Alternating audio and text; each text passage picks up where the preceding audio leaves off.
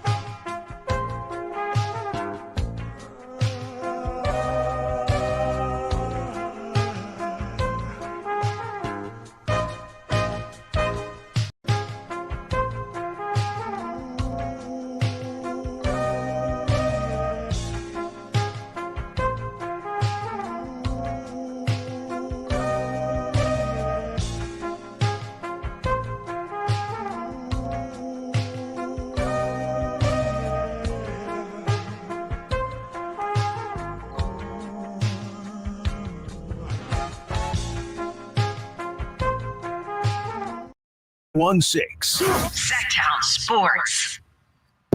It's time. It is that time. Time for Stiles and Watkins. You can join the show by texting 916-339-1140. Find us on YouTube at Sacktown Sports 1140. It's time for Alan Stiles and Chris Watkins.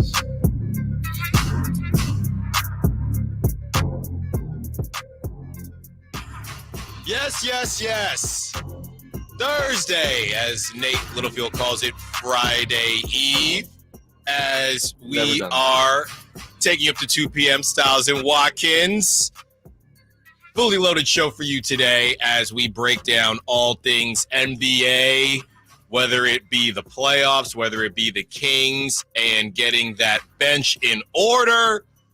A lot of people had some things to say as it pertains to Kevin Durant. James Jones of the Suns saying no one has maximized KD, and we'll have a little bit of fun with the delusional Warrior fan base with the proposed trade from the Warriors flagship station, which, hey, maybe I'm tripping. Maybe it is a realistic trade, and we discuss who could come up with a better trade package between the Kings and the Warriors. There's two guys that both teams don't want to get rid of, okay? That's Keegan Murray for the Kings, and that's Jonathan Kuminga for the Warriors. And you'll probably both have to get rid of them if you want KD. But if you don't have to, who stands a better chance of landing KD without giving up their top prospects? Also, we are breaking down the NFL execs and how they see the drafting of Ricky Pearsall. And the Porter brothers are in a bit of trouble, and that is putting it very, very lightly. Chris Watkins, how you doing? Great. Yeah, you did that so well. There was like chaos around us as the show was about to start, and then you locked in, you focused, you laid it out perfectly what we're gonna do. And I got a little bit of beef. I guess What's not beef, but like these Sour Patch Kids you brought in, they're all melted together. No, okay. No, can I be fair though? They were like that when I got them. Okay. Yes. They're like all melted together. No, they're not all. There's like two balls of just Sour Patch there are a Kids couple. in there. There's some singles in here. I kind of like it, honestly.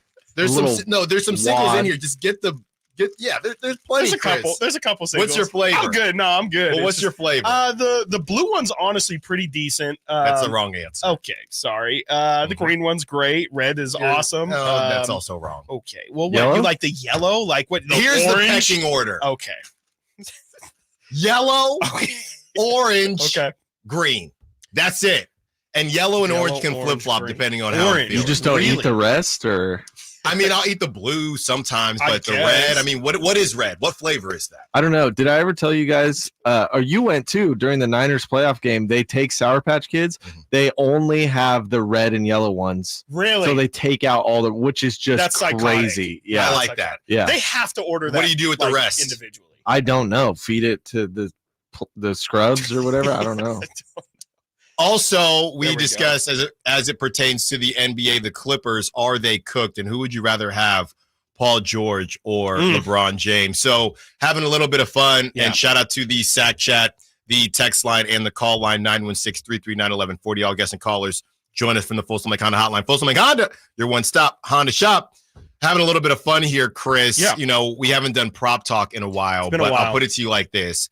James Harden He's James so Harden went beautiful. viral Oh my god. yesterday because James Harden, who's been playing well throughout the series, right? I mean, he's kind of turned back the clock a little bit. James Harden on one of the apps had a discount. So his discount was 17.5 points. Oh, and James okay. Harden had been averaging 20 points the Right. whole time. He gets on a discount, and James Harden last night puts up 7 points at home. And a lot of people were joking, saying, hey, you fell for the trap. This app knew what they were doing. Yeah. This always happens with James Harden. So people went on to Photoshop the logo of this app on a hat and put the hat on James Harden and say he was the employee of the week. That is fantastic. I mean, in a way, this is what James Harden does. So maybe they were just kind of hedging the bet or just saying, like, you know, at some point this is going to happen and it's probably going to be right and we're probably going to be able to sucker people in. But, I mean, nobody could have seen what James was going to do yesterday. Yeah. He was absolutely terrible. And, you know, it wasn't just him, I guess. You could look at I saw the graphic of Russell Westbrook. His post-game one numbers was like a tour date. It was like 432 he was or something. 4 and someone said, how did Russell Westbrook shoot the April 32nd? April 32nd is crazy. And, like, obviously, Kawhi's not even here no more. He's just like, you know, this season, like, I played so many games. Yeah. Like, there's really more. That's like, so what are we crazy talking too. about? Look, this It's whole nuts. rule was about Kawhi. Yes, pretty much. Okay. Honestly, it should be called the Kawhi rule. But the argument is, who are you or who is anybody to say whether somebody is injured or not? I would think that this doesn't prove the rule to be right or wrong because Kawhi played more Right. during the season, but he still ended up being injured.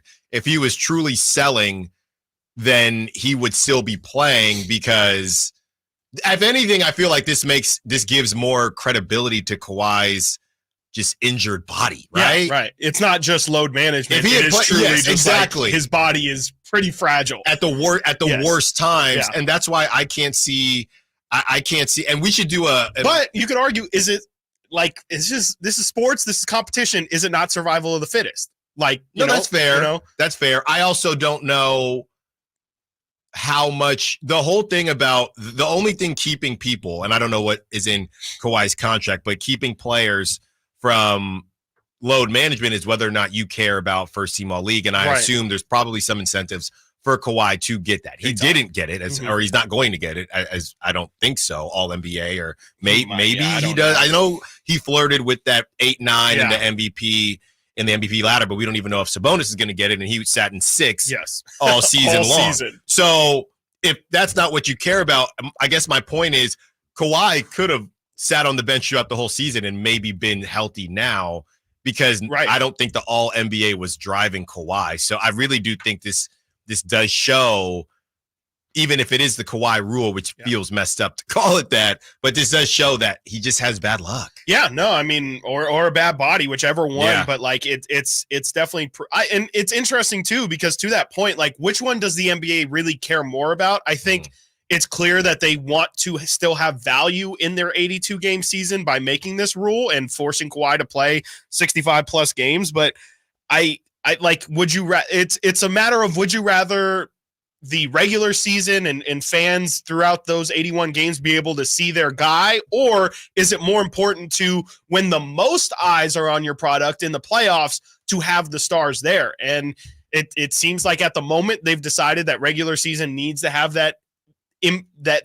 upped value, I guess. But you could definitely make the argument that Kawhi not playing in the postseason is, I mean, I guess the NBA has the fortune of having all the stars they have, to where you might not singularly notice Kawhi's not out there, but it's not good, right? Like, you would want the playoffs to be, hey, if you don't pay attention for those 82 games, at least watch this, because this is going to be the best of the best, and this is the prime rib, right? Like, this is exactly what you want: the best players in the best moments with the highest at stake, all that stuff playing. And if one of your rules forces your players to not be there because they're playing so much, I don't know if that's overall good for the NBA. Or should we even have these rules for specific guys? Because I mean, like Kawhi Leonard, I think Embiid is definitely going to be one of these people as well. It's just an interesting dilemma, I guess, that the NBA's in, of which one do they want to value, because you might be hurting yourself on one end by trying to make one thing work. Yeah, well, the thing is, I mean, at this point in time, nobody is really checking for Kawhi is Kawhi anybody's favorite? Is Kawhi any kid's favorite player now? Can't be. Right? I don't think that's even possible. You wouldn't see him enough. Maybe Kyle Ledbetter. That's it. Right. That's it. Well, yeah, and at this point in time, I think you move on from Kawhi, and we'll see what Paul George does. We have a comparison that we'll do in a little bit here, but yeah, the Clippers, man. I mean, I think we all knew that the Clippers were going to lose this game. I mean, personally, I wanted to believe they were going to win it, because I'm just a fan of good series once the teams that I follow are out of it. But this had Clippers gonna Clipper written all over it, and that's exactly what happened. Yeah. To your point, at home, which I couldn't believe it. I mean, they have by 30 at home, and I'm still gonna apologize to OKC fans, because you talk about bad environments. I mean, I think that Clippers environment, that might be worse than the Pelicans. I mean, it might be worse than the Pelicans, and they really don't. Next year, yes, that wall or whatever. Exactly, with the dome and right when they finally get into the dome and everything like that. I did want to give a shout out to Simone though, because a couple of days ago we were talking about the commercials. Yes, and she brought up that playoff mode commercial. Yes, and that's such a great point to what you're saying. What type of weird? If you're the NBA, if we're playing devil's advocate, NBA is saying, we're not saying the regular season doesn't matter. We're just saying once you get to the playoffs, you're just a different beast. Different. But at the same time, somebody could say, yeah, but because of that, you are kind of highlighting that this is the time to really watch. Right. You don't really got to watch the 82 games. Not if you want to see them playing at their 100% hardest. Exactly. So you might get a 90, 85%. It's almost like, and you might not even realize that commercial is to pull in more of the casual fan, or almost like a scorn fan, right? Where it's like, hey, like we know you're sick and tired of like the soft calls and the guys not giving 100% effort. Yeah. This is the real thing. Right. This is what you want. This is what you've been asking for. Yeah. Is this period of time, and it's time now, and it's whatever. If the marketing, like, I mean, NBA junkies are going to watch no matter what. That's what I'm saying. It's not for them. It's not for them. So if you're going to pull, I guess it makes sense. It's an interesting thing to kind of point at your own faults, but I guess you got to kind of look in the mirror and know yourself to kind of better yourself. And maybe the NBA is viewing it as hey, we can have both. We can have our cake and eat it too. Maybe we can get players to play during the regular season and still have this elevated game in the playoffs. But I think ultimately, I mean, you see Embiid. I think you're going to see a lot of guys' bodies continue to break down as this postseason goes on. I mean, Kawhi, even Luka. Like Luka said yesterday before the game, if this was a regular season game, he probably wasn't playing. Right. His knee seems like it's jacked up. That's not going to get better as they're time just goes. all in. Giannis, Dame, they're questionable still Yeah. for today. Like it could be, you could be seeing that maybe these elevated games that they've played this season might end up having a long-term effect for the postseason. But it's going to be something that we're going to have to monitor the next couple of years, because you can't just take 1 year of data and say it's a fact. I would say you probably have to take 2 or 3 years to kind of get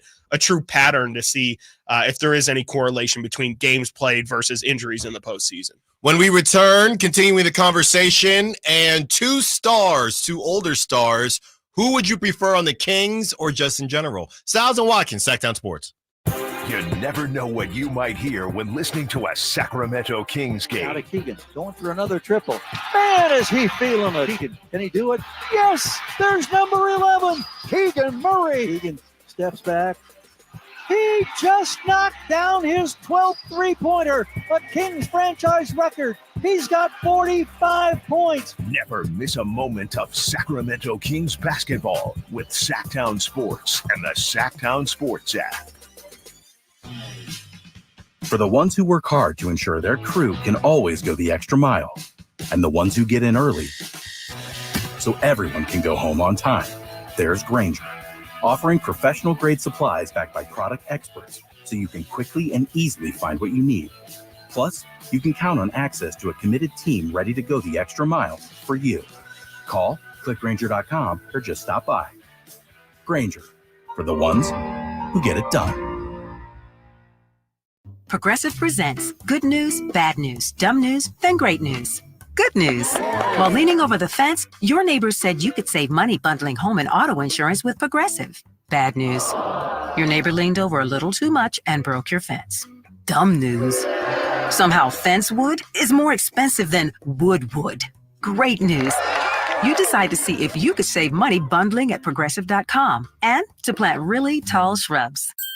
Progressive Casualty Insurance Company affiliates and other insurers not available in all states.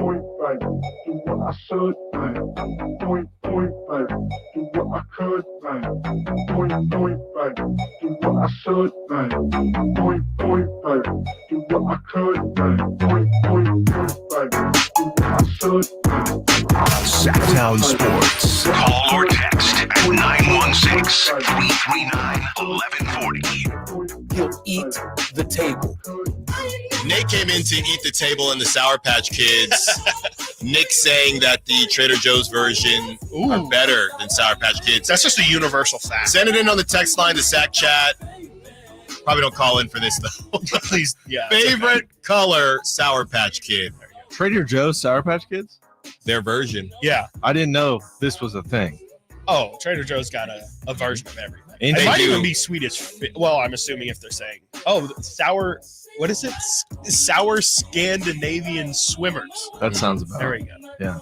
Yeah, I wasn't sure if that was real or not, so I wasn't going to say that on air. Swimmers, huh? No, I would guess so. I mean, because Okay. you can't like call it Sour Patch Adults or something. Yes, like that, that's you know? true. That's They true. always got to get a little creative. They get very creative. The marketing people for It's Trader so Joe's good. and all of the off. Can we give a shout out to all the off-brand marketers that have to work around the other?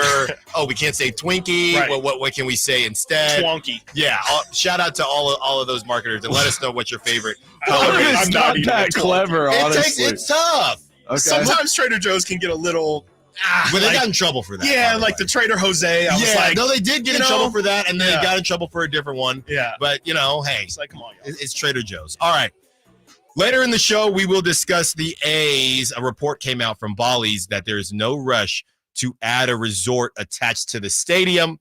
Some people in Sacramento are starting to, victory lap, maybe in a small way, that the cracks are starting to happen, and now you have the A's looking for a private investor. It's feeling like they're going to sell. Where would Vivek fit into all that? We know he ain't stupid, so we're trying to break that all down, and we will have that later in the show. And by the way, as you are telling us about your Sour Patch Kids, also fishing tips, help your boy out.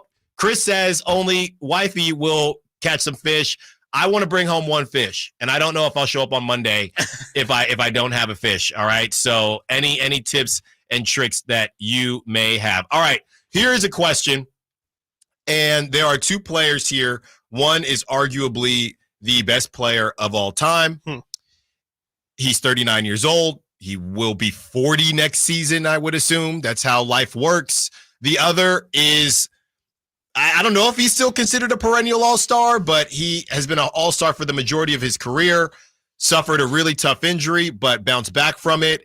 He is, I think I'd call him a superstar. They both have podcasts. This guy is 34. If you could add one guy to the Kings or whatever team, or who would you prefer at this point in time, would you rather have Paul George or LeBron James? If they both opt out, they would both be available in theory. So Paul George or LeBron James. Let's say you can just add this guy to the team. You don't have to lose anybody. Let's just go fairyland. That's what the offseason's about. Sure. Thank you, Kings. You lost so Appreciate early. it. Yeah, I mean, just assuming that for whatever reason these guys love Sacramento and they would pick it as their first market. This is complete fairy tale town. Complete. Absolutely. I would think it's kind of tough because I think I think the scorer that Paul George is would help this team a lot. I mean, especially if they lose Malik, then Paul George is the exact kind of guy that he could come in and you wouldn't even miss Malik at all because he's pretty much just like a bigger Malik Monk, honestly. And can even provide some defense as well and some ball, just everything Paul George can provide. Of course, LeBron could do that as well. But I think PG's scoring would be a huge asset.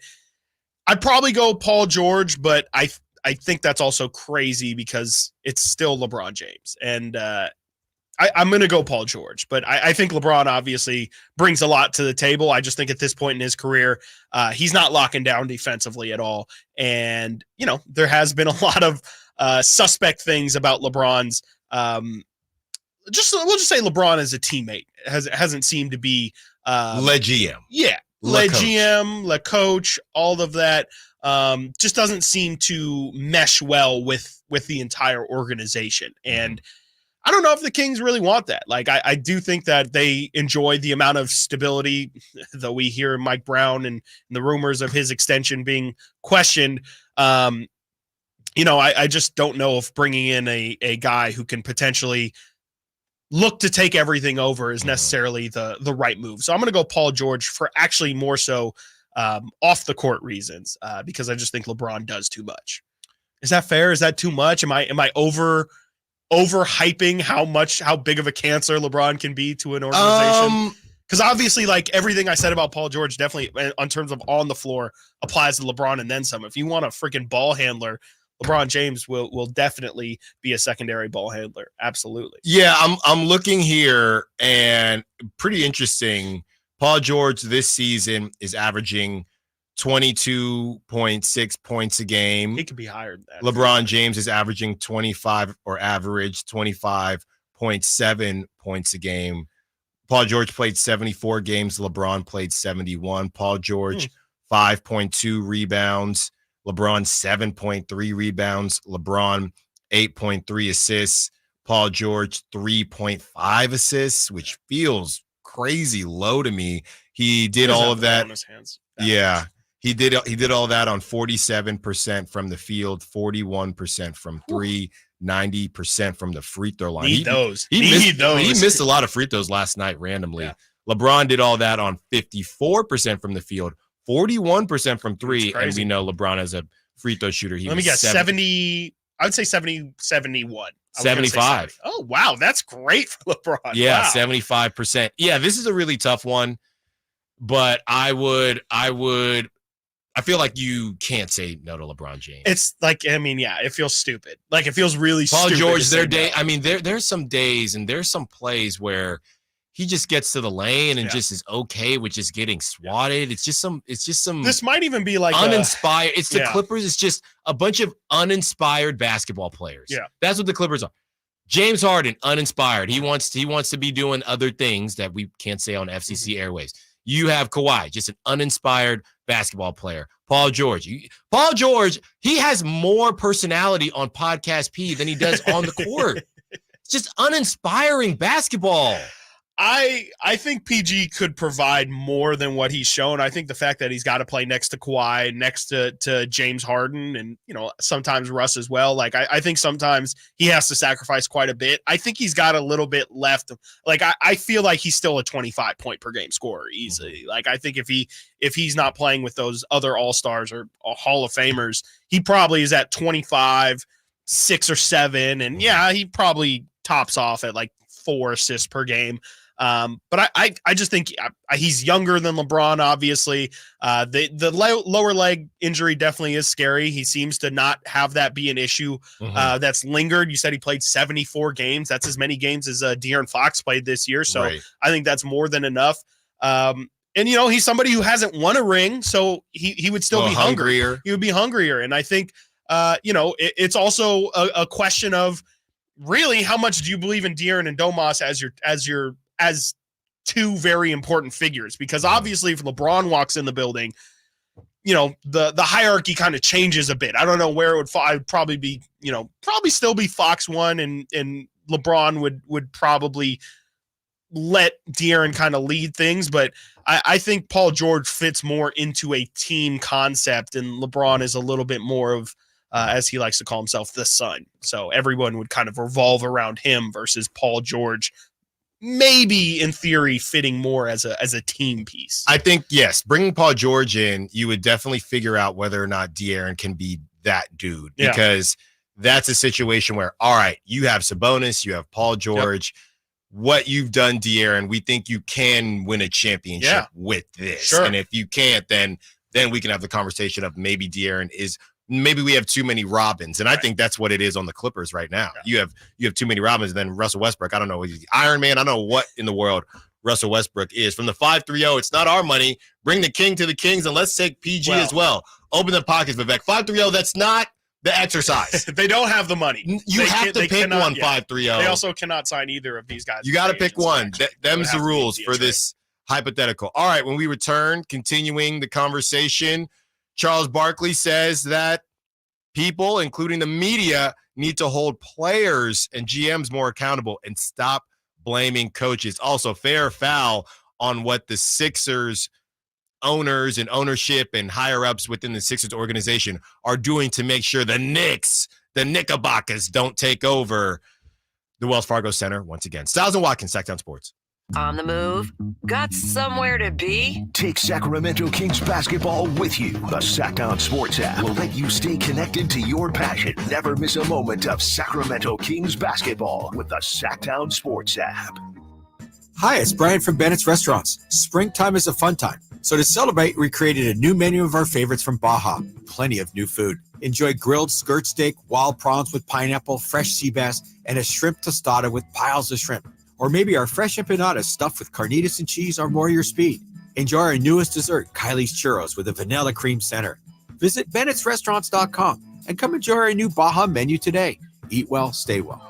At aimyourdigital.com, we'll help you target the right audience, build your leads, and crush your quota. Take your business to the next level. Our digital marketing strategies help grow awareness of your product or service, all while building trust in your business.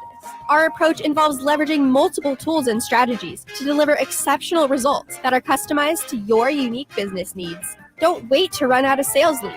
Keep your business growing. Get started with aimyourdigital.com today.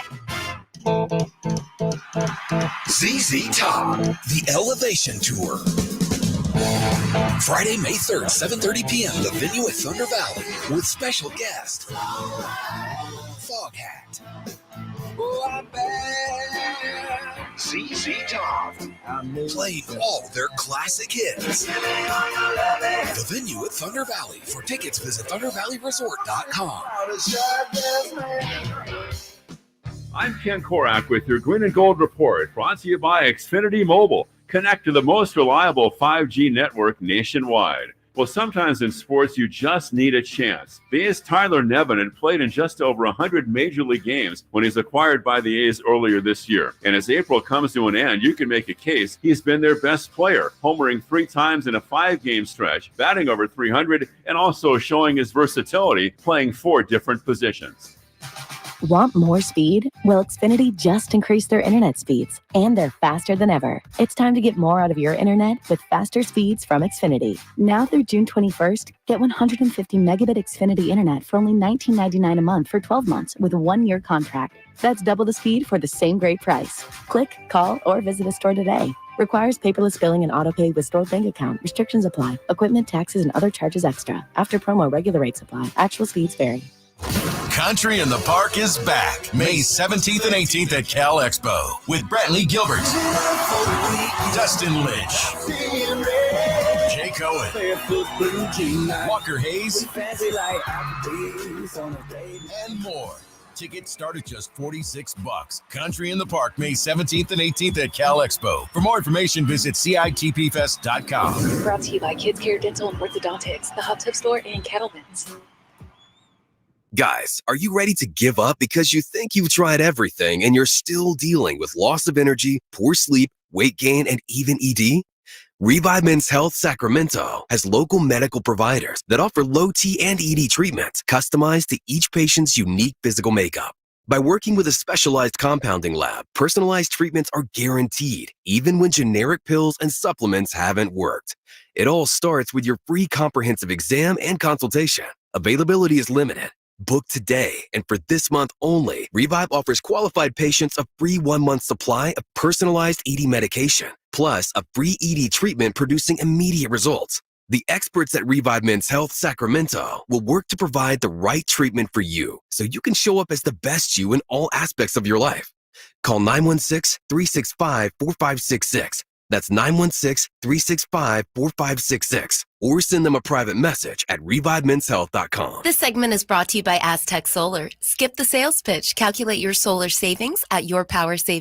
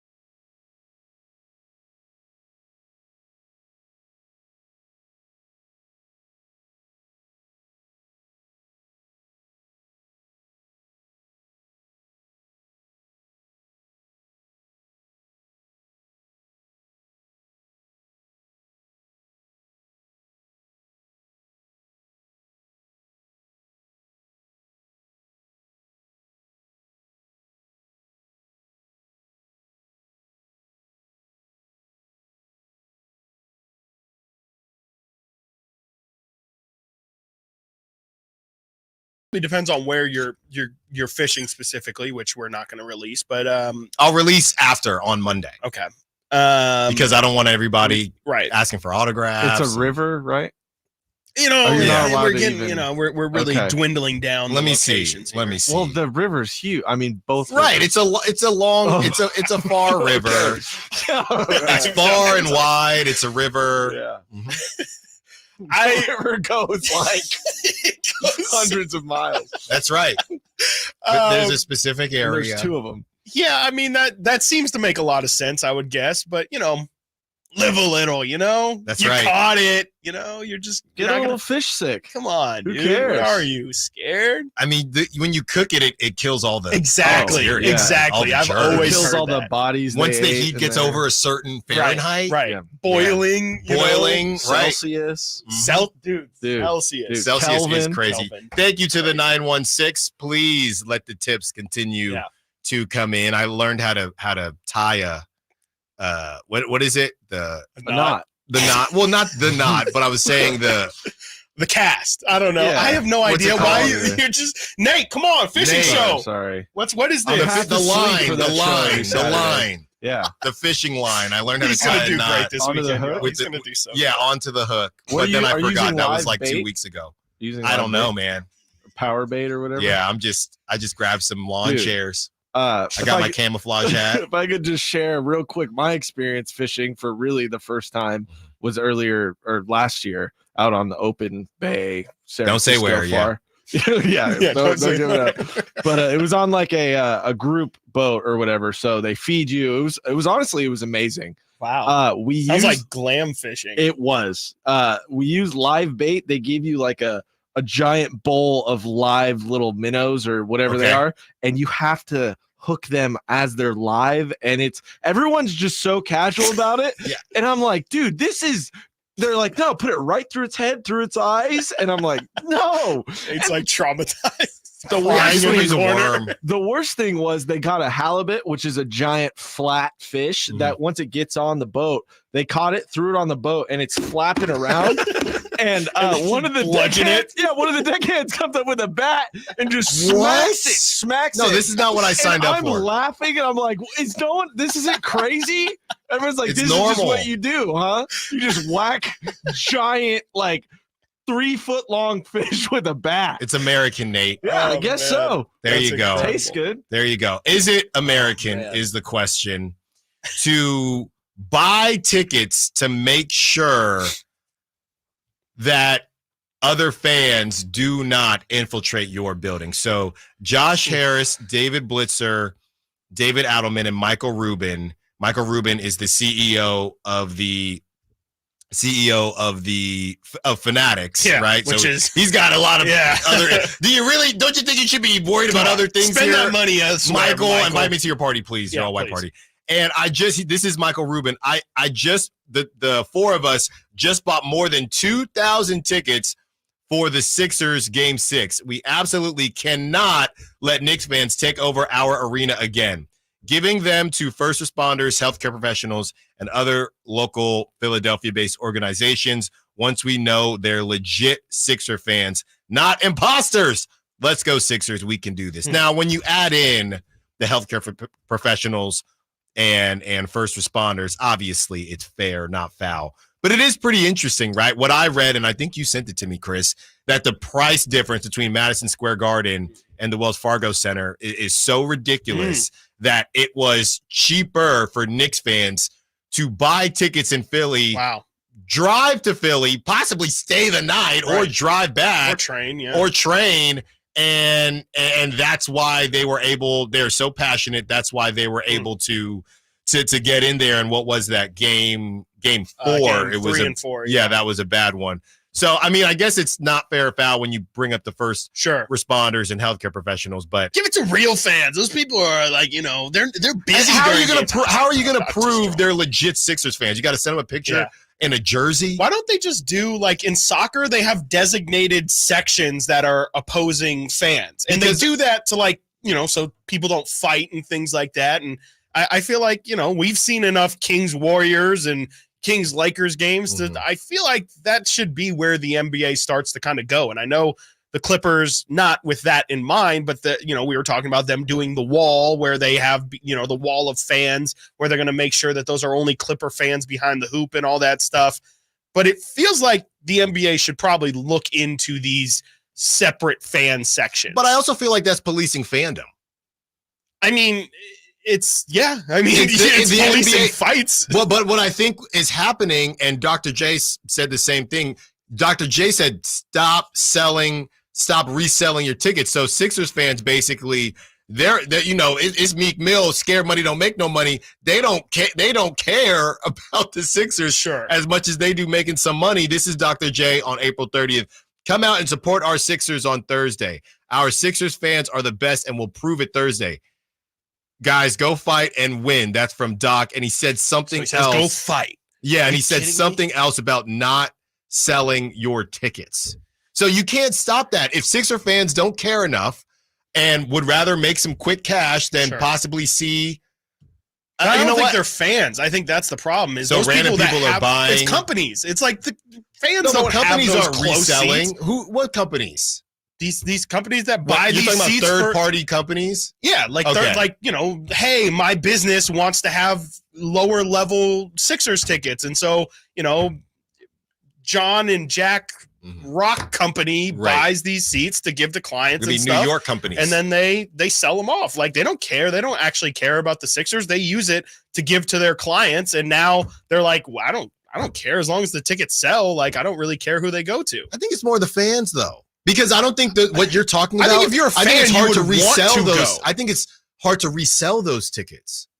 I thought you were going to say. Okay, just when you get when you get tickets as a gift or whatever, it's kind of hard to resell them. You can get in a lot of trouble. No, I'm saying the company. I'm not saying the companies. I'm saying the company themselves will just sell the ticket. They're like, we don't care. Interesting. We already have the tickets are ours for the season. We're season ticket holders through the company, and we're just going to sell it because to try and make a profit so that we, these seasons. I can't imagine how much Sixers season tickets are. Kings season tickets are crazy. So it feels like the NBA should do something if something sketchy is happening.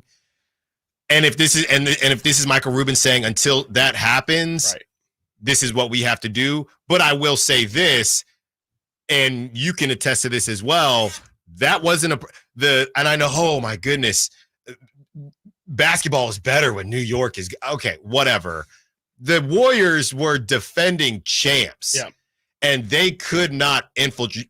Sacramento fans were worried, and they could not infiltrate the Golden One Center. Yeah. So to me, it's hard for me to think that it's a problem. Even though I just said the NBA needs to address this, it's hard for me to say the NBA needs to address this when it's only a problem in certain cities. It was not a problem in Sacramento. Sure. I think the reason it wasn't a problem in Sacramento though was because they were the defending champions, and Warrior fans had this. Meet us in the second round, meet us in the conference finals. That's when we're buying the tickets. Where the Knicks are a lot closer to the Kings, where it's like, this is maybe, I've heard multiple Knicks fans say this is their favorite team ever. Like this is the most fun they've had watching Knicks basketball. And so they're hungry to get those tickets. I think that's where the difference is Warrior fans were like, those tickets are too expensive. We're not going to infiltrate it because if we win, we'll have tickets to the next round anyway. Knicks fans are just like, I don't know how long this is going to last. They can get eliminated this round. We're just trying to get in and see this while we can. So I think that the NBA definitely, and, I don't know what's going on. I keep getting these Twitter ads of stop Ticketmaster, the Warriors and Ticketmaster, the Kings and Ticketmaster. I guess there is a lot of stuff going on behind the scenes of how these secondhand ticket, or I guess with second or third hand, whatever, how these ticket companies are ending up getting, with the fees and everything. Like there's a lot going on with the back end of these ticket resellers, and essentially how they do their business seems to be questioned right now. So that's a good call. And I just liken it to the same thing because Warrior fans could say, oh, tickets are cheaper at the Golden One Center than they would be at Chase. I don't think they were. Okay. I don't think they were. I think the tickets I saw were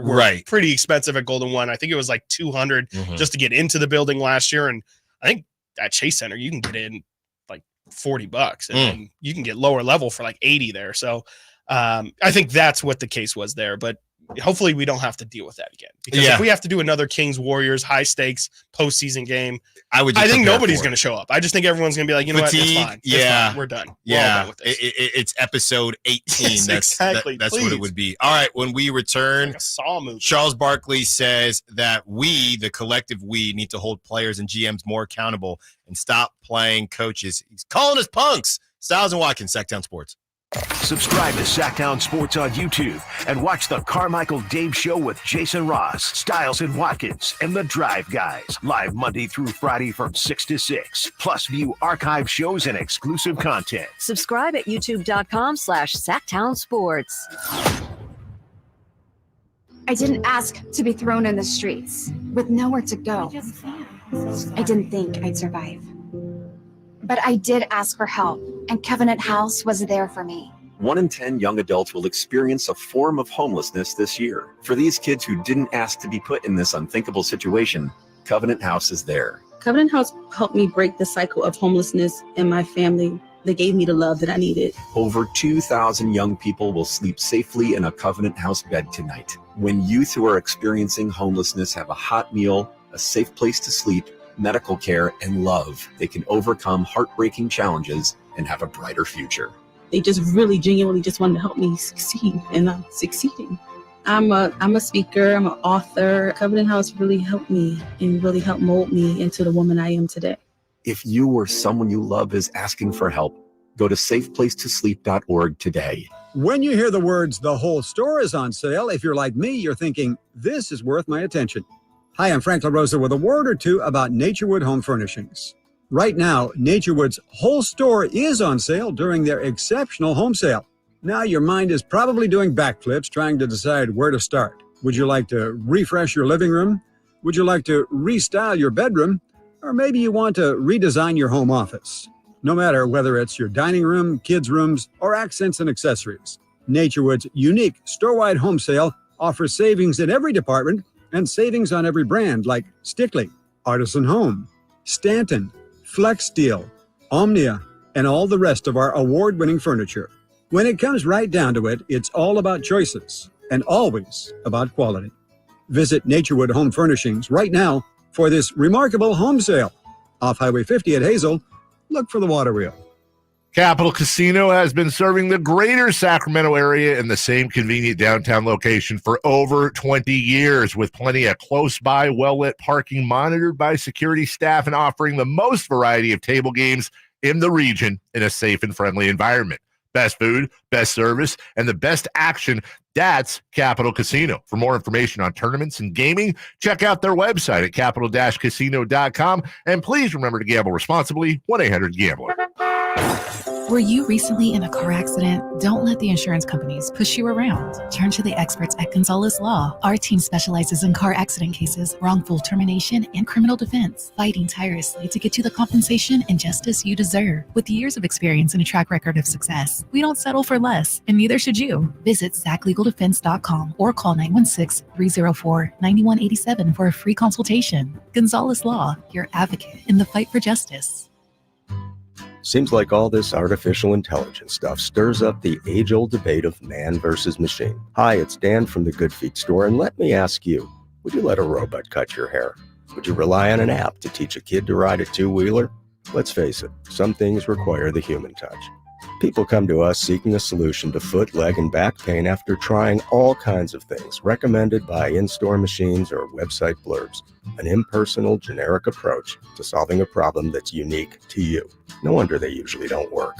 At the Good Feet store, you'll meet with an arch support specialist who will take the time to learn about your needs, your feet, your lifestyle, and then fit you from over 300 models and sizes of arch supports, designed for pain relief, better balance, and more comfort.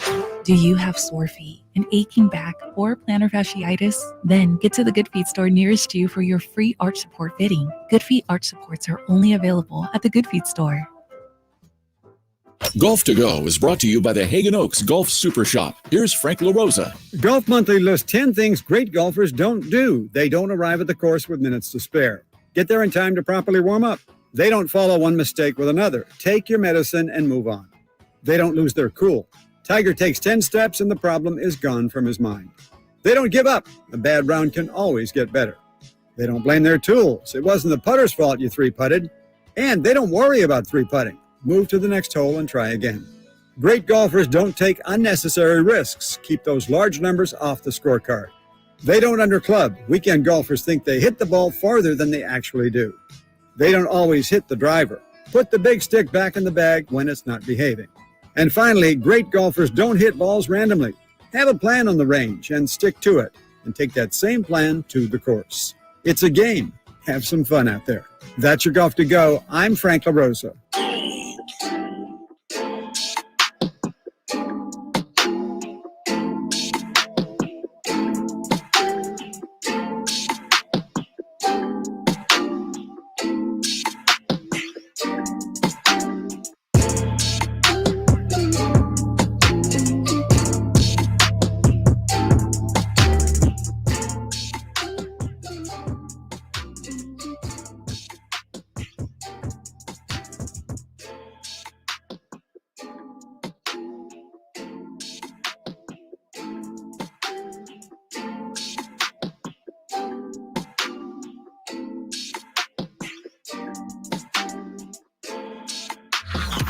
Sacktown Sports. Check us out on YouTube. Search Sacktown Sports and subscribe.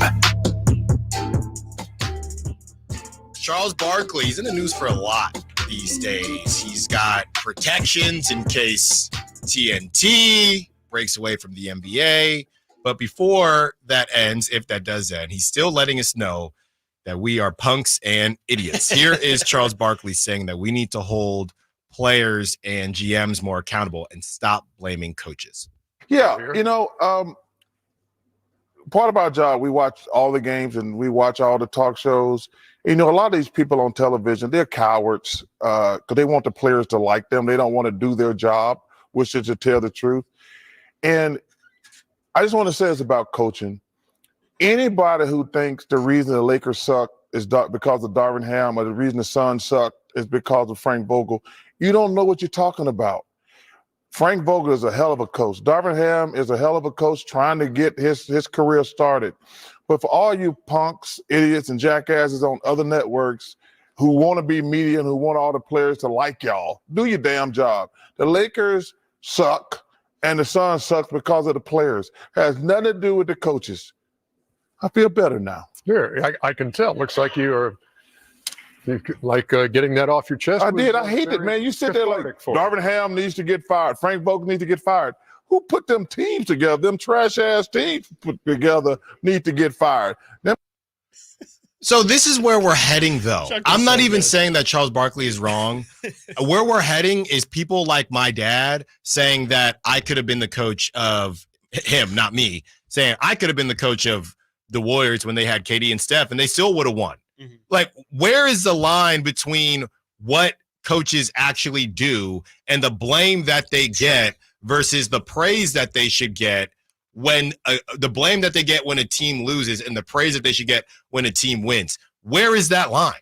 Well, I think it's all nuanced. Like, I think every situation is not created equal. I mean, like, you see Adrian Griffin in Milwaukee. Like, that was a winning team, but if you watch them, you saw that they were unorganized and clearly needed a switch. So it doesn't even have to be necessarily a losing situation. I think it's just every situation you can tell whether or not a coach has a locker room or not, whether or not a coach is calling timeouts at the right time, which is something Darvin Ham has actually been criticized for.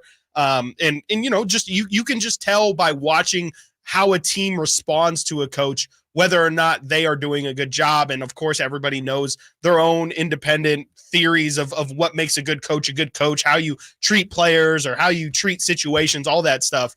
I just think that you just know it when you see it. I think that's really what it is with coaching. And I think some people I tend to agree with Chuck, and I think, I've been accused of blaming or of trying to captain Mike Brown too much and trying to cape for him too much. But I do think that there's a lot of teams, and I don't necessarily think the Lakers fall into that. I do think there's some real Darvin Ham stuff that should be questioned, but I'm more so on the Frank Vogel side of, I don't know how much of that is Frank Vogel's fault that they didn't reach their goals. So I just think in general, Chuck is making a good point that it's always the coaches that we get blamed. And it seems like we have gotten further and further away from blaming GMs. And I don't know why that is. The players are one thing, but to me, I'm more concerned with the coach versus GM. I like that. Because that's something that we deal with here is like, how much of this is Mike Brown's fault versus how much of it is Mike Brown searching for somebody on the roster that isn't there. Yeah, I like that. And again, I've said this comparison a million times, and I've been watching MasterChef Junior, so that probably doesn't help. When you put stuff in a fridge, or when you look at what's in your fridge, what are you supposed to make? Yeah. Right. And I know Dave doesn't like Chopped, but he said that his wife does. When you're said, hey, these are the things that you have to work with. Yeah. Make something amazing. Yeah. And maybe there are certain coaches that are better than others at the chopped basket or what's in that basket. But that's almost a different skill Completely. to me. Yeah.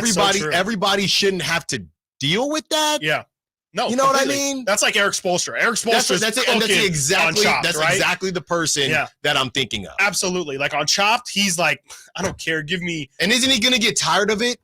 I would assume so. Jimmy wants a mass extension or I a would mass assume extension. so. I don't even know if don't you get tired of watching Chopped? Right? And then you're like, let me turn on MasterChef. That's right. Because you're like, hey, like I don't want to keep doing this. You get tired of, okay, like I get it. Like this isn't really practical though. Like if we want to be practical and I want to take something to my actual kitchen, can we get some real ingredients in here, please? Because look, you see what I can do when you just give me a bunch of garbage and say make a souffle, but if you give me all the ingredients, I'll cook you a 5-course meal and whatever you want. I got you. I can be a personal chef.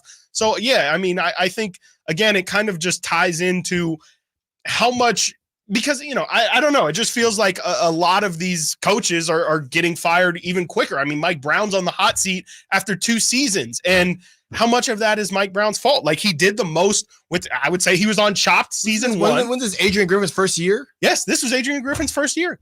He didn't even make it a full season. He made it like 2-3 months. So, and I that situation maybe is different. I mean, you could argue, that was a situation where you could argue the GM gave him the ingredients. He said, here's Dame, here's Giannis, maybe you could argue a bunch of older guys, but here's some ingredients. No, you're not making that argument. You could, I think it's I think in general, and I do think maybe this hit home a little closer for me because I do think it's been such an unbalanced conversation here. But I just think GMs have especially with this, some of these super teams. I just think some of these GMs have gotten lost in what it truly means to build out a team. And I'm not saying Monty has fallen victim to that. I think Monty will build a good team, but I think a lot of these, more specifically, again, like Phoenix, I don't know if they built out that situation the best that they probably could have. They gave it KD, Beal, and Book, and then,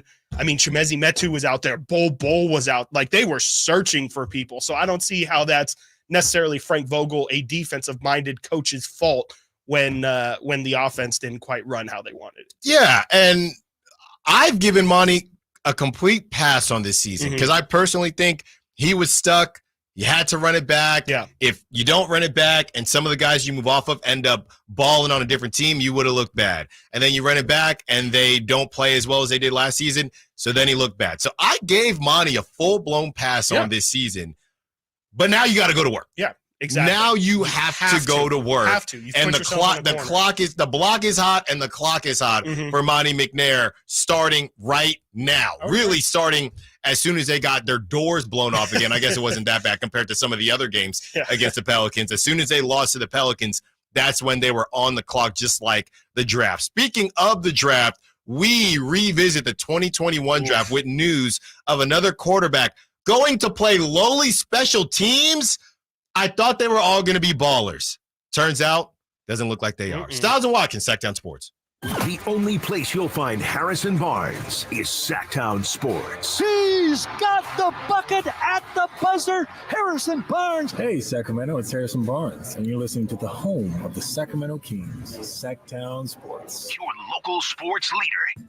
Hi, it's Brian from Bennett's Restaurants. Springtime is a fun time, so to celebrate, we created a new menu of our favorites from Baja. Plenty of new food. Enjoy grilled skirt steak, wild prawns with pineapple, fresh sea bass, and Sonoran beef enchiladas, to mention a few. Try our empanadas stuffed with carnitas and cheese. Love shrimp? Try the new shrimp tostada. We make great guacamole and salsa, too. Enjoy our newest dessert, Kylie's Churros, with a vanilla cream center. Visit Bennett'sRestaurants.com and come enjoy the new Baja menu today. Eat well, stay well. Power Business Technology is proud to be 100% independent, locally owned, and managed Toshiba copier dealer. Local ownership cuts out the red tape, allowing ourselves to never be too busy to personally answer the call when our clients need us. Recognized for excellence in service execution, training, and customer service, we're proud to be named a 2022 Toshiba ProMasters Elite Dealer. Contact us today for all of your business printing needs at 844-POWER-BZ. That's 844-769-3729, or visit us at powercopiers.com. Hi everyone, it's Emron Pilati, host of the True Sports Card Show here on Sacktown Sports 1140 every Saturday at 10 a.m. Would you like a chance to meet Ricky Henderson, Dennis Rodman, Johnny Manziel, Randy Johnson, Frank Thomas, Vlad Guerrero Sr., Dave Stewart, and our favorite Malik Monk, and meet over 90 sports card dealers all in one weekend? This is your chance to do it on May 17th through the 19th at the Roseville Fairgrounds at the Sacramento Autograph Expo. You can get all the information about the show on our website at sacautograph.expo.com. That's sacautograph.expo.com. Thinking of remodeling your home? Say goodbye to endless internet searches and visit Subcontractors United. Find a list of 3 pre-qualified and licensed contractors in each home service category. From cabinets to landscapers and everything in between, Subcontractors United makes finding qualified contractors free and easy, with no accounts to set up. Visit subcontractorsunited.com and experience the joy of stress-free home improvement. Save time and money at subcontractorsunited.com.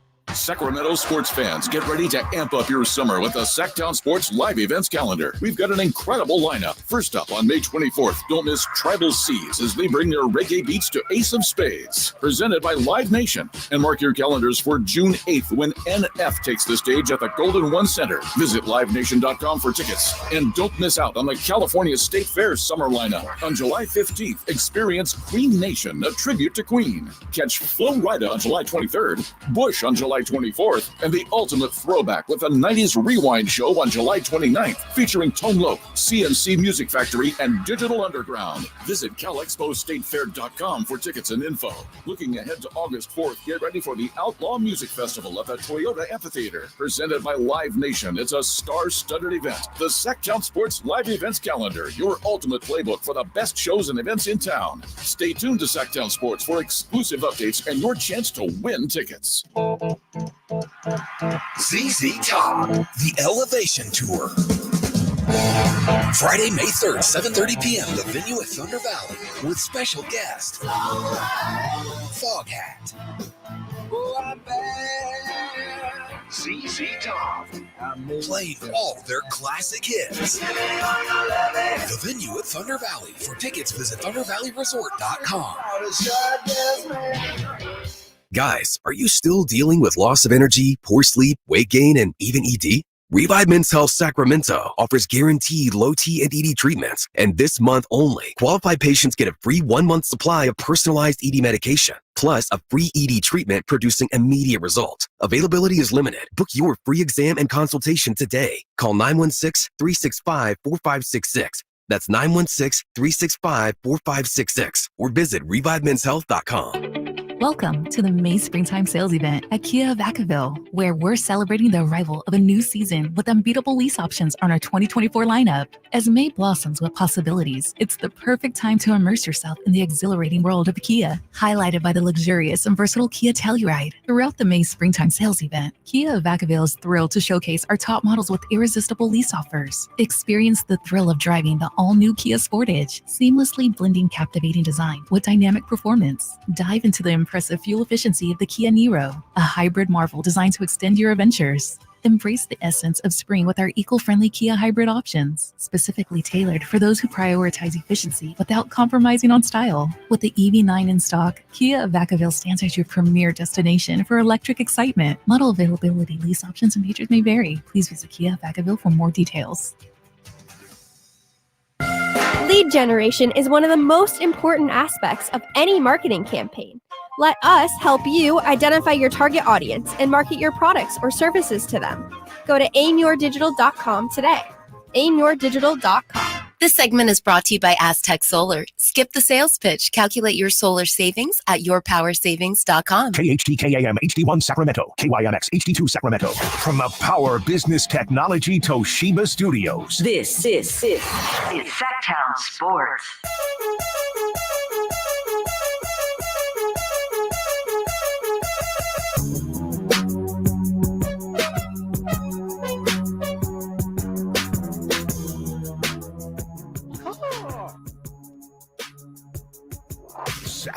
Sports. Call or text at 916-339-1140. Yeah. Did you hear them play? They played Euphoria on TNT yesterday. They played push-ups before. Did they really? I believe so. Yeah, they were like, "Oh, you're throwing us right in the middle of the Yeah, field." I mean, this is so now Euphoria has taken over, I think, streams. I saw that. Beating out push-ups. Honestly, this is the one, because this is the one that is the most radio friendly, if you will. I go to this one the most. I would say so. Yeah, this one's like the most actual song of any of them. It's a great song. Yes, it's also like the diss is kind of in the back of the song, right? too. And I think Kendrick, to be honest, after he said it's just Big Me, it does really bug me because I really feel like he should have ended the verse right there. Yeah, absolutely. That's the walk off. He did not have to keep going. Okay. Yeah. You guys want to know something really funny? What? I don't know if you know this or not. This sample, the horns, the that's from a 3 6 Mafia song. Really? Yeah. The first time I heard that, I was like, oh. We want the remix. We want the remix with Juicy J. Did you see that there was, and I know this guy is, I'm not condoning anything about him, but apparently, or I heard it, there's a remix which the beat is flipped a little bit with Kanye. Did you hear that? Really? No. Yes. No. And he listened to it live on one of the podcast shows. Really? He's going back and forth with the guy, and he's also roasting Drake, and because he doesn't like Drake for a multitude of reasons. I just listened to the AI rap from Drake. I didn't even listen. Like 2 days ago. I'm not listening. It's interesting. It definitely. I also watched a couple videos on it, and it was definitely a decision to do it. Like it was not. I don't understand. It was Drake's rap, and he said just put the AI voices on. Yeah, it would be like if you just typed it into your computer, like typed in verses into your computer, and then Pac just said, like, I mean, it's not. So even Drake didn't even write the verse. I'm pretty sure he did. Okay, it's just Pac's voice, AI, and it was Snoop was in there too. As well. It's pretty funny, but it is very dangerous, which is something that I've seen like a lot of people talking about. It kind of opens Kendrick Pandora's roasted box. him. Am I battling you or AI or Ghost? And I don't know. I don't know what's going on. Well, there's no big three when it comes to the 2021 NFL draft. No. We don't even know if there's a big one. Yeah. Trevor Lawrence, you're on line Sunshine. one. You have the 5 quarterbacks that were taken in the top 15. Trevor Lawrence is a franchise guy, but he's not a top 10 quarterback as far as I'm concerned. I wouldn't think so. He's probably trying. He's like fringe. It's leap time for Trevor Lawrence. Yes. When are you going to take the leap? You're taking Brock or Trevor? Trevor. Brock now? Yoked Brock? Yeah, yoked It's Brock. not even a question. Brock? You made that switch. It's yoked Brock. Let's say they're both on Brock's contract. Who are you taking? Trevor Lawrence. Just Trevor, no doubt. Yeah. Okay. Yeah. Trevor's a prodigy. What? Why are you making that face, Alan? Because I might go yoked Brock again. Dude, prodigy, he might have hit I don't know. Here we go. On the pedigree. No. But I'll say this. Trevor Lawrence got 2 more years, and the Jags are looking for another quarterback. Oh, maybe that's how it works. This could be it. I think that started last year. I think last year was the year where it's like, all right, Trevor, let's see what you can do. It starts with bringing in a veteran guy. It won't be because they won't stink, right? It won't be where we need to get a guy in the draft. It'll start with maybe Trevor needs a little bit of inspiration. And then they'll take Gardner Minshew from the Raiders, and the Raiders. I mean, they already got Mac Jones as their backup. They traded for Mac Jones this offseason. The Jags? Yeah. They did? Yeah. So Mac that's Jones their is backup. I was looking. I was going through their list right now. Mid versus mid, round 1. No way. Trevor Lawrence is so much better than Mac Jones. Don't let Mac get cooking. Mac and cheese. Sleeping on Trev. Mac and cheese. I like Trevor Lawrence. I'm waiting for him to be good. I want him to. I mean, he's good. He just good. needs to be great. Yeah. He needs to be great for a whole season. Who's better? Who is going to end up being better? Trevor Lawrence or Jay Cutler? Trevor Lawrence. Trevor Lawrence. Oh man, I don't know. Thank you. But that's my point. Jay's way more inconsistent, but he. Chris, this is funny. I did Jay not know Cutler you were a Trevor like Lawrence a million guy. turnovers. I did not know you were a Trevor Lawrence. He's a gunslinger. He's a gunslinger. Trevor? Trevor's also been on Trevor's not. Yeah, Trevor's been on Trevor's some not. really bad teams. I mean, like He had the Urban Meyer just thing. now starting If to Trevor like doesn't pan out, is it Urban Meyer's fault? Yes. No, because he's gotten past that. He's gotten past that. His first year was rough. His second year, he made it to the playoffs. They had the Chargers game and everything. Last year was it's like the Kings. Like they pretty much are the Kings in that trajectory, at least, where they had the playoff season, they had some fun, made some noise. Second year, didn't even make the playoffs. But you agree this is a huge year? Oh yeah, absolutely. This is a huge year, but he's not going to hit free agency. Quarterbacks don't hit free agency. No, I'm not saying. I'm just saying this is a big year. It's a huge year. 100%. Absolutely. It's a big year. This is fifth year, right? He can't be worse. I would say he's allowed to have one quarterback from this draft class be better than him. And it could be Caleb, it could be Dre. Like I think see what that's you're saying. Like once he gets leapfrogged, He already got leapfrogged by CJ Stroud. He definitely has. And Brock Purdy. It can't continue to happen. Like obviously if Caleb's better than him, like, whatever, that might be what it is. But I think Trevor he's got to establish, okay, like you said, is he a top 10 quarterback? He needs to establish at the very least, I'm a top 10 quarterback. I will say that Trevor Lawrence is a cautionary tale because prior to Caleb Williams, I would say that Trevor Lawrence was the most hand-picked number one prospect for the longest period of time that we've seen until Caleb Williams. Trevor Lawrence, he stepped on that campus, and I believe he came right after Deshaun Watson, and he was the dude for a very long time, and he won national championships, and this is how it turned out. So anybody saying the argument to take Caleb, you have to take him the same way you had to take Trevor. But this idea that it's a full-blown conclusion that Caleb Williams will be good, well, we still don't know with Trevor Lawrence, and good versus a dude are two completely different things. All right, let's continue down the list here. Zach Wilson, and something to be said about how good you are as a quarterback when the first thing that comes up is Zach Wilson mom when you try to search Zach Wilson. Not his mom. Not somebody's mom. And he is his now best friend's mom with the Denver Broncos. That's right. So that's a battle with your boy Bo Nix. Bo Nix has got to be older than Zach Wilson. That's a great shout. I'm actually going to check that out because Zach Wilson's 24. There's no way Bo Nix is under 24. What day was Zach Wilson born? It doesn't say. Can we say the Broncos have a type at quarterback they want? Bad. The exact same. Nate said it, not me. Yeah, the exact same prototype, the exact same player. I don't know about size. I think like just a bigger. Brock Bo looks thicker than Zach Wilson. It started with Osweiler, and it was what Paxton Lynch. He was the tallest quarterback ever. He was Paxton Lynch. I mean, even Jay Cutler was a Bronco quarterback for a little bit. That was of time. pre-Manning, though. Yes. Yeah. I mean, you can even argue Manning. I mean, they definitely like these big old dudes. They move off of Daniel Jones. Look for the Broncos to get in the Daniel Jones conversation. He fits. Sure. He fits the mold. Just another so bad who's older? Is Bo 24? They are both 24 years old. Bo Nix was born on February 25th, 2000. Zach Wilson is also 24. He was born in 1999, August 3rd. So Bo Nix is technically younger, but they are both 24. That is hilarious. So you have Zach Wilson, who came out of nowhere for BYU. He was traded with no fifth-year option. Trey Lance, it has just been announced that the Cowboys will not be exercising their fifth-year option. We saw – I sent you, there's a Photoshop going around of Trey Lance. What is it, XFL or an XFL shirt, the Renegades, something like that. And it almost I thought it was real. That's where it's going. And of course, sure. I got to read the Trending, comments because I have to read the comments. And people said, honestly, not to be a hater, that's kind of what he needs to just get some reps. Are all reps created equal? No. Like, would Trey Lance not. actually get better playing in the USFL or the XFL? And then I'm sure it's he all would get one league now. better. Yeah.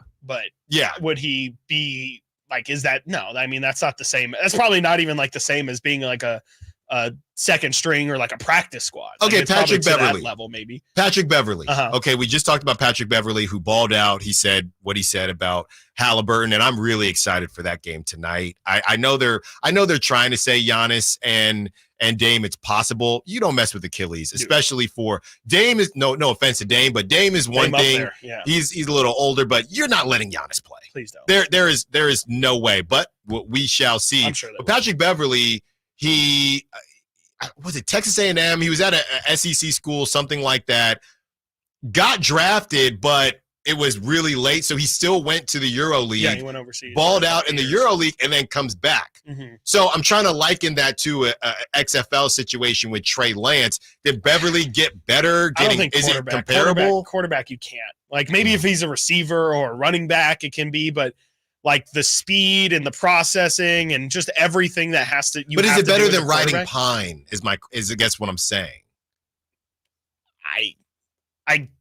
I guess, but I would still probably say it's better to be in the building and like actively working day to day. Like, of course, game reps are a different thing, but it's probably best to just be on a roster. Well, if that were the case, right? If that were the case, the NFL would have got ahead of this a long time ago, and they would have partnered with some league, right? Right, exactly. So where love or whoever, while they're waiting it out, can fling the football until it's time to go. So that means more rounds in the draft. No, thank you. Hey, I do not need there are a lot of people into that. Need a 10-round NFL draft. And the whole reason we are bringing up the 2021 draft insane because Justin Fields traded to the Steelers, no option. A report came out that the Steelers running back Jalen Warren spills, and I don't know if this was an accident, but he spills that their special teams coordinator suggested that Justin Fields could be the team's kickoff returner with the new kickoff rules. And the new kickoff rules, the new format will still see the ball kicked from the kicking team's 35-yard line, but every player on the kicking team, other than the kicker themselves, will now line up with at least 1 foot on the returning team's 40-yard line. At least 9 members of the returning team will line up in a setup zone beginning 5 yards opposite on its own 35-yard line. A minimum of 7 players must have a foot on what is known as the restraining line, stretching to its own 30-yard line, with up to 2 returners in the landing zone, defined as the zone between the goal line and the 20-yard line. No players other than the kicker and the returners can move until the ball is fielded by a returner. So long story short, they're saying that it would be safer for Justin Fields to do this with the new rules. Either way, if you think this kid is worth anything, respectfully, you are not putting that man at kickoff returner. That tells me, and I got to wear this. You must not believe he's a quarterback. And I got to wear this because I really thought that Justin Fields was going to hit, and I thought the Niners should take Justin Fields. But this is bad. It's a fullback at this point. No, this is bad. This is crazy. You're gonna, when people put out the different sports news outlets put out pictures and they say who's stopping this offense, and they have 2 quarterbacks and say, well, that's not normally how it goes. They could run the Wildcat or something. The Steelers, anything is possible. I mean, Justin Fields, now it's just the Ohio State. CJ Stroud fought it off, but Ohio State now. You basically have, and this is a name drop for you, you basically have Justin Fields turning into Braxton Miller right in front of our eyes. Yeah, Terrell Pryor. Oh, by the way, that game that we did last week when we said biggest bust that you thought was going to ball out, I should have went Terrell Pryor. TP. You know what the problem is, too? I know TP, when he was on the Raiders. He was nasty. What was it, like a 99-yard touchdown? Nasty. I was sold. Every Madden team I had that year traded for Terrell Pryor. I didn't care what position, receiver, tight end, quarterback. I was all in on TP. But I mean, it's officially cooked for Justin Fields. I mean, if this is, it's not officially. I feel like this is Russell Wilson putting this out or something. Like, how did Jalen Warren let this slip? Like, this is, maybe like the special teams coordinator was joking or something. He was like, shoot, maybe we'll have Justin Fields back there. I mean, it's not a bad idea. Crazy. And that's crazy. You must really not care about this. And I want to know what Justin Fields has to say about it. Can we just talk about how Justin Fields was jumping around that famous? Yeah, what was that even about? What was he told? From that, propaganda? How crazy is that? How crazy is this? To go from jumping around and happy to quote unquote go home. Let's not forget he started at Georgia, right? To go from that to Kirk Cousins being signed, to Michael Penix Jr. being signed. Oof. They weren't even thinking about you. No. They weren't even thinking about you. All right. When we return, James Jones, the president of basketball operations and the GM for the Suns, says something wild about Kevin Durant. Insane. Stiles and Watkins, Sacktown Sports. The NFL's leading rusher plays here. The handoff to McCaffrey, walks in the end zone. Handoff to McCaffrey, takes it right down to the goal line. He does his thing again. McCaffrey goes in motion right. Backwards pass led by Juszczyk. A block there. Hurdles a man. 10, 5, touchdown! CMC! You can hear all of Christian McCaffrey's touchdowns on your home for 49ers football. Sacktown Sports. Bonneville International Radio Station contests are open to participants at least 18 years of age and older that are residents of California and who reside in one of the 6 counties that make up the Sacramento metro area, unless otherwise specified. Employees or agents of the station, Bonneville International Corporation, other area radio stations, or any entity associated with the contest are not eligible to win, unless the station otherwise specifies in its own discretion. Persons who have won in the last 30 days from a station contest or event may not be eligible. For a copy of the general contest rules, visit khtk.com. Twin Peaks is the best in the game. Here, your favorite drafts are poured at a frosty 29 degrees. It's bigger game days and bolder fight nights. I mean, where else can you find a scratch kitchen that always comes in clutch? Every day, from lunch to late night. Only at Twin Peaks, the #1 sports bar. The countdown to Miss Twin Peaks 2024 is on. Head over to MissTwinPeaks2024.com to learn about the contest and cast your 5 votes for your favorite Twin Peaks girl.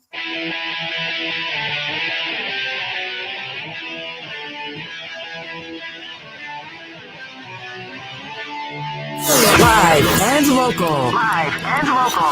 This is Sacktown Sports.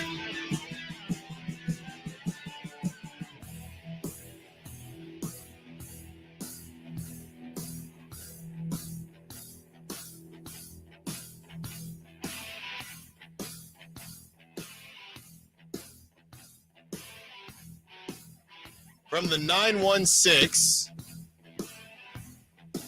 I can't wait for some of that Bay halibut striper fishing with live anchovies on GoldenEye 2000 from Ken in South Sac.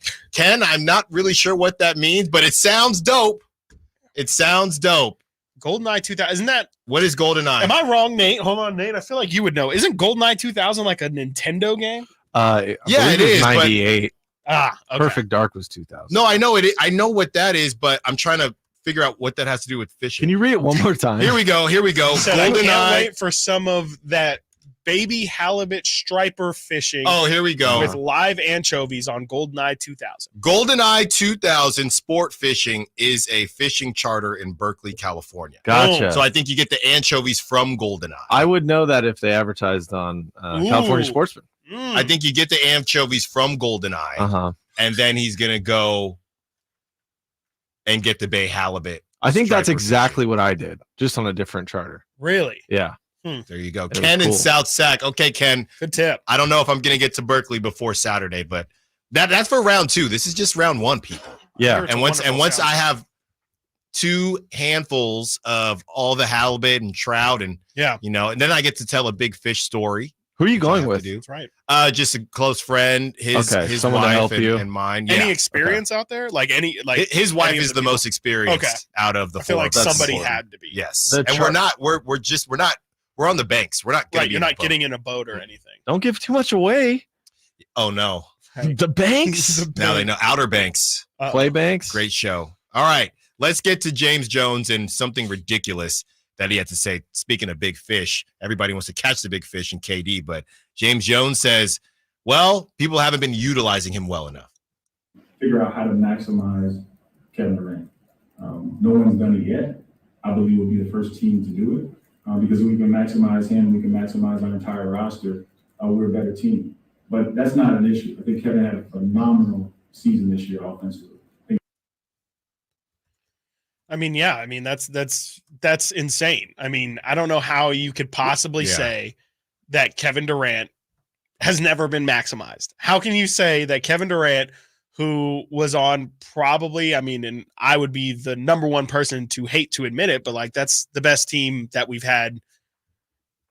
I don't know. I mean, you can fill in the blank however long. I mean, Kevin Durant was maximized on those teams. His efficiency was out of control. He was unstoppable. And I forgot who won the Finals MVPs because I don't think it was Wardell. I don't think Steph won the Finals MVPs there. I believe that was Kevin Durant. So not quite sure what James Jones is talking about. He doesn't know what he's talking about. Like, I don't know how you could sit up there and act like you're just talking to a bunch of people who don't have any idea what you're talking about. We need like a live fact checker out there or something, because that's insane. Like, I don't understand how you could say that with a straight face. Like, this man was just on the best team of the generation and was maximized more than anybody ever thought even possible. And but no, it's impossible. No one's ever done it. We're going to be the first people to do it. Okay. You got especially at 36. Especially at 36. The thing is, your usage is either going to be too high or your efficiency is going to be up and your usage isn't going to be high enough, which is why during those years, I don't even know if KD or Steph cracked the top 5 for MVP voting, because it was so much of a balanced team. So I don't, if you're saying utilize in terms of his usage was way higher than it should have ever been. So at 36, are you saying, utilizing him by his usage going down, but not too far down to where he's not still in the MVP conversation? I think the MVP years for Kevin Durant are probably gone. I would think so. They should be gone. 36 years old. I can't imagine. I don't know who the oldest NBA MVP is, but there's no way that at 36 years old, he's realistically going to be, especially with the crop of players that we have now, there's no way that we're going to have anything near an MVP season from I shouldn't say anywhere near, but like he's never going to be seriously considered. I wouldn't think again. And like, what is even maximizing KD's efficiency at this point? Like, is it him being a true second option offensively? Because you're right. Like, he played more minutes this year than he has played in a very, very long time. I don't see how you're not going to get more out of his usage. So, maybe it's just getting him the ball in better spots. Maybe it is using him more as just like a decoy or a spot up shooter, because he's still obviously incredibly lethal. He can still be a 27 point per game scorer, I think. But it's just, I guess, figuring out how to better get him rest. But I would think on a team that has Devin Booker and Bradley Beal, you should be able to spread that usage out a little bit more evenly. So I'm not quite sure what James Jones is getting at there, but if he's not careful, he's going to lose KD and never get the opportunity to maximize him. Yeah, that is a pretty tough one to say out loud. So I'm not really sure what he means by that. It sounds like he's trying to say we can be better. Yeah. And that's a way we can be better. This is interesting, Chris. We're going to get into we're going to compare trades between the Warriors flagship. They came up with one and one that I came up with. Okay. Which one is better? But before we get to that, so basically Amin Al-Hassan, who is a name that, yes, that's all you have to say. He was on the Warriors flagship, and he says, the Drive guy specifically, he says, Kevin Durant has been searching to distance himself from what he accomplished in Golden State. He sought to distance himself from playing that style of basketball. He doesn't want to come off of down screens and split action and all that stuff. If he did, he would have done it in Brooklyn. He would have done it in Phoenix. He's resistant to that kind of play because I guess he finds it insulting, or maybe deep down it reminds him of his time in Golden State where he wasn't his version of himself. He was the Warriors' version of himself. I think there's a lot of baggage there from him specifically. I don't know if that's that true. Would prevent that from happening. So what then happened was somebody from the boardroom who works with KD quote tweeted it and said, I'm not going to speak for KD, but that's not it, buddy. I think that's like the furthest thing from the truth, because KD always talked about, the one thing he has been very consistent about Golden State was, I believe the direct line is he calls it basketball nirvana. And like that was his goal of going there, was he was so enthralled with the beauty of the game that Golden State played with. And I remember him just saying, I just want to be a part of it. I just want to know what it feels like to be at the highest level of basketball. And so if anything, I would think KD wouldn't KD is the hooper, right? Like he's the dude who just loves basketball, loves the hoop, will do anything on the basketball floor. I would think that if anything, KD would love to run those kind of things, because that's like what you would actually do if you're on a team, not just if you were running glorified, 5-on-5. So I would think that Katie would actually want to play a more structured style of basketball, because that was the thing that lured him to Golden State in the first place. Why would he be trying to run away from the only time he had major success? That doesn't seem to make any sense. Right. If he could get the Warriors basketball without the Steph Curry, just not Steph the player. Yes, the Draymond stuff, the Steph Curry shadow stuff. Yeah. I think he would definitely sign up for that, especially in this stage of his career. Absolutely. We're not talking about what was that 3-4 years ago? Right. He was 32, Yeah. whatever it is. So it's just different now. All right, when we return, comparing trades, who would be more willing to do this if you were the Suns? Would you prefer my trade or the trade from the Warriors? Stiles and Watkins, Sacktown Sports. Our first year as the radio home of the San Francisco 49ers is one we will never forget. They're going to give it. No, it's a play action. Purdy going to roll left, throw for the end zone. Caught by George Kittle. He has the hat trick tonight, a career high. 3 touchdown catches for George. Touchdown, San Francisco. Congratulations to the 49ers on a terrific year. And thank you for so many wonderful memories.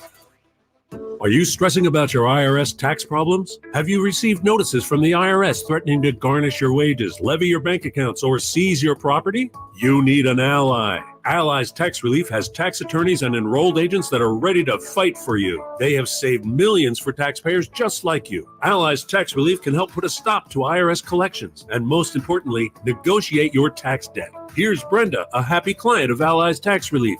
I owed the IRS around $57,000, and they're about to start garnishing my paychecks. I heard a commercial on the radio about Allies Tax Relief, so I thought I'd give them a call. After a day, they were able to at least stop the garnishments, and after a few months of negotiations, I walked away owing the IRS only $301. If you owe the IRS, call Allies Tax Relief right now for your free consultation. Call 800-230-5174. 800-230-5174. That's 800-230-5174.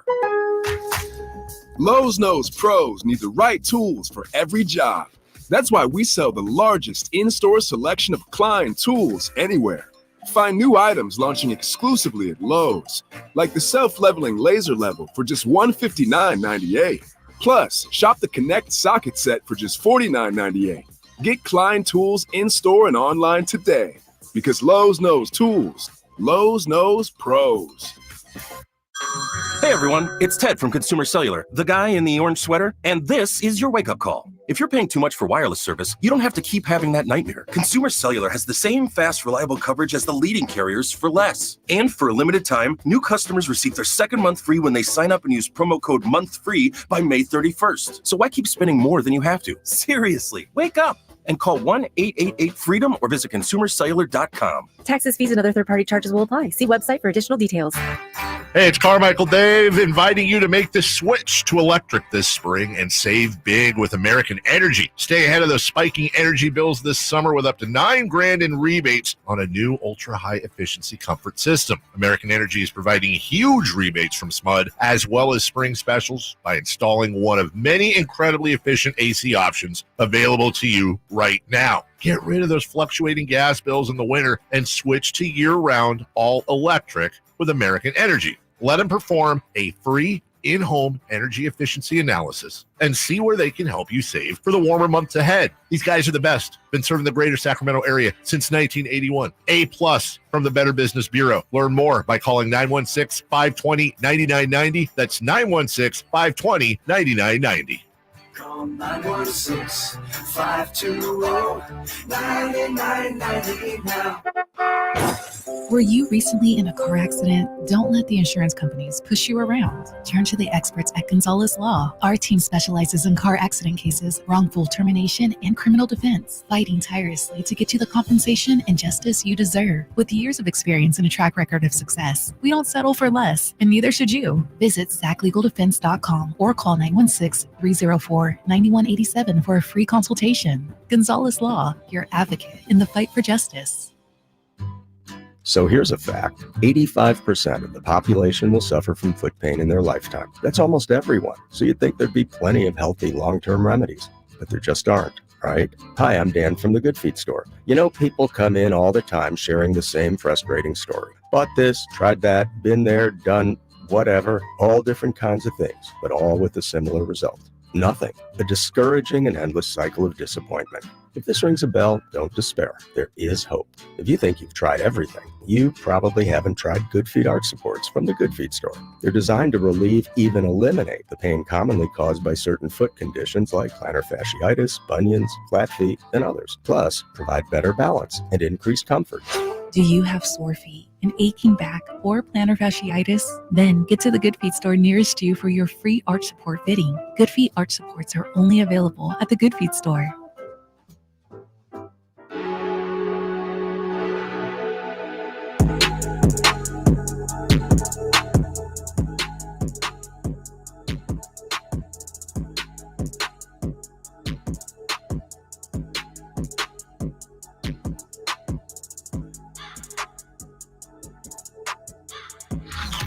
Sacktown Sports. Check us out on YouTube. Search Sacktown Sports and subscribe.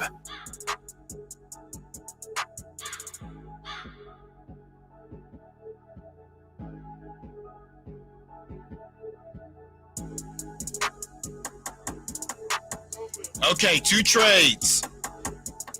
All right, off season.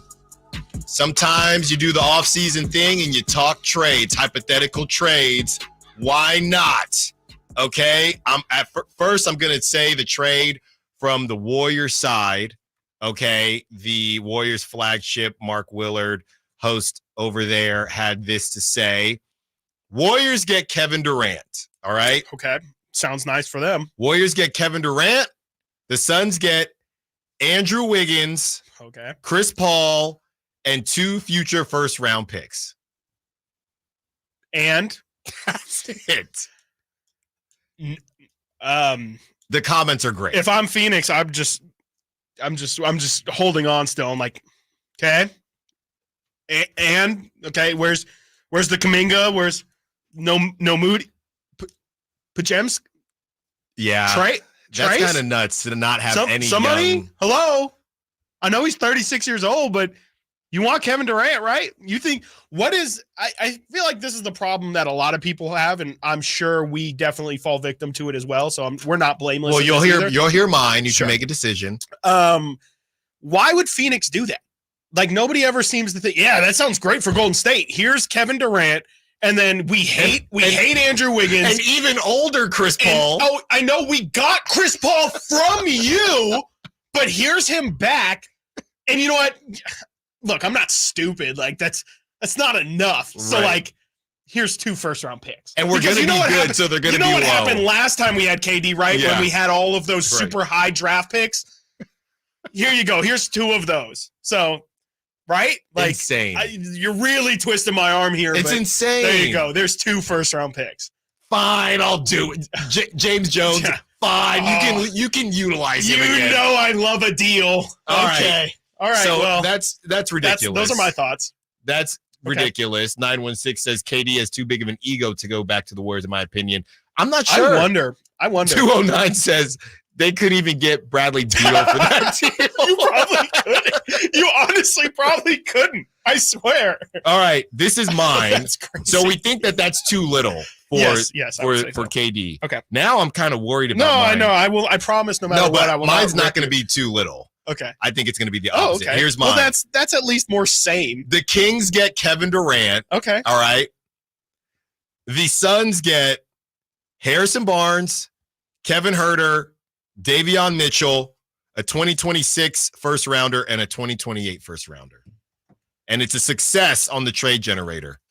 I definitely don't think that's too much for sure. That's a good trade. This feels like what Phoenix just did, where they got rid of their whole bench and they get the bench back. Yeah, my question would be, what does this depth. do for Phoenix in terms of like their actual building it out? Well, like what are you selling them on? Obviously, you're selling them. You're selling them on a young point guard in Davion Mitchell. He's got to be good this year. And if he plays like he did at the end of the season, I think you could convince some people. They would have his rights. Okay, his bird rights and you pair up Grayson and Kevin Huerter together. That's cooking. Okay. That is cooking. Okay. that's more shooting for Devin Booker, and you still have Bradley Beal, and then you replace with the dull Swiss Army knife in Harrison Barnes, who's kind of a do-it-all glue guy, and then 2 first-rounders. Devin Booker's still young. If I'm Phoenix, maybe you flip those first-rounders to bring in somebody else. First off, and the problem with both of these is Phoenix, the first thing they're saying to the Warriors is, how about Jonathan Kuminga? And then the Suns are telling the Kings, well, how about Keegan Murray? Because I think the problem with that for Phoenix and this hypothetical is just, okay, wait, no, but we already have Bradley Beal and we have Devin Booker, so we kind of have too many guards. If we have Grayson and we have Herter and we have Mitchell, well, now we have 5 guards that can't all get minutes unless we're going to play, Kevin at the 3, which I know he talked about during his exit interview and said he's done it before. Throwing JaVale. But now you got a deal. Now you got a deal. You know how the art of a deal said right the there. magic words. I don't think that's where it starts. They're not getting they don't need a star. They don't need a star. They definitely don't. They need this deal. You're a great salesperson. If this whole I radio could sell thing doesn't snow work out to an Eskimo. I would think it's better than the Warriors trade. I will say that. Which wasn't hard. Which wasn't. So that's thank true. you. That's true. It wasn't meant to not be a compliment, but it truly was. I just don't know if it's there. I don't know if it's quite there, and I would feel like if I'm Phoenix, I would definitely say I appreciate your offer, but I think I can get more from somebody else. What do you want? But what do you want? If you're Phoenix, what do you want? You're getting 2 first-rounders. Yeah. Davion, who's a dog, and his shots coming around.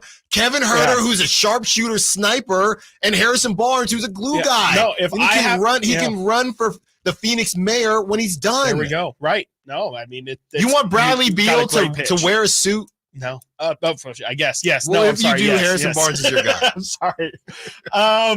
And Arizona, it's a great retirement spot for Harrison Barnes. It would be fantastic. He could definitely get everyone's 401k straight and all that stuff. I would just think it's not enough. I would think Phoenix, and this is the tough part about trading for a 36-year-old Hall of Famer, is you're probably paying a lot for the guy that he used to be. And I just think that Phoenix is going to hold on to that name brand as hard as they can. They're going to say, look, because the Kings at some point are going to say, no, we're not giving Keegan because Keegan's 25 years old and Kevin Durant's 36. So why would we give up, all of this future for maybe a year or 2 of healthy KD? Your issue is, I think the Suns understand we're not going to get a superstar back for KD. Yeah. And we're not going to get a young stud back for KD. But they're going to try. So, yes, the issue is, or do you throw Keon Ellis in there? Okay. That helps. Yeah, that definitely throw helps. Keon Ellis in there. The issue is that the pieces that I have may not be pieces that they need. They need to sell their fan base. They also need to say, we traded Kevin Durant, and what do we have to show for it? Harrison Barnes. That you're just not going to. They love Red Velvet out there. You're not. They would make a nickname for Red Velvet and Grayson Allen. I'm sure they would. That's marketing. I hear it's great. Maybe golf James Jones can too. utilize those guys. I would just think, I just think that this is the tough part about the negotiation with them is going to be that they are going to want a young piece back, and the Kings, I would say rightfully so, aren't going to want to give away their best young piece in Keegan. Nobody will, though. I think this is the problem with all of these trades, free agency, everything. It just takes one. It is the same thing with the Malik Monk conversation that we had yesterday, where, it doesn't make sense for a team to look at the market and say, why are we paying this guy $25 million when the market seems to say that maybe it is closer to 18, 19. Well, it just takes one. It just takes one really desperate team to send that offer for it to happen. So I would just say, that's not, the Phoenix isn't just going to hear that and say, that's the best we're going to get. They're going to hold out and say, there's got to be a team out there somewhere that is willing to get rid of one of their young pieces for Kevin Durant. And we're just going to hold out on that. That would be what I think. Or they're willing to just run it back. Or, because at that point, what would be the harm in running it back? Because you're going to get a lot of harm if you traded Kevin Durant for Harrison Barnes. Chris, it's a whole flock But that's of not how it works. really good players. Okay, but nobody ever says, and I say this all the time, nobody says the Pacers got Tyrese Halliburton and Buddy Hield. It's not about the ancillary pieces. Nobody mentions Jeremy Lamb and who was the other guy who came with Justin Holiday coming with Domantas Sabonis. It's about the biggest names on the marquee for the trade. And yeah, sure, Harrison Barnes and Kevin Huerter. Well, I'll tell you this much right now. Durant. You can't do this deal if Malik leaves. You can't do this deal because you don't have anybody. Well, yeah, I mean, you can't ship so you off can't your- even do that. Not for a old Kevin Durant. No, Maybe it you would make can't- sense you to can't do it even for a do the younger deal. person. All right, when we return and continue, we see some of your trades on here. We will read them off as well. The A's in Vegas, we talk about Bally's executive saying there's no urgency in developing plans for a resort attached to the new stadium that's supposed to be getting built. Stiles and Watkins, Sacktown Sports.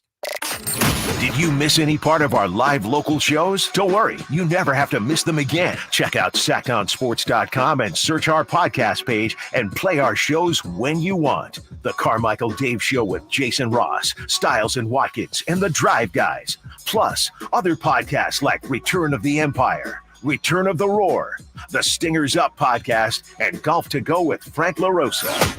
They're all available right now on sacktownsports.com. Oh, I cracked the hull of my new ski boat today. Oh my gosh, why'd you do that? It's not like I was trying to do it, you know. Sorry, that's rough. My bad, bro. Did anyone witness this epic fail? Yes, there's videos galore, and now I'm a meme. Accidents don't just happen in sea shanties, so Progressive Boat Insurance has you covered. Take as little as 4 minutes to see what you can save at Progressive.com. Progressive Casualty Insurance Company and affiliates. Covered subject to policy terms and not available for all boats or in all situations. Sorry, but we actually have a wait list for our Monstera. Shaw's greenhouse is really bringing in the green. We can't keep snake plants in stock. She needs a construction manager to build on her roots and grow. We could add a whole section for ferns. Here we'd have dahlias, dahlias, and more dahlias. Indeed can help her hire great people fast. I need Indeed. Indeed you do. You can schedule and conduct virtual interviews all from your employer dashboard. Visit Indeed.com/credit and get $75 towards your first sponsored job. Terms and conditions apply. Hi, it's Brian from Bennett's Restaurants. Springtime is a fun time. So to celebrate, we created a new menu of our favorites from Baja. Plenty of new food. Enjoy grilled skirt steak, wild prawns with pineapple, fresh sea bass, and a shrimp tostada with piles of shrimp.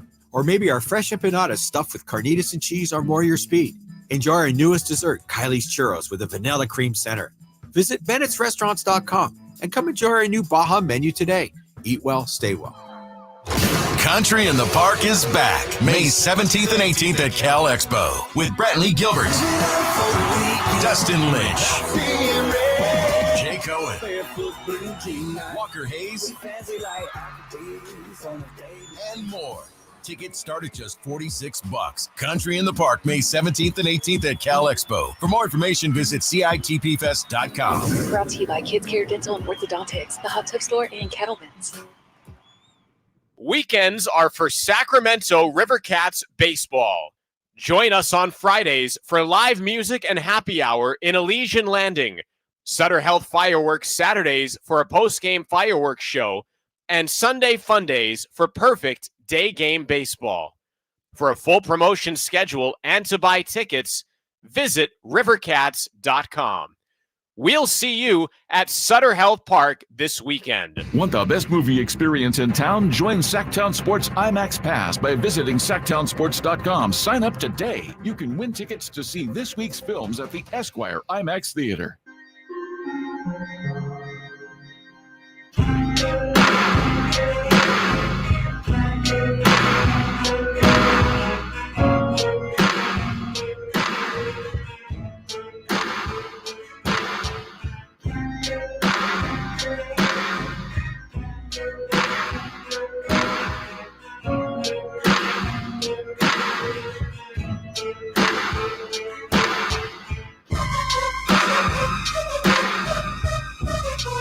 Sacktown Sports. Call or text at 916-339-1140.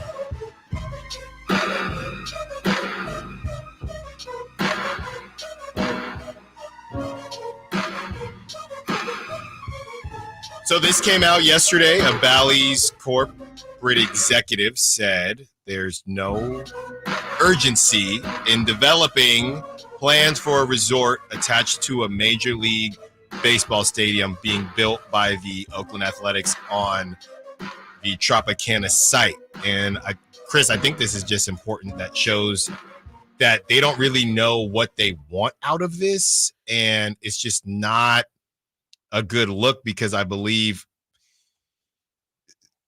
that was supposed to be a part of it. So yeah, it was meant to be.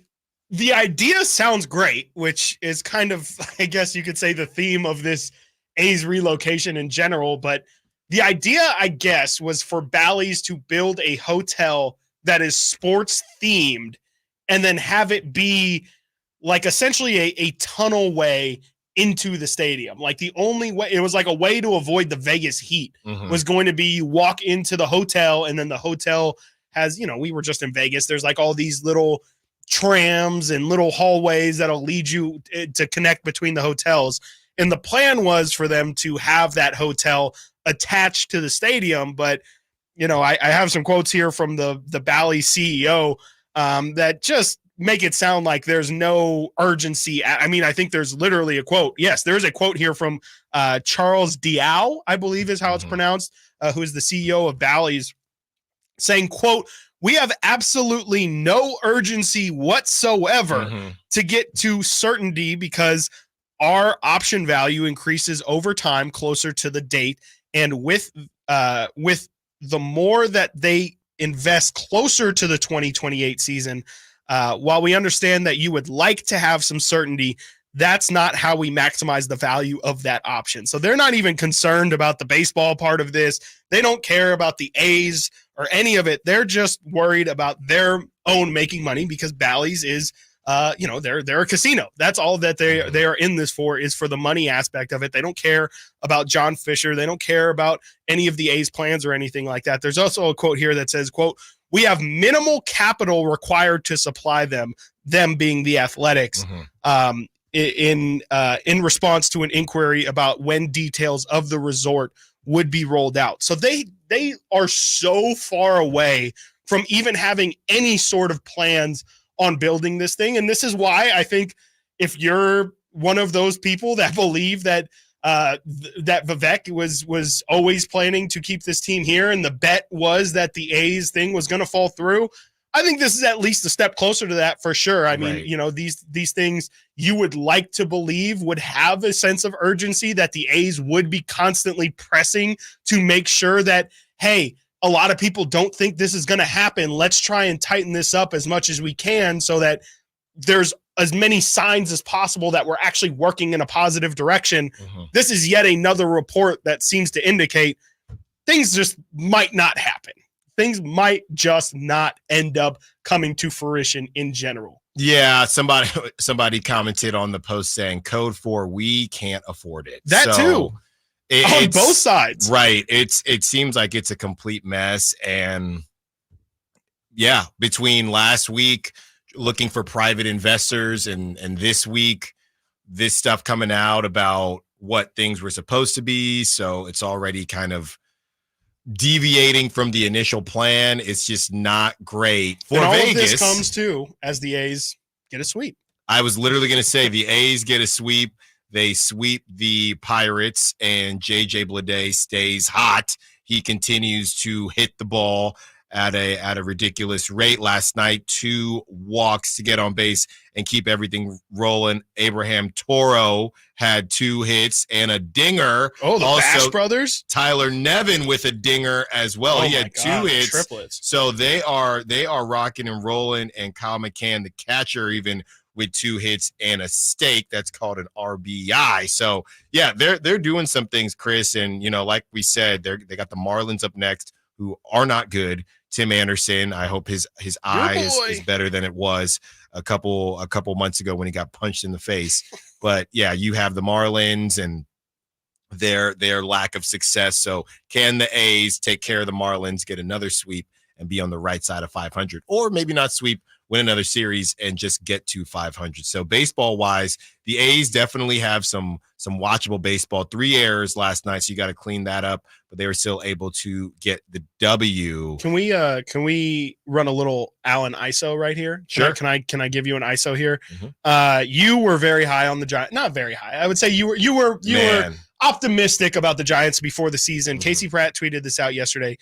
Wins this season: Giants 14, A's 15. Payroll this season: Giants 208 million, A's 63 million. It's still early.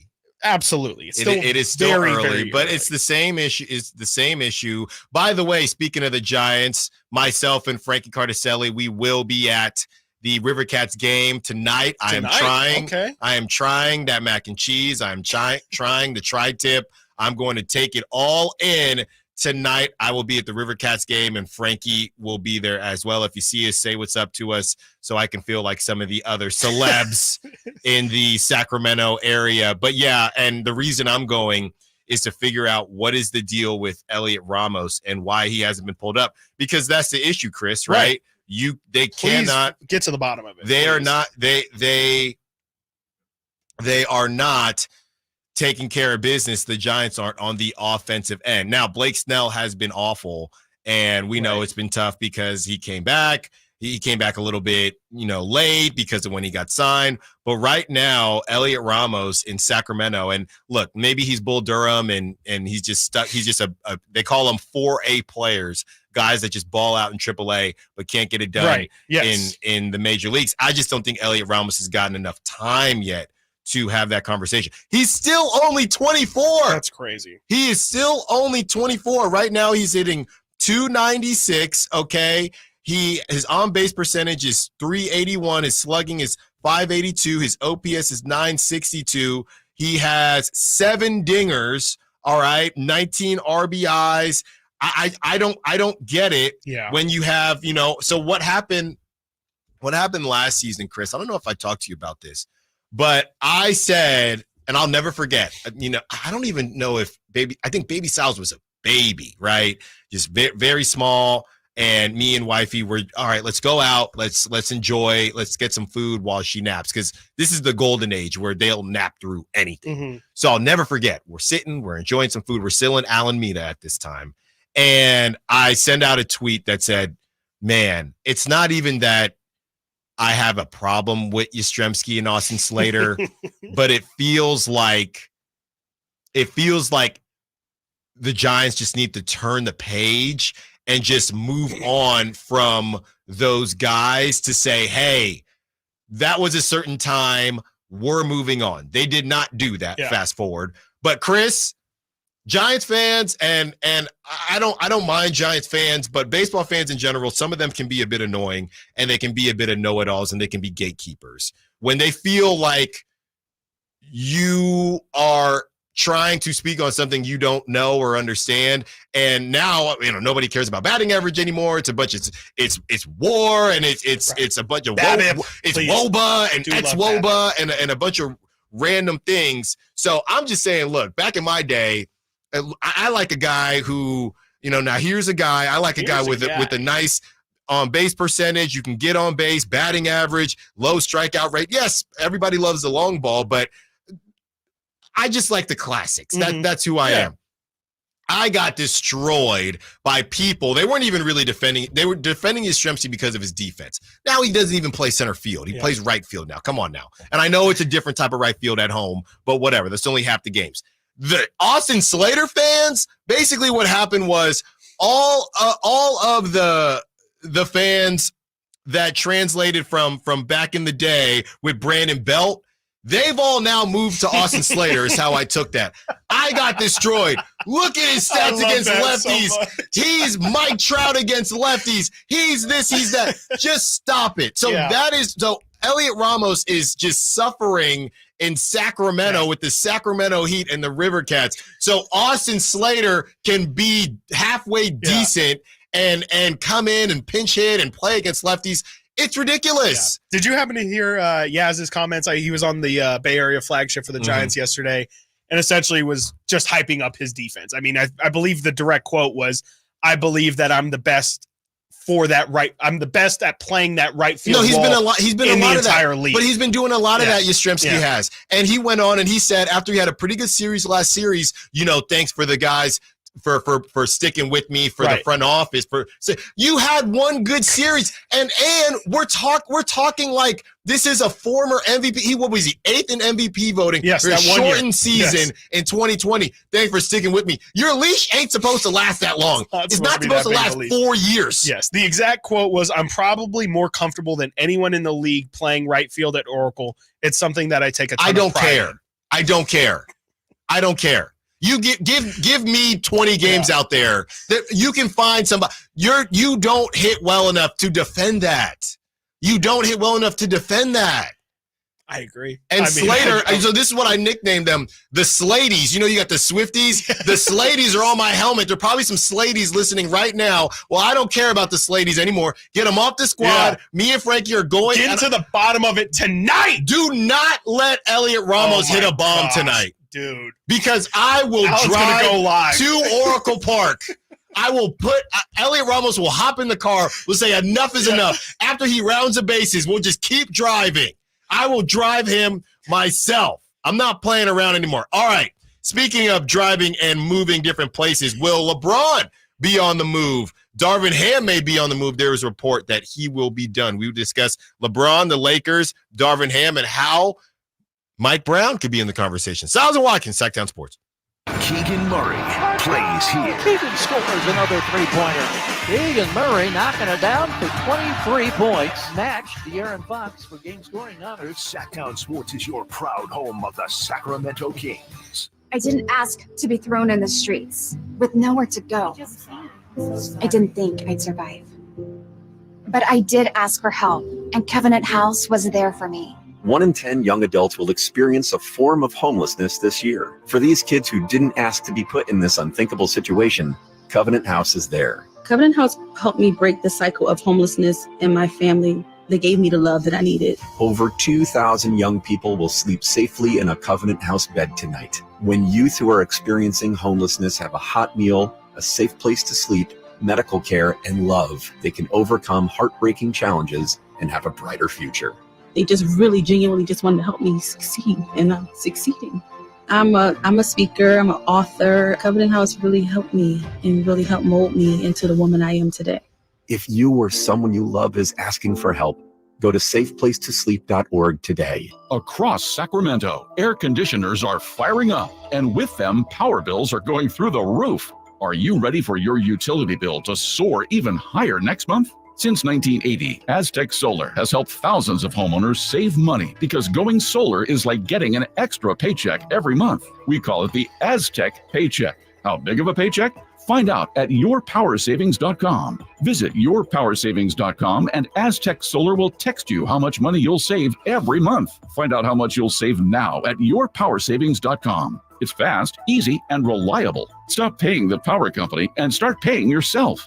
Looking for a deal? Here's a timely offer from Aztec Solar. You can own a solar electric system for just $99.95. Cash price after incentives. Don't waste another dollar. Visit yourpowersavings.com and keep your money where it belongs, in your pocket. Aztec Solar. Solar and only solar since 1980. ZZ Top, the Elevation Tour. Friday, May 3rd, 7:30 p.m., the venue at Thunder Valley with special guest Foghat. ZZ Top, playing all their classic hits. The venue at Thunder Valley. For tickets, visit ThunderValleyResort.com. Skeeter here, Field Tech, Sacramento Yellow Mosquito and Vector Control District. Hey, it's my favorite week of the year, Mosquito Awareness Week. Yep, the spring and warm weather means the little suckers are starting to breed and bite. Gotcha! So it's time to fight the bite. Once a week, drain standing water from flower pots, bird baths, dog dishes, and at dawn and dusk, start using insect repellent outside and wear long clothes, because these skeeters are out for blood. The Sacramento Yolo Mosquito and Vector Control District reminds you it's time to fight the bite. For more information, go to fightthebite.net. When you hear the words, the whole store is on sale, if you're like me, you're thinking, this is worth my attention. Hi, I'm Frank LaRosa with a word or two about Naturewood Home Furnishings. Right now, Naturewood's whole store is on sale during their exceptional home sale. Now your mind is probably doing backflips trying to decide where to start. Would you like to refresh your living room? Would you like to restyle your bedroom? Or maybe you want to redesign your home office. No matter whether it's your dining room, kids' rooms, or accents and accessories, Naturewood's unique store-wide home sale offers savings in every department and savings on every brand like Stickley, Artisan Home, Stanton, Flex Steel, Omnia, and all the rest of our award-winning furniture. When it comes right down to it, it's all about choices and always about quality. Visit Naturewood Home Furnishings right now for this remarkable home sale. Off Highway 50 at Hazel, look for the water wheel. This segment is brought to you by Aztec Solar. Skip the sales pitch. Calculate your solar savings at yourpowersavings.com. KHTKAM Sacramento, KYMX HD2 Sacramento. Take it on the local level. Live and local, 6 a.m. to 6 p.m., Monday through Friday. From the Power Business Technology Toshiba Studios, Sacktown Sports.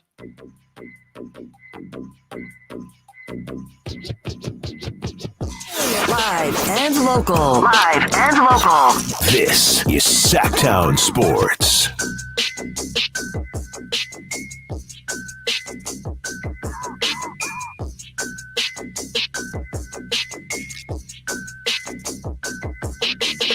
From Matthew Henson on the Sack Chat, as great as the A's staying here would be, where would funding for a stadium come from? Because they can't stay at Sutter Health. This is a conversation that we had from jump. Yeah. Are they going to try to stay at Sutter Health? Bringing back the convo we had when this whole thing got signed, Sutter Health was supposed to be adaptable into a major league field. And based on the time it was being created, there was ridiculous weather. So they never really got it to where they wanted it to be as far as, oh, down the line, we could turn this into a major league stadium. So I don't know how far off they are or what that would take, but you got to imagine, and speaking to Matthew and everybody who has this question, you got to imagine that part of the finders keepers thing would be that the A's could continue at Sacramento. I think the finders keepers thing where Vegas falls through and you just stay in Sacramento, I don't know if that hits the same if you still have to build a new stadium. Yeah, I would imagine that. Yeah, because that's like I really 4 don't know. more That's years. a lot of years, exactly. So then, they're playing the third. Yeah, go ahead. because they there's a 4th year option. Yes, there is. Yeah. So really, yeah, you would want this thing to fall if they don't think that Sutter Health. If I'm Vivek, I want this thing to fall through as soon as possible. Yeah. If they don't think that Sutter Health can house them forever, because you got to start.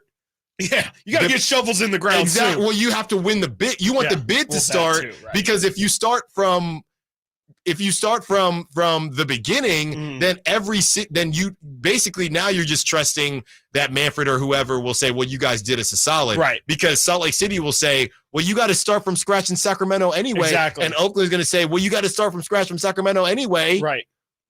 Why do they have a leg up any more than we do? Yeah, no, I mean that's definitely really interesting. I have no idea. I mean, I don't even think. I think Sacramento is just in a position where they're like, hey, we'd be blessed to even be in that situation. So that is a good problem to have. I would imagine from their eyes, and I'd assume that they'll figure it out on the fly somehow. But I mean, it is still a really good question. I mean, you can't just spring up a stadium. And yeah, I mean, to the story you just told, like it doesn't seem as if even if they were to maybe build it out a little bit, I don't think it would be able to reach we looked at the lowest seated, and I think it was 32,000. And so, even if I don't even know if they could build it out to reach that. So it's definitely a really good question, and it's a big question. I just don't think it's a question that they have even started to try and figure out yet. I think that there's a lot of things that'll have to happen before they even start to have those meetings, but it's a very, very good question. I wouldn't think that. I would think that they would have to start from scratch if I had to guess. Like I would think that you would either have to demolish Sutter Health, and I don't know what you would do in the interim then, because I don't know where the other space would be. Unless they're going to demolish Sutter Health, though. I don't know where else they're going to put it in Sac. You could put it in the rail yards, but I don't know where else you're going to put it.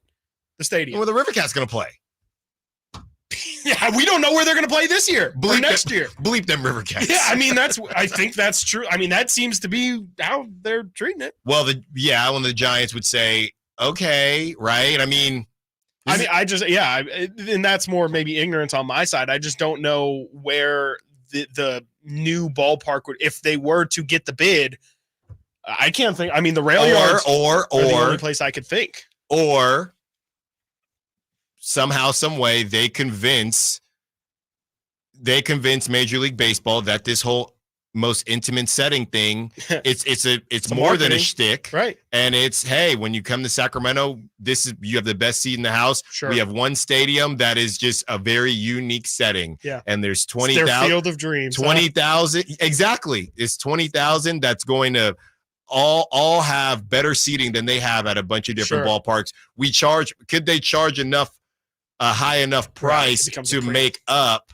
Right. Yeah. Like, okay, whatever the Detroit Tigers are making daily. This is so A's. This is such a John Fisher's A's conversation where it's like, we could actually turn being cheap into a huge benefit for us. Well, that it's just them. No, I'm not saying and it would be letting them off the hook, them. Right? Detroit Tigers annual ticket sales, right? And you would think that, and I'm just saying, a team that just isn't very good. Right. You know what I mean? So if there is somebody where you could say, hey, if we could get close enough to them because we're upselling in Sacramento because all the seating is much better, I think I don't know if they would go for it. That maybe works for like 2 or 3 years while the novelty's still there. But like, what happens if the A's were to stay in Sacramento? Okay, well, what about 10, 15 years from now when the team isn't good and the novelty of them being here is no longer drawing people in, when it's just your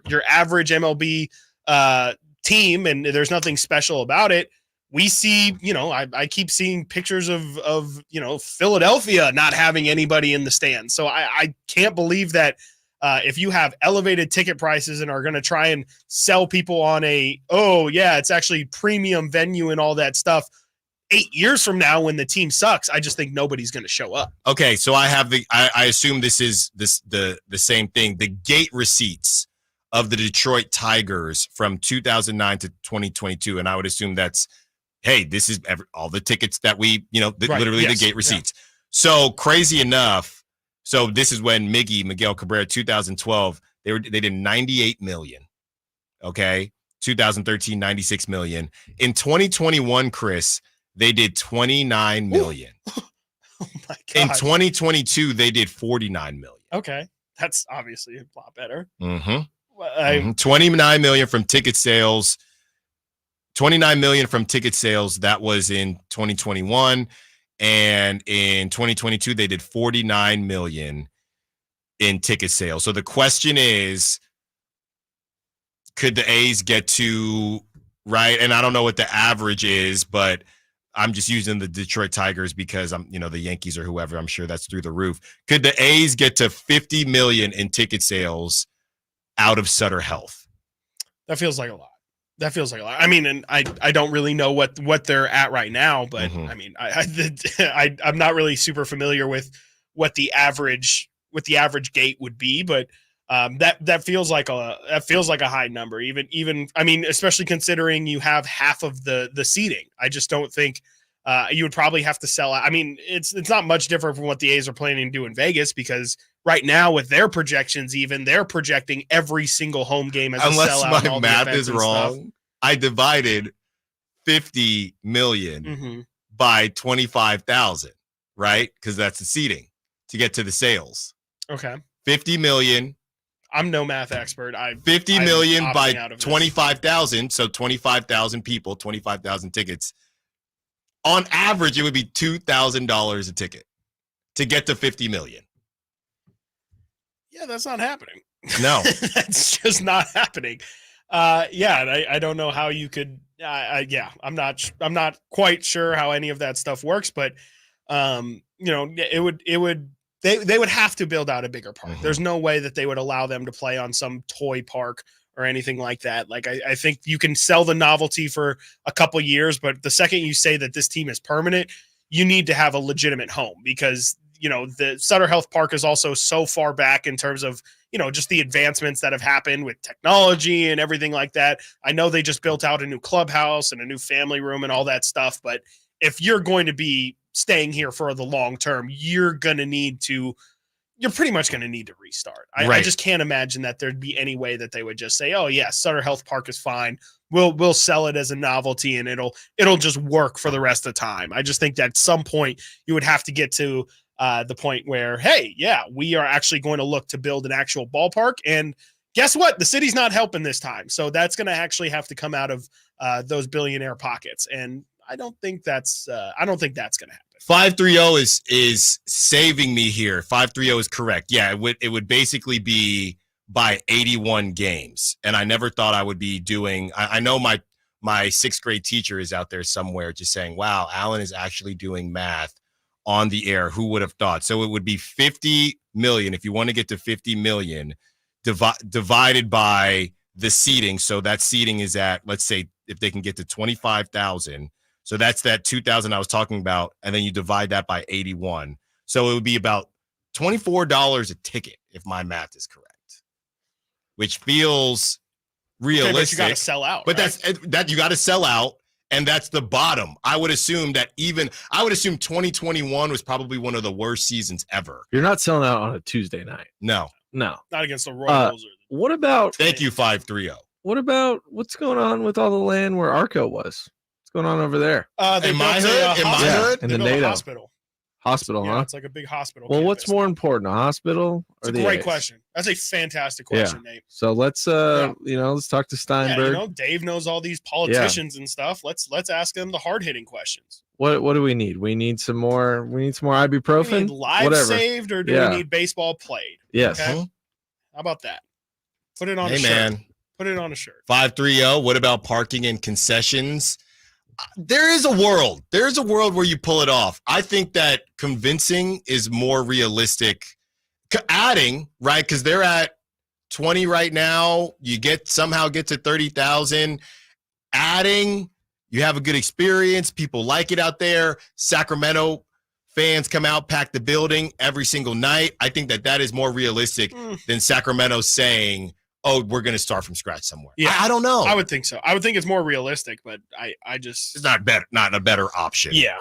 All right. Thanks for the math lesson. Shout out to my sixth grade math teacher as well, and to the 530. When we return, Darvin Ham is about to get canned. Stiles Watkins, Sacktown Sports. On the move? Got somewhere to be? Take Sacramento Kings basketball with you. The Sacktown Sports app will let you stay connected to your passion. Never miss a moment of Sacramento Kings basketball with the Sacktown Sports app. Twin Peaks is the best in the game. Here, your favorite drafts are poured at a frosty 29 degrees. It's bigger game days and bolder fight nights. I mean, where else can you find a scratch kitchen that always comes in clutch? Every day, from lunch to late night.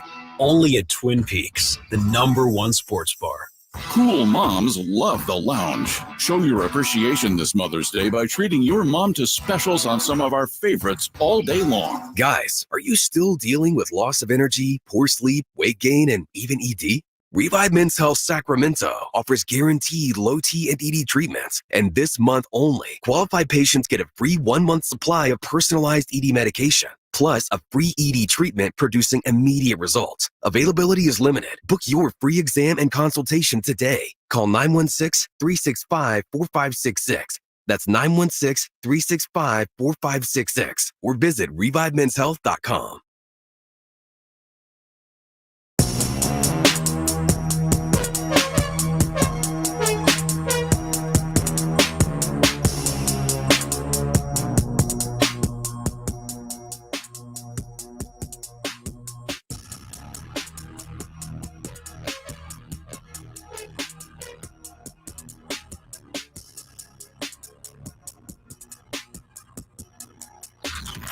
Sacktown Sports. Check us out on YouTube. Search Sacktown Sports and subscribe. So Nate is gaming me up here. This is the 3-6 Mafia beat. What is it that producers do? Speed up? They hear songs and then this they is the say, same "That's thing. fire. We should speed it up, slow it down. It's put not some the- treble in it." It's not the exact beat. same. It's the horns for sure, horns, yeah. and then the snares and the hi hats. It's the same thing. It's just slowed down. He took the that's from a Logic song too. So it's like it's literally just merging. He was once from around He was once a thug from. That's from an Eazy-E song, actually. Well, Really? maybe even before that. Yeah. Well, This is go. ridiculous. There you go. Here. These producers. Yeah, it's it's Nate just, and these producers. Nate, man. we all live DJ in this- Bedhead in and these this- producers. in this world, huh? So what's going on, Nate? You said there was a call. Yeah, I was researching before we're trying to get back here, a short break, but we got a call in from Mike, who actually used to be a coach at Christian Brothers. Chris, I don't know if you were Lord. playing when he was there, but he was a Did coach. he give a there. last name? No, Okay. and I do know one Mike that was a Okay. coach there. He was telling me, I was in the middle of looking this up, but there is potentially a seating capacity limit for the MLB, and it's believed to be around 30,000 because didn't we Like a low, like it Yes, has to be minimum. a minimum. Yes. Okay, gotcha. So we did some research back when I think Cleveland was the smallest. Yeah, Cleveland was the stadium smallest, at like like 35, 30. I think. Yeah, mid 30s. So I'm gonna confirm that, but Interesting. 30,000 might be the minimum. So they would have to, at the very least, get to that number. I don't want to. I need a couple more minutes Sure. to get this together, and then absolutely. I just want to make sure it was before either that's- Cleveland or Detroit. It was Yeah. one Yeah. of those. I'm pretty sure it two. was Cleveland. Yeah, and right, because you're sitting at what is it, 24,000 with the lawn, I can't or is remember it? what it It's was. 20,000 with. It's 20,000 with the lawn. It's 14 without the lawn. No. I think it's 14 altogether. You're talking about Sutter Health right now. Right now, I'm pretty sure it's 14. I think you might be right. Yeah, I think it's with 10,000 the- yep, before the lawn. 4K with the There's lawn. no way. I don't know how they're going to get even 10,000 No, more people. and You would have to double your seating, and then some, then a little bit more. There's no room. There's no room to move. The concourse. Wait, that pricing I just did for 25,000, that just skyrocketed. Yeah, we couldn't move when the Giants were there, and it was a sellout. You can't buy drinks. You can't buy food. You can't go that to was the actually restroom. terrible. It was a nightmare. Because it's a one-level concourse. Yeah, and well, there's a smaller upper level, but it's not enough to move around. It's not. It doesn't work.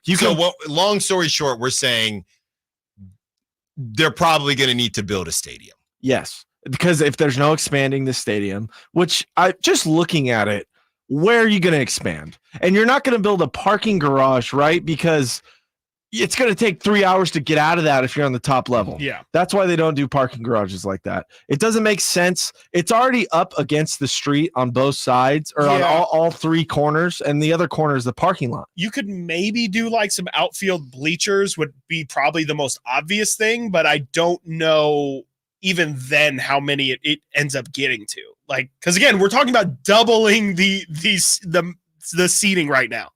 Like I like there is obviously you could put bleachers in the right field and left field. I mean, I think left field is where they house the like the clubhouse and all that. So maybe not even left field, but if you put bleachers in right field, you kind of destroy. It's almost like a Mount Davis. Like you end up destroying the entire backdrop of the city. So that would kind of be a little bit counterproductive.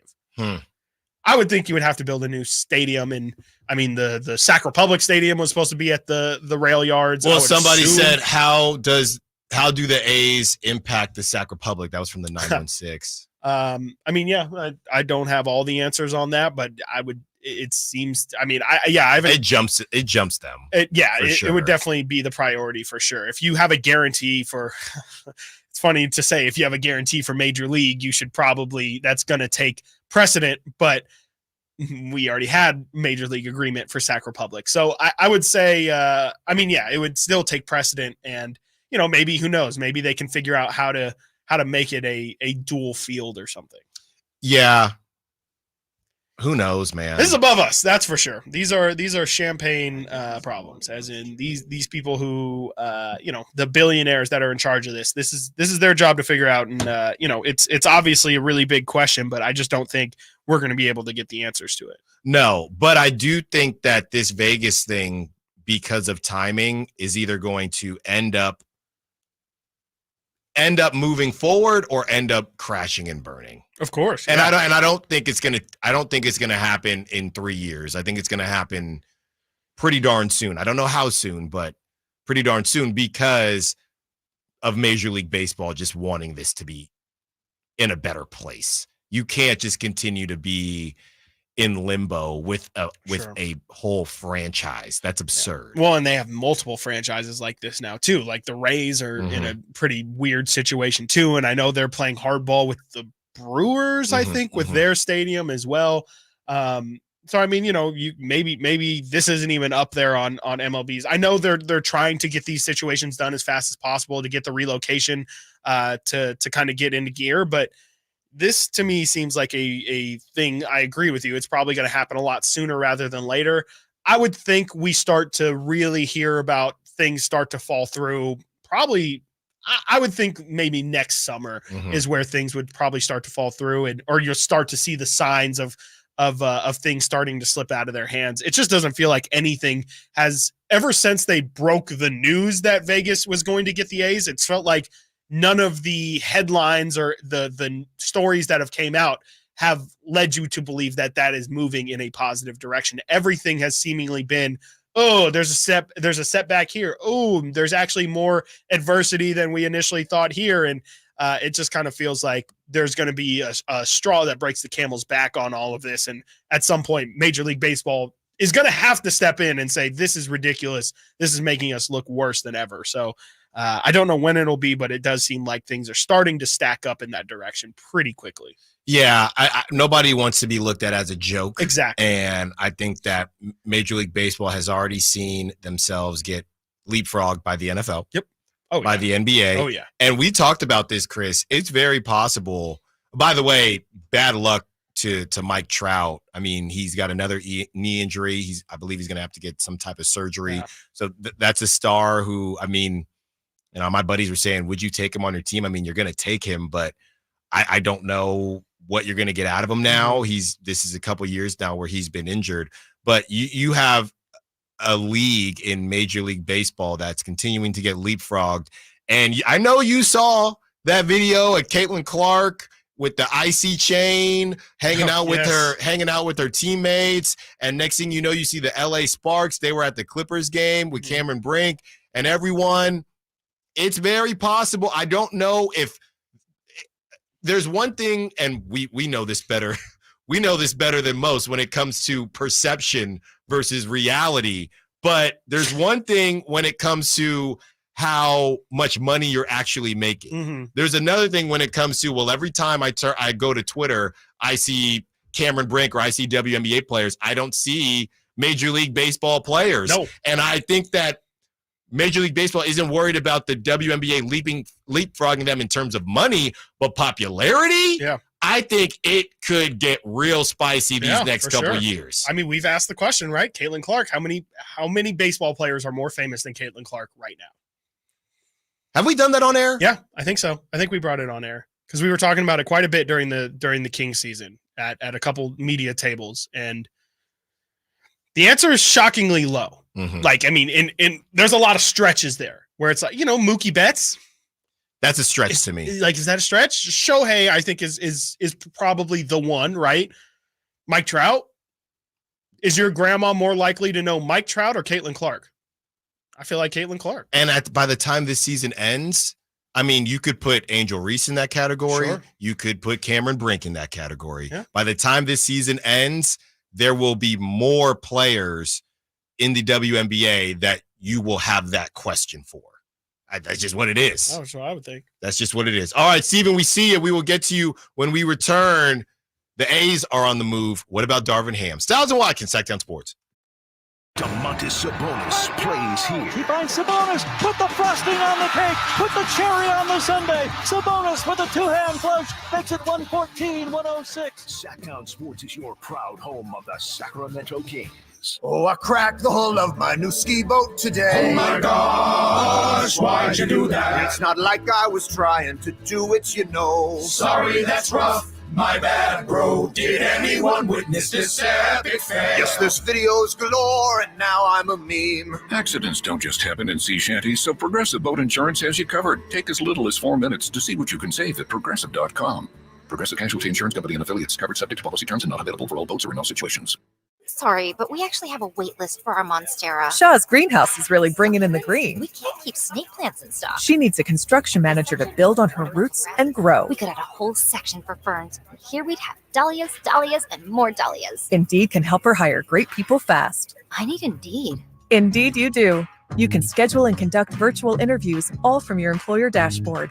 Visit Indeed.com/credit and get $75 towards your first sponsored job. Terms and conditions apply. Thinking of remodeling your home? Say goodbye to endless internet searches and visit Subcontractors United. Find a list of 3 pre-qualified and licensed contractors in each home service category. From cabinets to landscapers and everything in between, Subcontractors United makes finding qualified contractors free and easy, with no accounts to set up. Visit subcontractorsunited.com and experience the joy of stress-free home improvement. Save time and money at subcontractorsunited.com.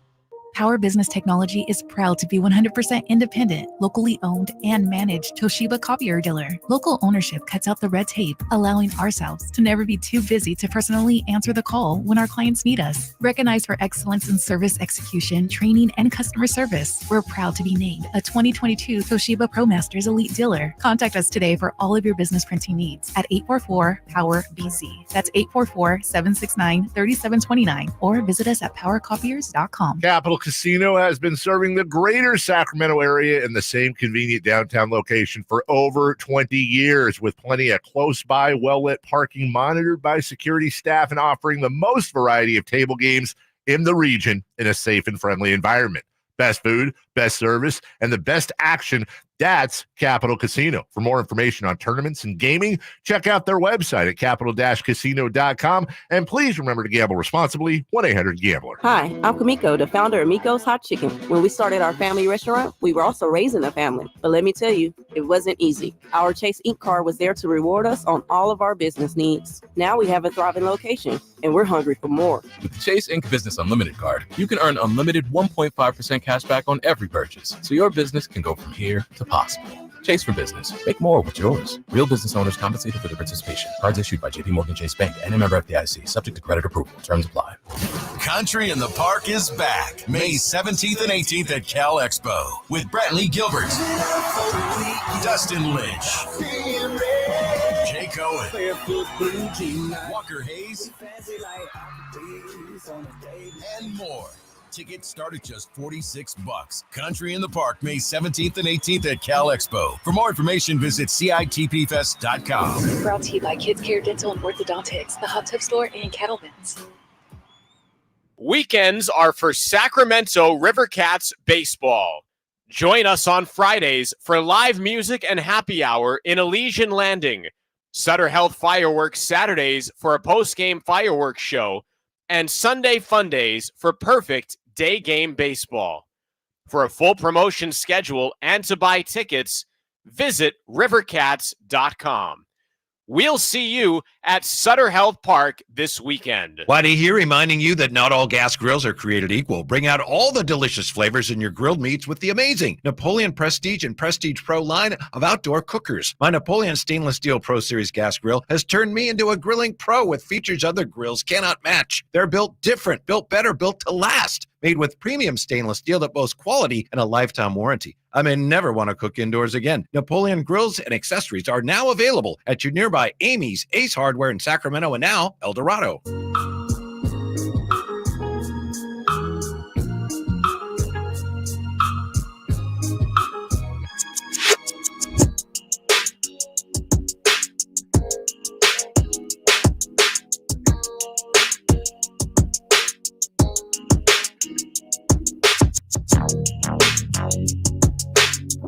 Sacktown Sports. Call or text at 916-339-1140.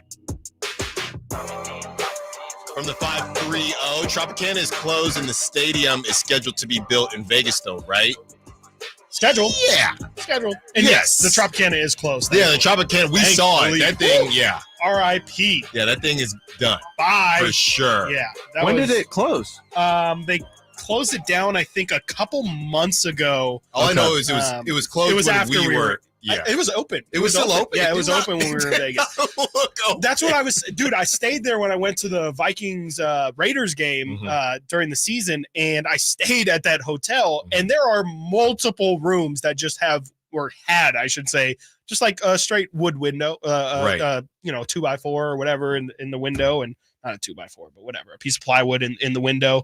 And a lot of ceilings with leaks in it. And please never ever come back, Tropicana. Interesting. No thanks. 916-339-1140. All guests and callers join us from the Folsom Lake Honda hotline. Folsom Lake Honda, your one-stop Honda shop. Let's get out to our guy. Steven wants to be a part of the conversation. What's up, Steven? What you got for us?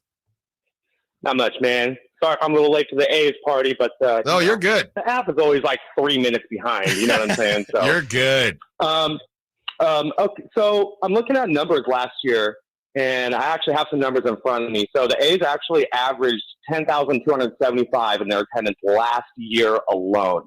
Right now, they're currently averaging about 5,800 so far this year. In grand total, they brought in, as far as total attendance last year in 81 games, they averaged just over 800,000 in the entire year.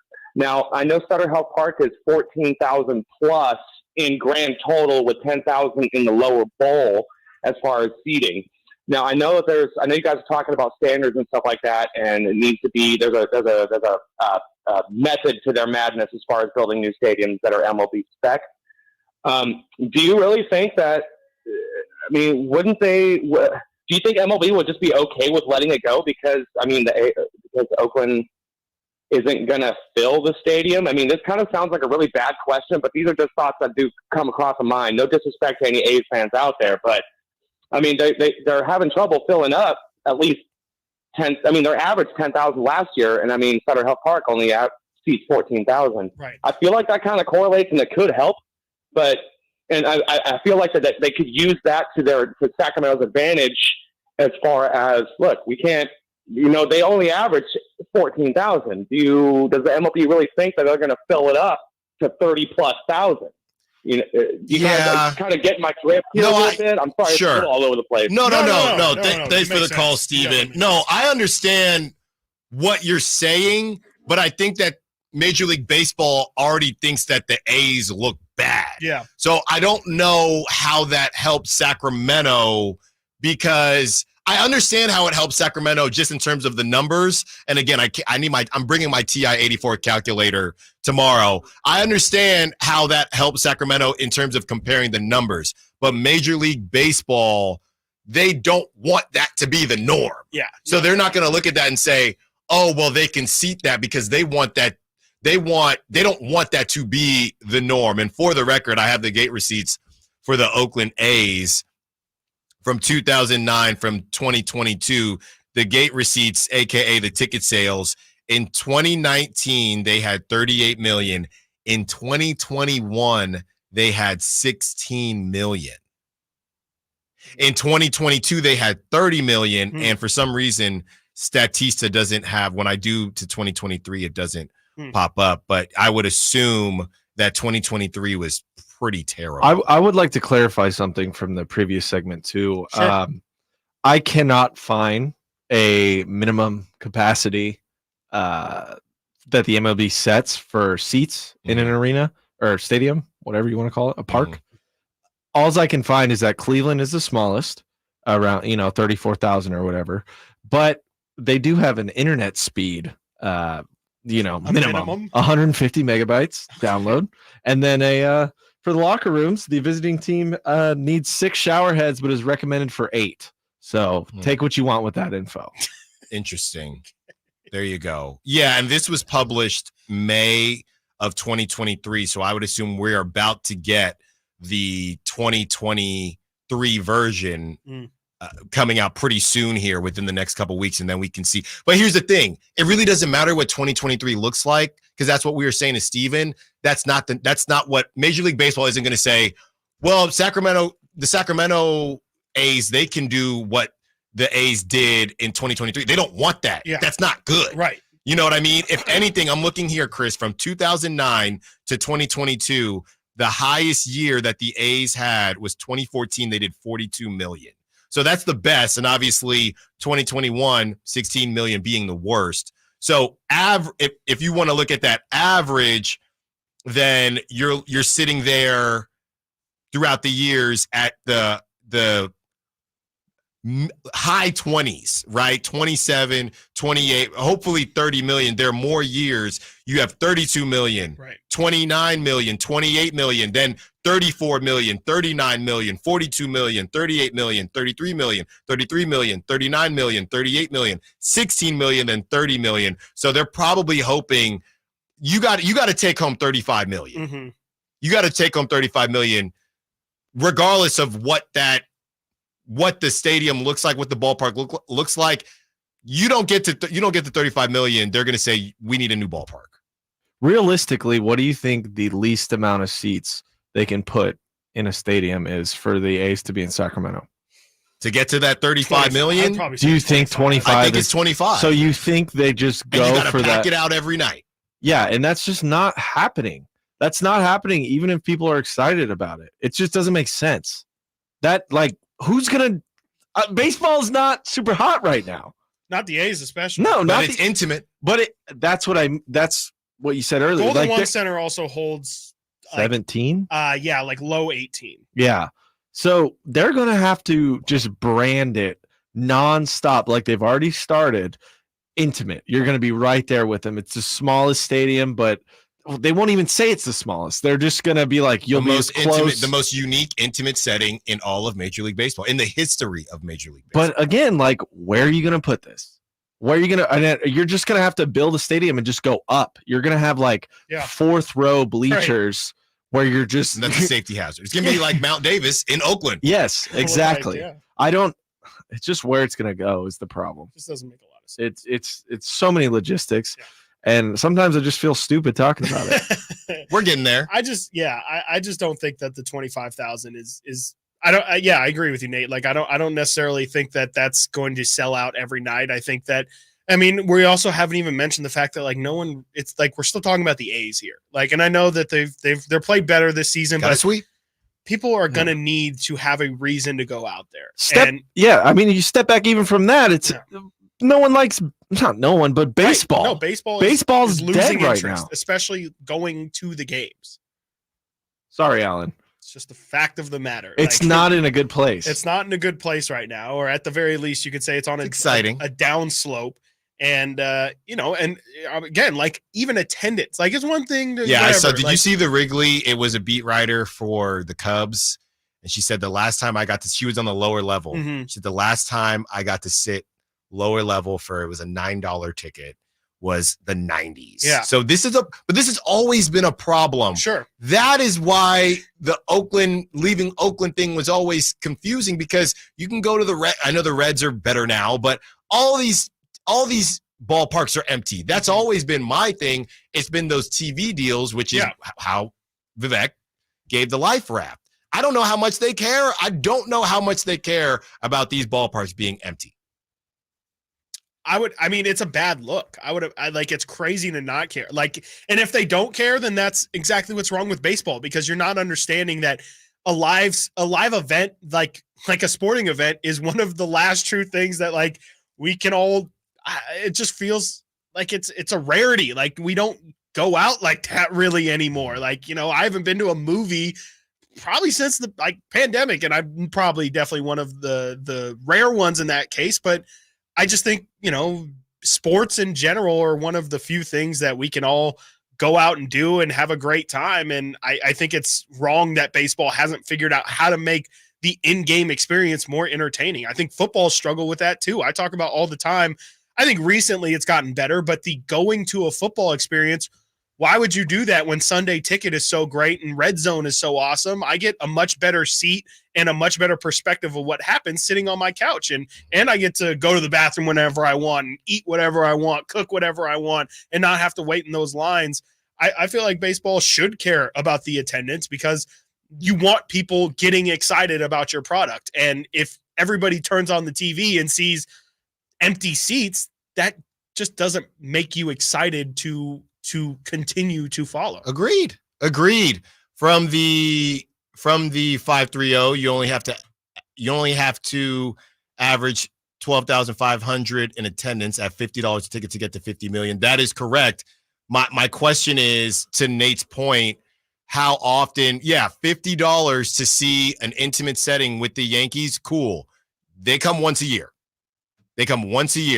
Who is paying? I don't care how intimate it is. Who is paying $50 million for A's Tigers on a Tuesday? Or excuse me, $50 for A's Tigers on a Tuesday. $50. Nobody. Not a single person. And that's kiddos too. Yeah. You're gonna pay $50. Then you gotta buy the nachos that the kid's gonna spill, and the nachos. Nothing. I had a story. And parking. I had a story about that when my wife was pregnant. We went to a Giants game. We were in the bleachers, and we're just literally seeing our futures. 2 kids, boy and a girl, in front of us. The kid gets the dad has to get the cotton candy. Kid knocks over the cotton candy. The mom gets nachos for the other kid. And it's like right on the edge, and I'm getting anxiety. Yeah, you're like, it's these $20 nachos are going to fall. So you got to pay for all that after you paid $50 for your 4-year-old kid to go to a game? $200 for the family 4-pack, $200. That's not happening. No. Yeah, for the Red Sox. Yeah, for the Yankees. Yeah, for the Giants. Better be good seats. You're on the lawn, brother. You're going to learn how to speak lawn, brother. All right. We're a show of the people. We wanted to get to this Darvin Ham thing, but if you want to talk A's, Sacramento A's, we're always going to talk A's. But we will get to this Darvin Ham unless more texts come in for the A's. Stiles Watkins, Sacktown Sports. Subscribe to Sacktown Sports on YouTube and watch the Carmichael Dave Show with Jason Ross, Stiles and Watkins, and the Drive Guys. Live Monday through Friday from 6 to 6. Plus view archive shows and exclusive content. Subscribe at youtube.com/Sacktown Sports. If your Medi-Cal is ending, Cover California is here to help. Cover California is a service from the state that helps you get affordable health insurance. In many cases, at no cost to you, just like with Medi-Cal. We have quality health plans, and we'll help you every step of the way to get the one that works for you and your family. So, if you're no longer eligible for Medi-Cal, check out Cover California. We'll keep you covered. Learn more at coveredca.com. Now your ideas don't have to wait. Now they have everything they need to come to life. Dell Technologies and Intel are creating technology that loves ideas, loves expanding your business, evolving your passions. We push what technology can do, so great ideas can happen right now. Find out how to bring your ideas to life at Dell.com. Welcome to Now. What's the room again? 1240, down at the end. Ooh, what's that? Sammy, don't touch that. That's someone's old food. Here we are. Do you have the key? You have both of ours. Oh, right. Not working. Rub it. Come on. Try flipping it over. Seriously. Why can't we go inside? I'm tired. Give me yours. You have mine. All right. What? Please, if you Dad, could just... why aren't you opening the door? Can everyone just shut the... Don't go there. Go on a real vacation. Go RVing. Learn more at GoRVing.com. Getting quality employees to fill positions in your company is essential, but finding those people can be a major hassle unless you use ZipRecruiter. ZipRecruiter makes finding quality people a breeze. ZipRecruiter's advanced technology identifies candidates with the right skills, sends you great matches, then you can easily invite them to apply. 4 out of 5 employers who post on ZipRecruiter get a quality candidate within the first day. See for yourself. Go to ZipRecruiter.com/free to try ZipRecruiter for free. That's ZipRecruiter.com/free. Hi, it's Brian from Bennett's Restaurants. Springtime is a fun time, so to celebrate, we created a new menu of our favorites from Baja. Plenty of new food. Enjoy grilled skirt steak, wild prawns with pineapple, fresh sea bass, and Sonoran beef enchiladas, to mention a few. Try our empanadas stuffed with carnitas and cheese. Love shrimp? Try the new shrimp tostada. We make great guacamole and salsa too. Enjoy our newest dessert, Kylie's Churros, with a vanilla cream center. Visit Bennett'sRestaurants.com and come enjoy the new Baja menu today. Eat well, stay well.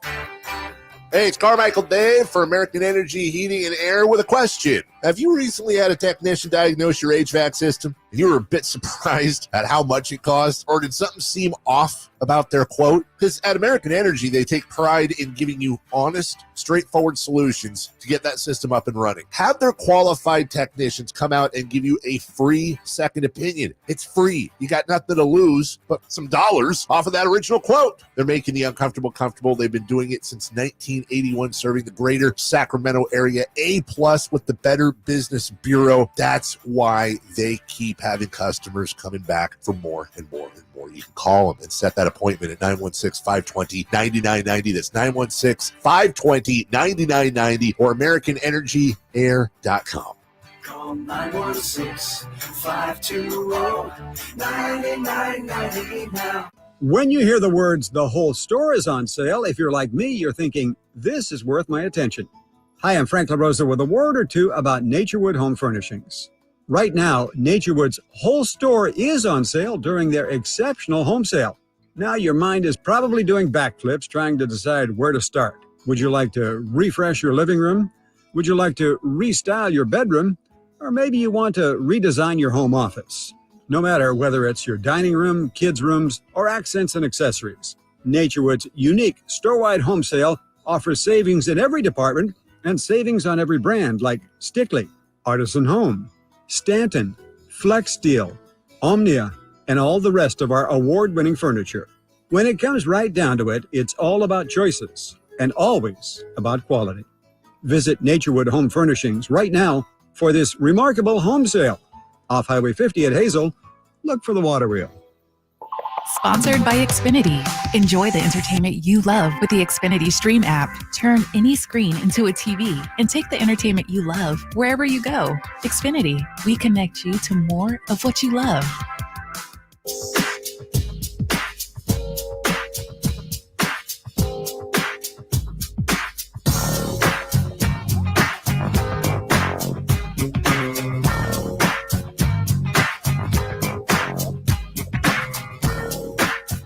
Live and local. This is Sacktown Sports. From the 916, the Oakland A's bullpen is doing some really, really special things right now. It's really too bad that it gets glossed over with all of the drama surrounding this team. I don't think it gets glossed over, 916. I think, to Chris's point, it's a really long season. They're doing some good things. MLB Network, they posted about them. We spoke about them yesterday. You know, the team is... They're hot right now. What was it? How many?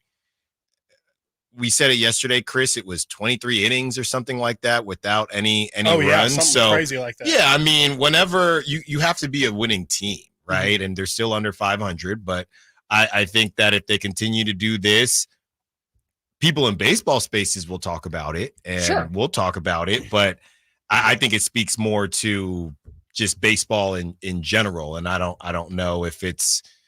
Yeah, I guess I would need to know in more specific what you were hoping to hear. But yeah, it's one of those things where, I mean, it's not even just the A's. Baseball in general just does not get a lot of play. Right. And I will say this, it's to the point where, and we've talked about this before with these all-encompassing shows, it's to the point where I don't really want certain people to talk baseball. Did you hear Stephen A yesterday? I saw a clip. I wasn't watching the show, but Stephen A is going on about Mike Trout and baseball and Mike Trout being injured again and how he doesn't understand how this has happened or how this is happening because it's baseball. We're not talking about football or anything like that. And people are just to the point, and I went ahead and quote tweeted it myself and said, "This is why we say you don't have to do this." And I wish the 4-letter station would not make these guys do this. So this is his quote. They were talking about Mike Trout. Mike Trout suffers torn meniscus, will have to undergo knee surgery. And Stephen A says, "What the hell are you doing to take care of yourself? Always injured. I mean, dang, it's baseball. What are we talking about here? It's not football. It's not boxing. It's not the UFC." That's not going to help. That's not going to help anybody want to hear what you have to say about baseball, Stephen A. It just doesn't help anything. And he's got Mad Dog on there, so I figure that's the only reason they're even talking baseball. Probably. But, sometimes you can just sit stuff out. Yeah, exactly. Nobody, and I said this yesterday.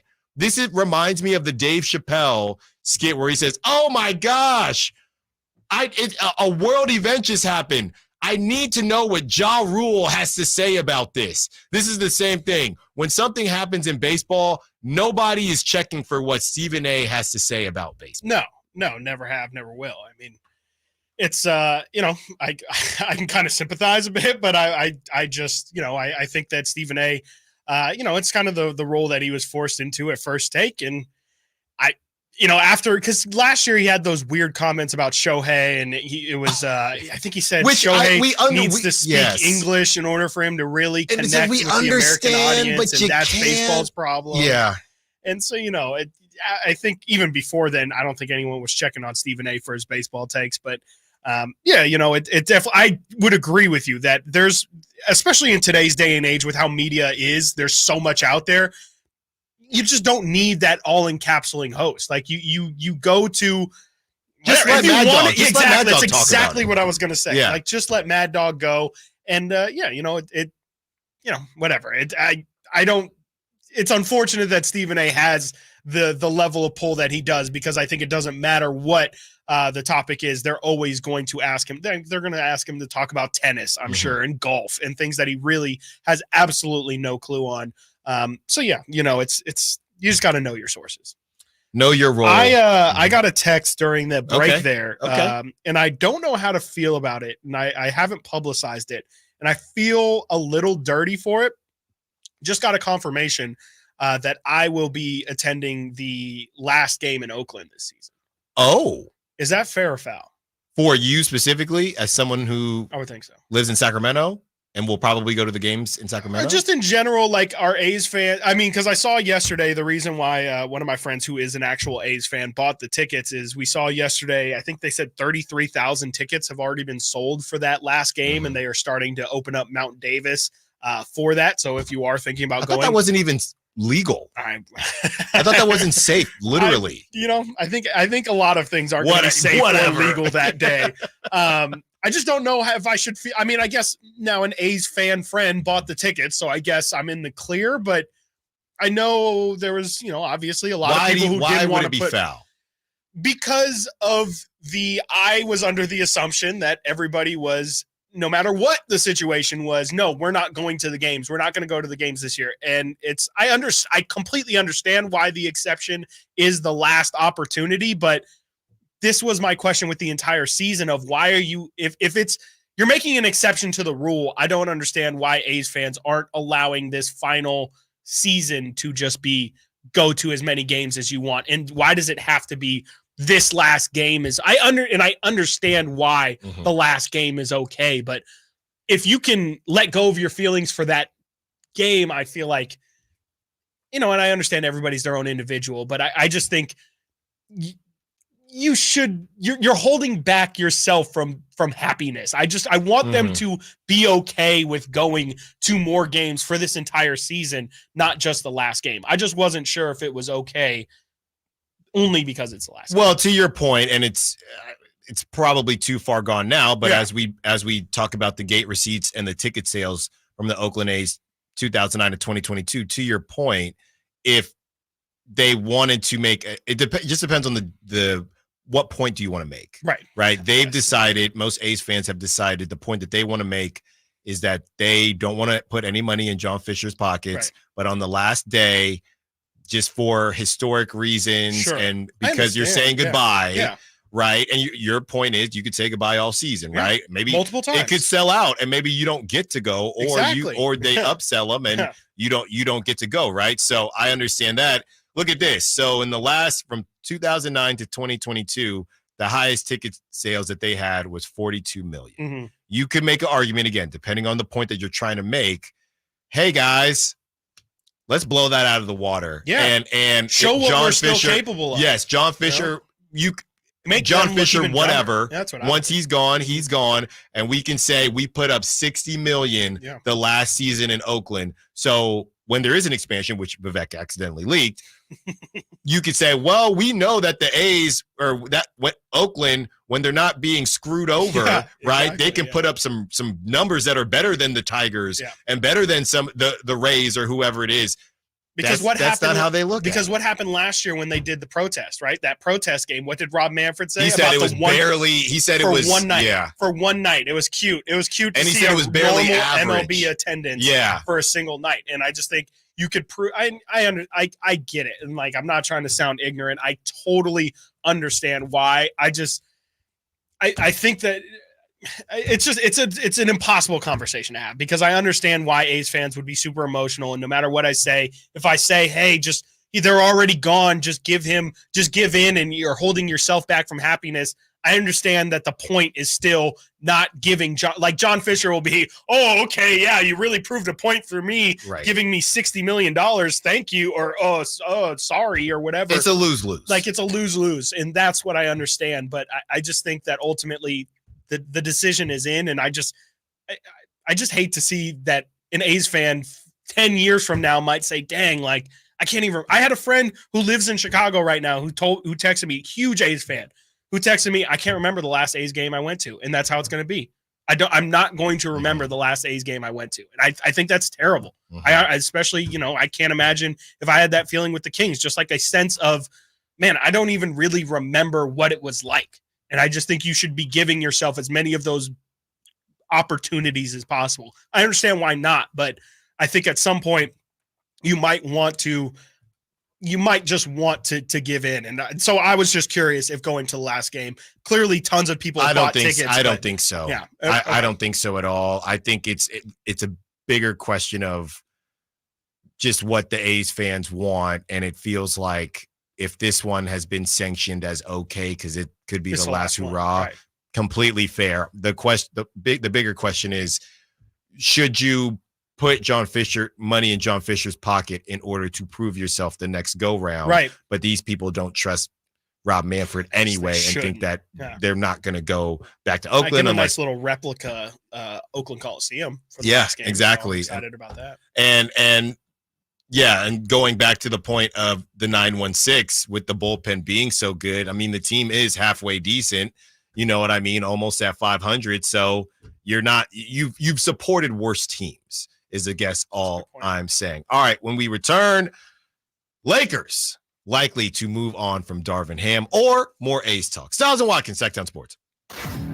What's the missing piece for the 49ers? Which names will they add during free agency? Whether it's in season or off season, the coverage never stops. Get the latest 49ers news on Sacktown Sports at sacktownsports.com. I didn't ask to be thrown in the streets with nowhere to go. I didn't think I'd survive.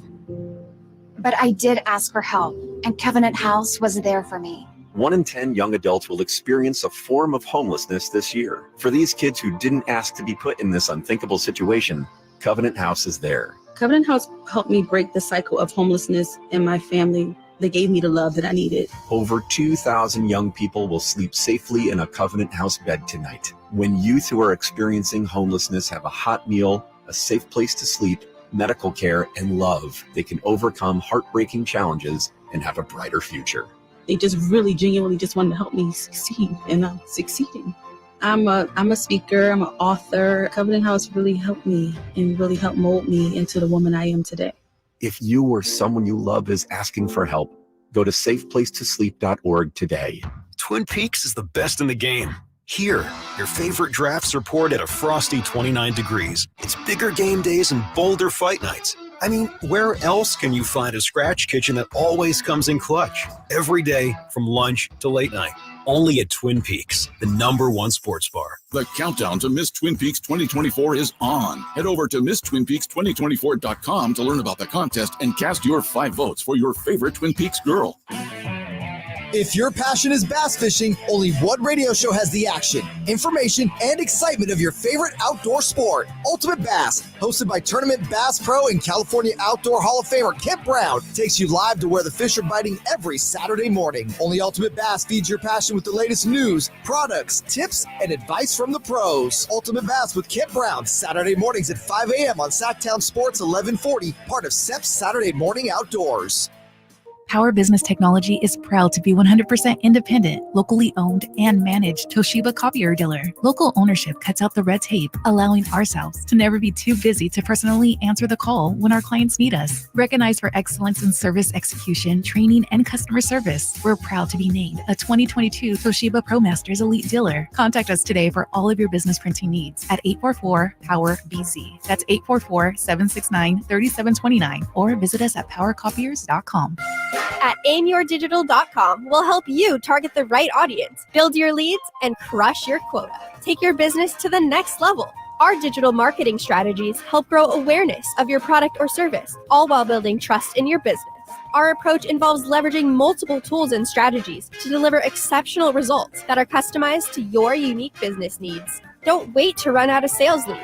Keep your business growing. Get started with aimyourdigital.com today.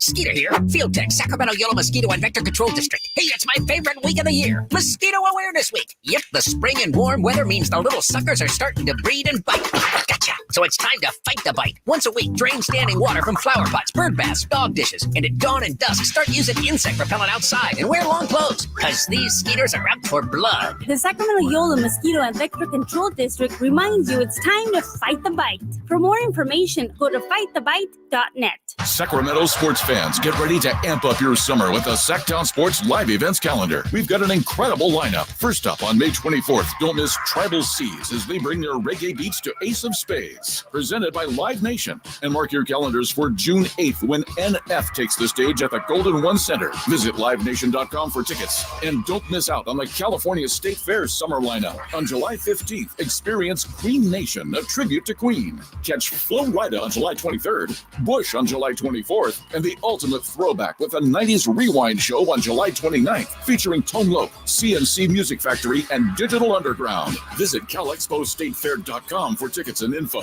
Looking ahead to August 4th, get ready for the Outlaw Music Festival at the Toyota Amphitheater, presented by Live Nation. It's a star-studded event. The Sacktown Sports Live Events Calendar, your ultimate playbook for the best shows and events in town. Stay tuned to Sacktown Sports for exclusive updates and your chance to win tickets. Golf to Go is brought to you by the Hagen Oaks Golf Super Shop. Here's Frank LaRosa. Since you probably can't afford your own sports psychologist, Golf Monthly's Fergus Bissett offers 5 golf psychology tips to help you play better. First, stay in the present. If your mind is ahead of you, how can you focus on the shot at hand? Second, every shot is a new challenge. The objective of every shot is to get the ball in the hole in the least amount of strokes. Go do it. 3, the past is the past. Many of us dwell on the past. Not good. Clear your mind and move on to the next shot. 4, never surrender. Some give up on their rounds too quickly. Your fortunes on the course can change with one swing or one decent break. Lastly, stay positive on the greens. If you're having one of those days where the putts don't drop, focus on the positives. If you're putting on your intended line, that's a good thing. Keep it up and they'll begin to fall. And remember, it's a game, so go out there and have some fun. That's your Golf to Go. I'm Frank LaRosa. KHTKAM Sacramento, KYMX HD2 Sacramento. From the Power Business Technology Toshiba Studios, your flagship station for the Beam Team. Can we light the beam? Light the beam, baby. Sacktown Sports.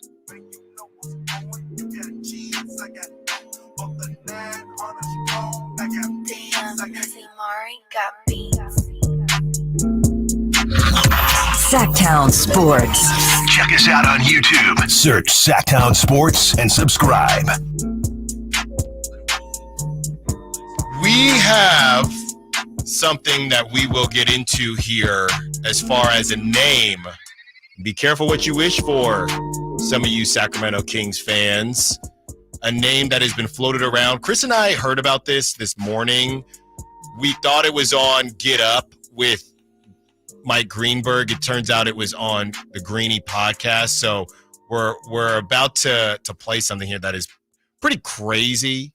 And essentially it connects to the Darvin Ham that has been pushed throughout this show with all the A's talk that we've been doing, which we do love. So Lakers likely to move on from Darvin Ham.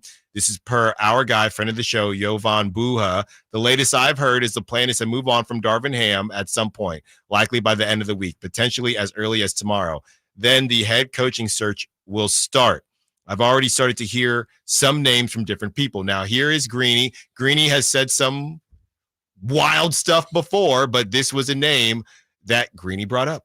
Russell than any coach ever has. So if we're going to sit here and fire Darvin Ham, it's just because that's what LeBron wants. Right. It's not because he deserves to be fired. And that's what's going to happen. I mean, make no mistake. Of course it's going to happen. I assume we think they'll hire the same person, right? To be LeBron's coach is to just be waiting to be fired. Oh, of course. Right. Let's face it. What did you just say? I said, I assume that you and I both assume or at least believe they're going to hire the same person to be the next coach, right? Mike Brown? Oh, no. Who do you think? JJ Redick. I mean, to be the coach of the Lakers? Yeah. I mean, I don't know anything, of course, but my assumption is that they'll hire JJ Redick. Wow. What are the odds that Greeny just pulled like a 50 Cent and just said the wrong name? Like, why would he have Mike Brown even on his tongue? Chris, yesterday we talked about who LeBron would want, who LeBron still respects. Mike Brown coached LeBron at a much younger age. But it doesn't work like that. I know it doesn't work like that. You can't just get a coach who's on an active contract. So, Mike, did Greeny mean to say somebody else? Mike Breen? like what? Because Greeny, I would like to give him credit for being smarter than that. Like, you can't just take a active coach on a team and pluck him away like that. Maybe because the Kings, he didn't know that Mike Brown was still a coach because he doesn't pay attention to the Kings. That's a problem. That is a real problem. If this man got his own radio show, is the host of Get Up, and I think he does some other trash too. And it's like, how do you not know? Like, I mean, I'm sorry, but Greeny is on trash programming. I mean, it's what? We're not tied to the four letters. That's true. I can say whatever I want about Greeny. Okay, you can do whatever you want. We had Golick on. He was great. He was great. I mean, he's not with the four-letter anymore. No, exactly. He was lifting that program up for years. So I don't know. Now I'm just having fun. I have no idea what Mike Greenberg is. Didn't he trade coaches? Yeah. NBA? Yeah. That's how Doc Rivers ended up on the Clippers. I believe they traded the Celtics traded Doc to the Clippers. So it's possible, but you guys aren't tripping on the JJ Redick thing. Oh, Nate, they're the same age. Dude, we talked about. Oh, okay. Alan, no, hold on. Let Chris tell it. I will let Chris tell it. Alan kind of broke this like 3 days ago, to be honest. You just guessed it? No, I mean, you had a source? Drew the lines and everything. What's your source? Who told you? The mind game. Why did they tell you? Why you? Why not me? That was one of my favorite days in the studio.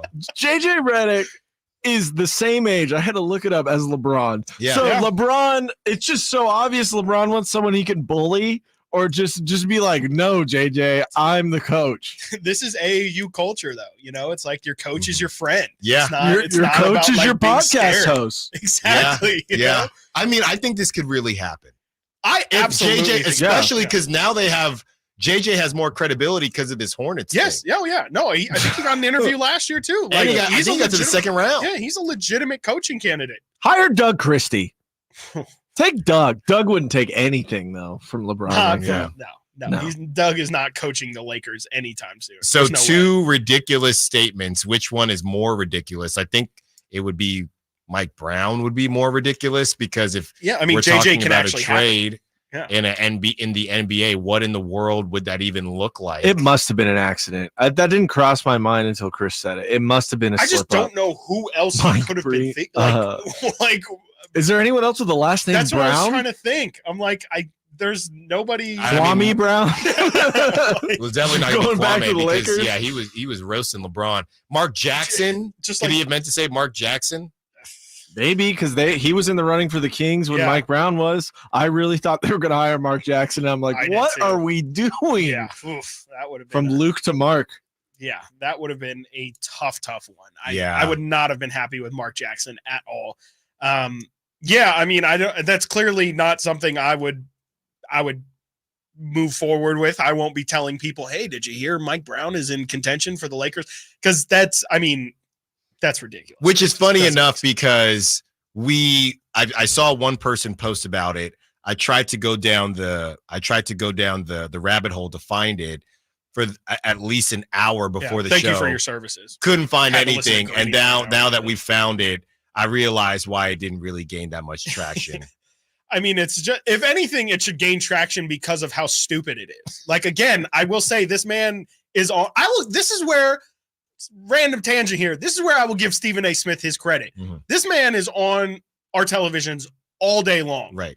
And he says some wild stuff, but the things he says usually are not just straight up inaccurate. Right. You know, like he's not just making up random, like he knows a lot of information. Yes. And this is where it's like, you could almost hear the fear in Greeny's voice of like, oh God, I have to say a name that like, you hate when people do that. Yeah. It's like, we both know, right? It's kind of obvious who we're both thinking of right now. Mm-hmm. Right.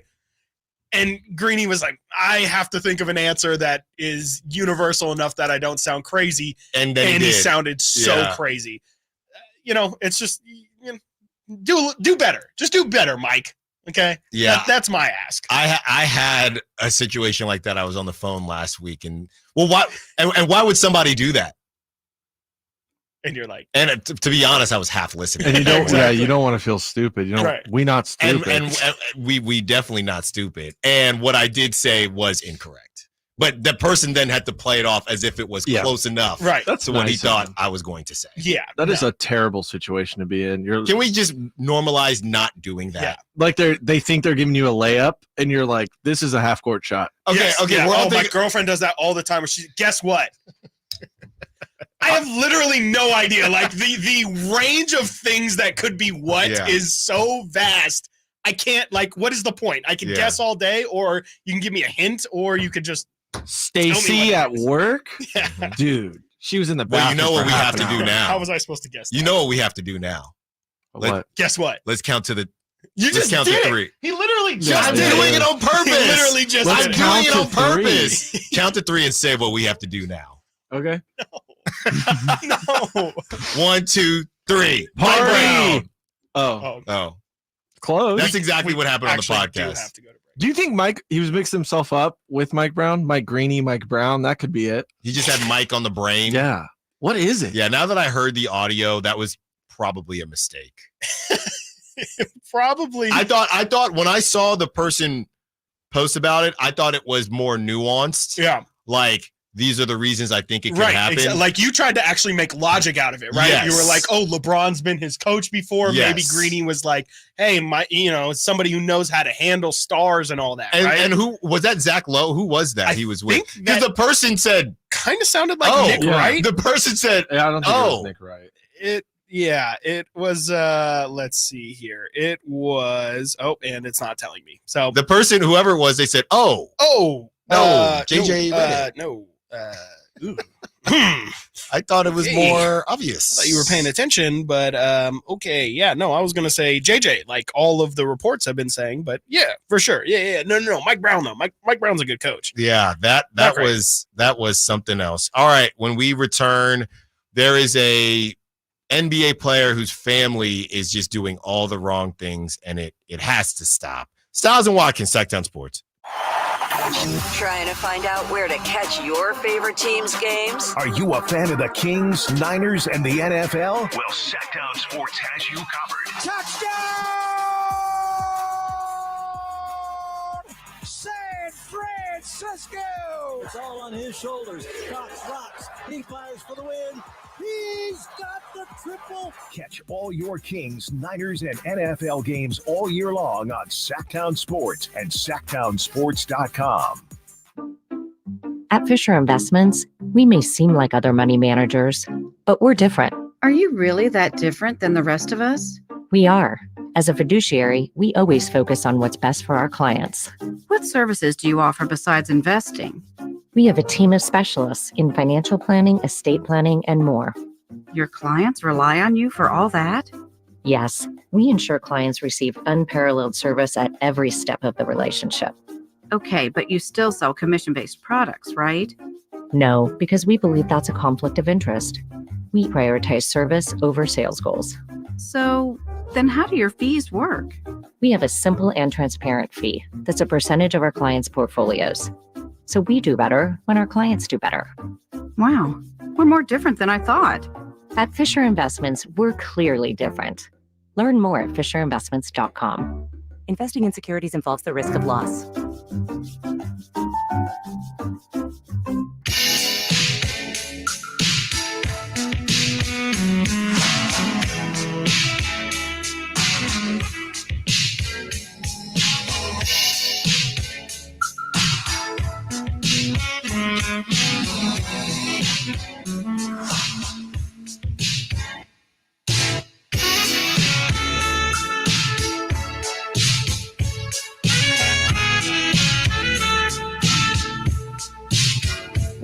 Sacktown Sports. Call or text at 916-339-1140.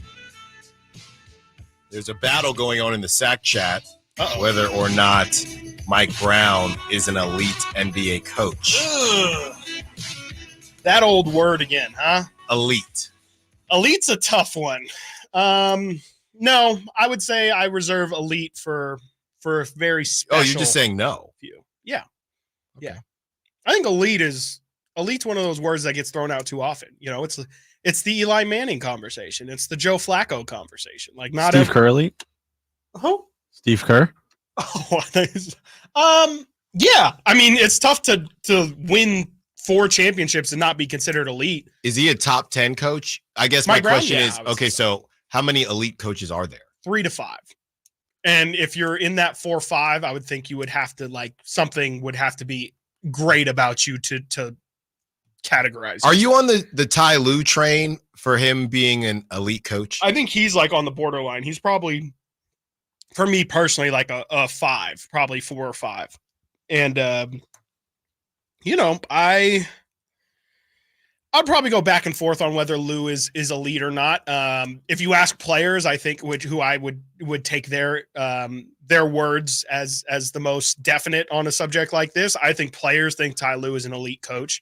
So who am I to say he's not? So I would put him top 5, just on the edge of it. But since players seem to like him so much, I would probably put him in the elite category. Yardbarker has an article. This came out yesterday, and they rank LeBron's coaches from worst to best. Okay. Where do you think, and there's 8 of them. Okay. Where do you think Mike Brown falls? I would guess Spoelstra's 1. I would guess Ty Lue is 2. I would guess Mike Brown is 4. You, sir, are correct. Really? He is ranked higher than Paul Silas. Yes, absolutely. Darvin Ham. Oh, man. It goes Paul Silas, Darvin Ham, no love. David Blatt. Yeah. And then I'm surprised David. Jeez. And then Mike Shots Brown. at Darvin Ham for being. I mean, I guess the argument is Blatt led them to a final, but how much was that? How much of that was Blatt? Come on. Yeah. Let's be real here. And then 3 is Frank Vogel, who he gets it because of the bubble ring. Won with him. You know, I'm not the biggest Vogel guy. I do think Vogel is probably a bit underrated. People forget about his time in Indiana when he had that Paul George, Roy Hibbert, David West, Lance Stevenson, George Hill. That was a squad. Yeah, I can live with that. Vogel's got the ring, Mike Brown doesn't. I guess it's fair, but overall, if we're saying coaching, how you're coaching in today's NBA, not just, Greg Popovich gets legacy, because I don't think Greg Popovich today is an elite coach. I don't see Pop elevating that team a ton. And I guess it might be disrespect for Pop. I don't mean it to be disrespectful from Pop, but it's kind of like, are we going to continue to call Chris Paul elite just because he's in the league still. Like, you get older and kind of lose your fastball a bit. And I think Pop he's the oldest coach in the league. I think it's okay to say that he's a bit past his prime from coaching. So, I don't know what my top 5 would be, but Mike Brown's not in my top 5. He's in my top 10 though. From the 209, yeah, Mike Brown definitely isn't elite. He's a good coach, but very far from elite. I don't know if I need to put in the extras, but yeah, like he's like 8, 9, 10 maybe, which is great. Like you have a top 10 coach. You have a top 3rd coaching in the NBA. That's great. The Kings have not been able to say that more times than not. But yeah, I mean, it's okay. I don't think you have to have a fantastic coach to win. Like you need at the very least a good coach, but it's about the players. Is Michael Malone elite? I think so. I've loved Mike Malone. But here is the thing that we keep doing though. What? Okay, so William Lamas in the Sack Chat is saying Brown just gets thrown into great situations. I wouldn't call the King situation great. Yeah. The first Cleveland situation wasn't great either. He's a nice guy / yes man, good coach, not great at all after what we saw this year. Okay. If that's what you think, that's what you think. I mean, this was one of the most competitive Western conferences that we've seen, and they lost their 3rd best player and a starter at the very worst time. Mm-hmm. Still won 46 games. We keep on doing this thing. Would Eric Spoelstra have won a championship with this roster? No.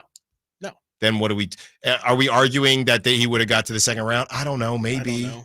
Doesn't matter. Does it really matter? Like they got packed up too. Yeah. So do you have a problem with Mike Malone being a top 5 coach? No. This is what I'm talking about now. What? We do this thing where you get an elite talent and all of a sudden you're an elite coach. I thought Mike Malone was a great coach here. Okay. And then like when he was in Denver before Jokic was winning championships, like he was building that thing up. They were the 1 seed still. They just not won a champion. They hadn't gotten over the total hill, but he was still a great coach before that. Like, I mean, Mike Brown got to the finals with LeBron. He sure did. Yeah. He's a great coach. I think Mike Brown's a great coach. Like I said, he's top 10 for me. I've got Spo 1. Spo has to be 1, even still. This is a Steve Kerr argument as well. I don't know. We've only seen Steve Kerr with Steph, Draymond, Clay, and KD. I'm not entirely certain. I think Steve Kerr gets a bad rap. I'm not entirely certain that people give him enough credit for keeping the relationships of that alive. Like clearly KD and Draymond were not getting along for a couple of years. After Draymond cried in the parking lot.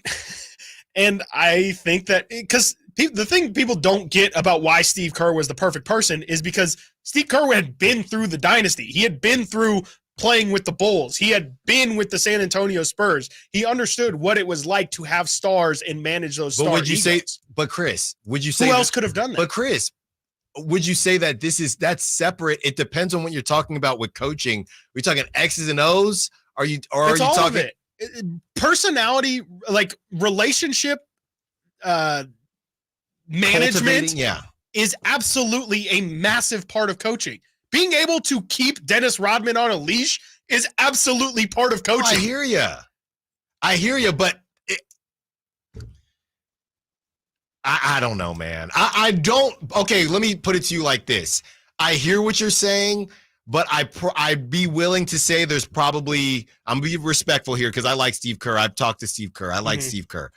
I'm going to be respectful. There's probably 7 other NBA coaches that would have won with that roster. That's what I'm saying. 2022. That's a good argument. Yeah. But I'm saying KD Warriors. Sure. He got flack for that. Absolutely. And I think that, I mean, much like it holds back KD, I think it does. Nobody says Steve Kerr is one of the greatest coaches of all time. Or maybe like some national people do, but I don't think, your general population is saying Steve Kerr is one of the best coaches of all time. I think maybe one of the most winning, but I don't know. I think he gets a bit of a demerit because, I mean, he has less rings or more rings than Eric Spoelstra, but I think most people would say Eric Spoelstra is a better coach. Right. And I think he is also diminished by coaching the team that he coached. Like how is that his fault? No, I agree with you. But I'm telling you this, I don't think the Kings are any better this season if Steve Kerr was the head coach. Probably not. But Steve Kerr is elite and Mike Brown isn't. Yeah. But this is where I say players matter. Like, that's where the players matter. But Like, that's coaches my can problem take you with so the far. elite. But this is what we're talking about, going back to what Chuck said last night. Yeah. It's tough. Yeah, I just think that there's levels to it. Like, you can be a great, like, it's just there's a gap between good and great, and then there's a gap between great and elite. The bottom line is it's trying to figure out how much players matter. They matter, and there's no way to quantify that. Yeah. You know what I mean? Yeah. There's no way to quantify that. Mike Brown would have won a championship with the KD Warriors. Yes. He won a couple games, right? Exactly. Yeah. I mean, what Luke? Yeah. We thought Luke was a guy. That's right. Luke did. It wasn't Luke won a bunch. Mike won it in 22. Mike won it in 22. Yeah. So it's a conversation.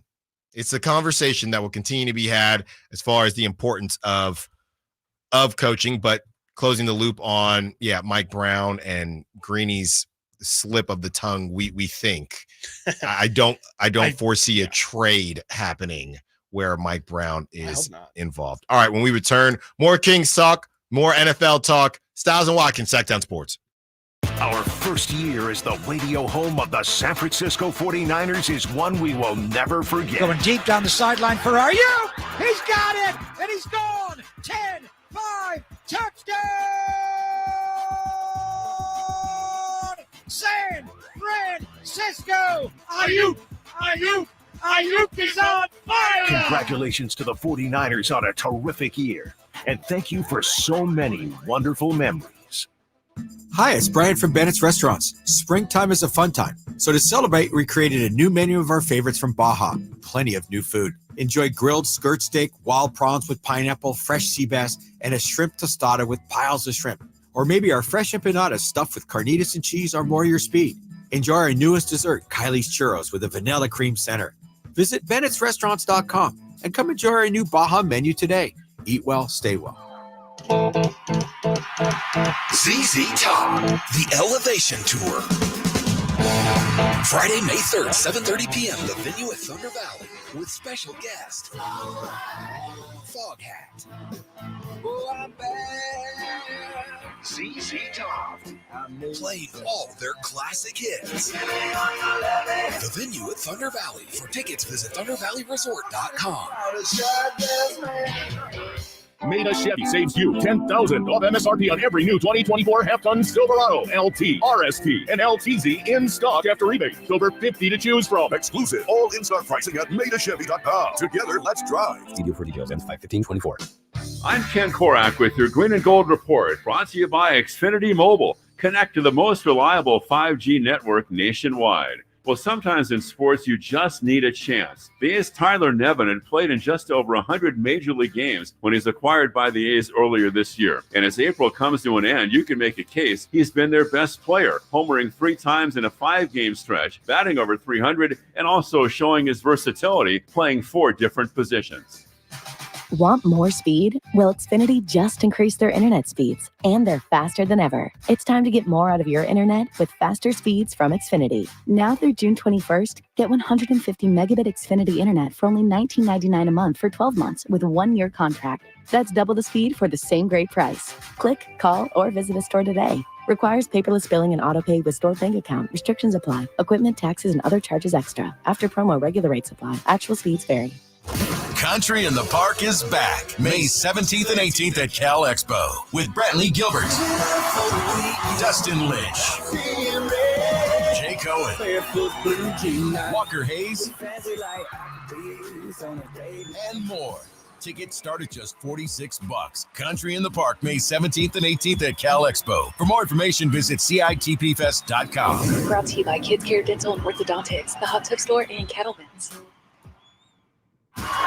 Be listening to Sacktown Sports each Friday morning for the Rivercats Weekend Report with team updates and everything you'll want to know about the next exciting Rivercats homestand.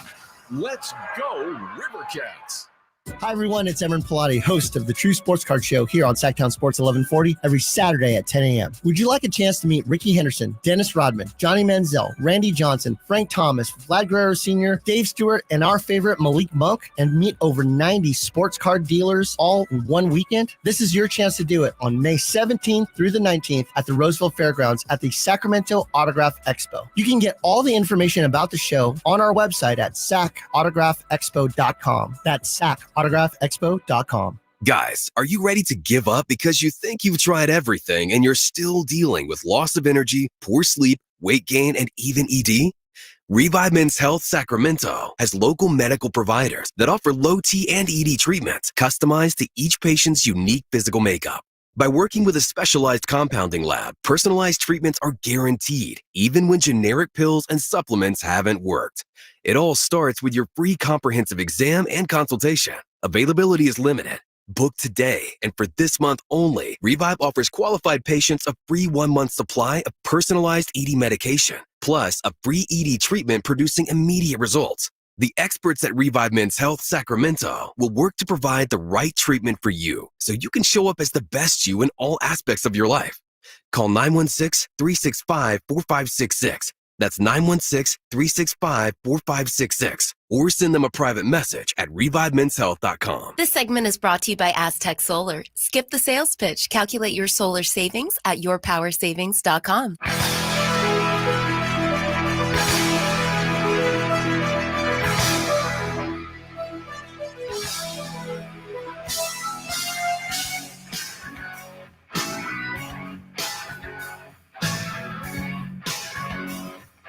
Live and local. Live and local. This is Sacktown Sports. For those that were, I guess, interested or excited or watched the Ryan Garcia, Devin Haney fight that we spoke a little bit about as well. Whoops. Ryan Garcia tested positive for PEDs, Osterine. Am I pronouncing that? Sounds right. That's how it sounds. And one of the prop apps refunded everyone who lost.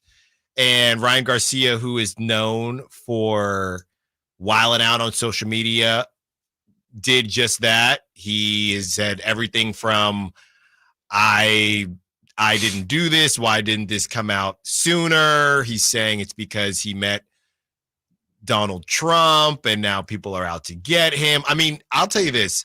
He's entertaining. I don't know how stable he is, but he is entertaining. That's definitely the best way of putting it, for sure. Like, he's saying some funny stuff. He's saying some stuff that you're not supposed to say. But at what point is it no longer funny? Well, right. It's becoming Antonio Brown. Yes. Antonio Brown's but I don't know if it's ESPN I don't thing. know if it's getting there though, because he's been able to turn it off in certain interviews, which makes everybody think that he is faking it. Or it's a bit. A really long bit. Well, it's just a weird bit to have. So my bit is you think I'm actually losing my mind. Joke's on you.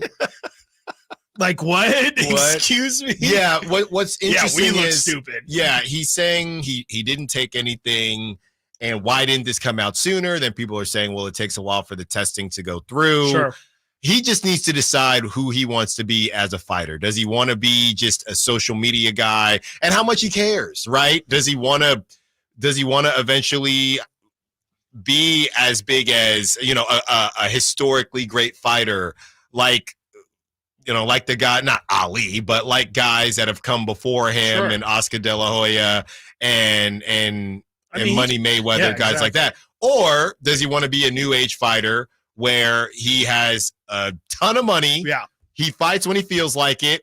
You know what's coming. Basically, do you want to go the path of fighting real fighters consistently, or do you want to fight real fighters sometimes and make a ton of money? Let's say, and you know where I'm going with this, if Jake Paul knocks out Mike Tyson and Ryan Garcia, because of this PED thing and he's overweight or whatever, now he just decides, let's just let's just blow the world up and go Jake money. Paul and Ryan Garcia, and I don't really care about being known as a quote-unquote serious fighter because I'm the most – there's a difference between being the best fighter and the most popular fighter.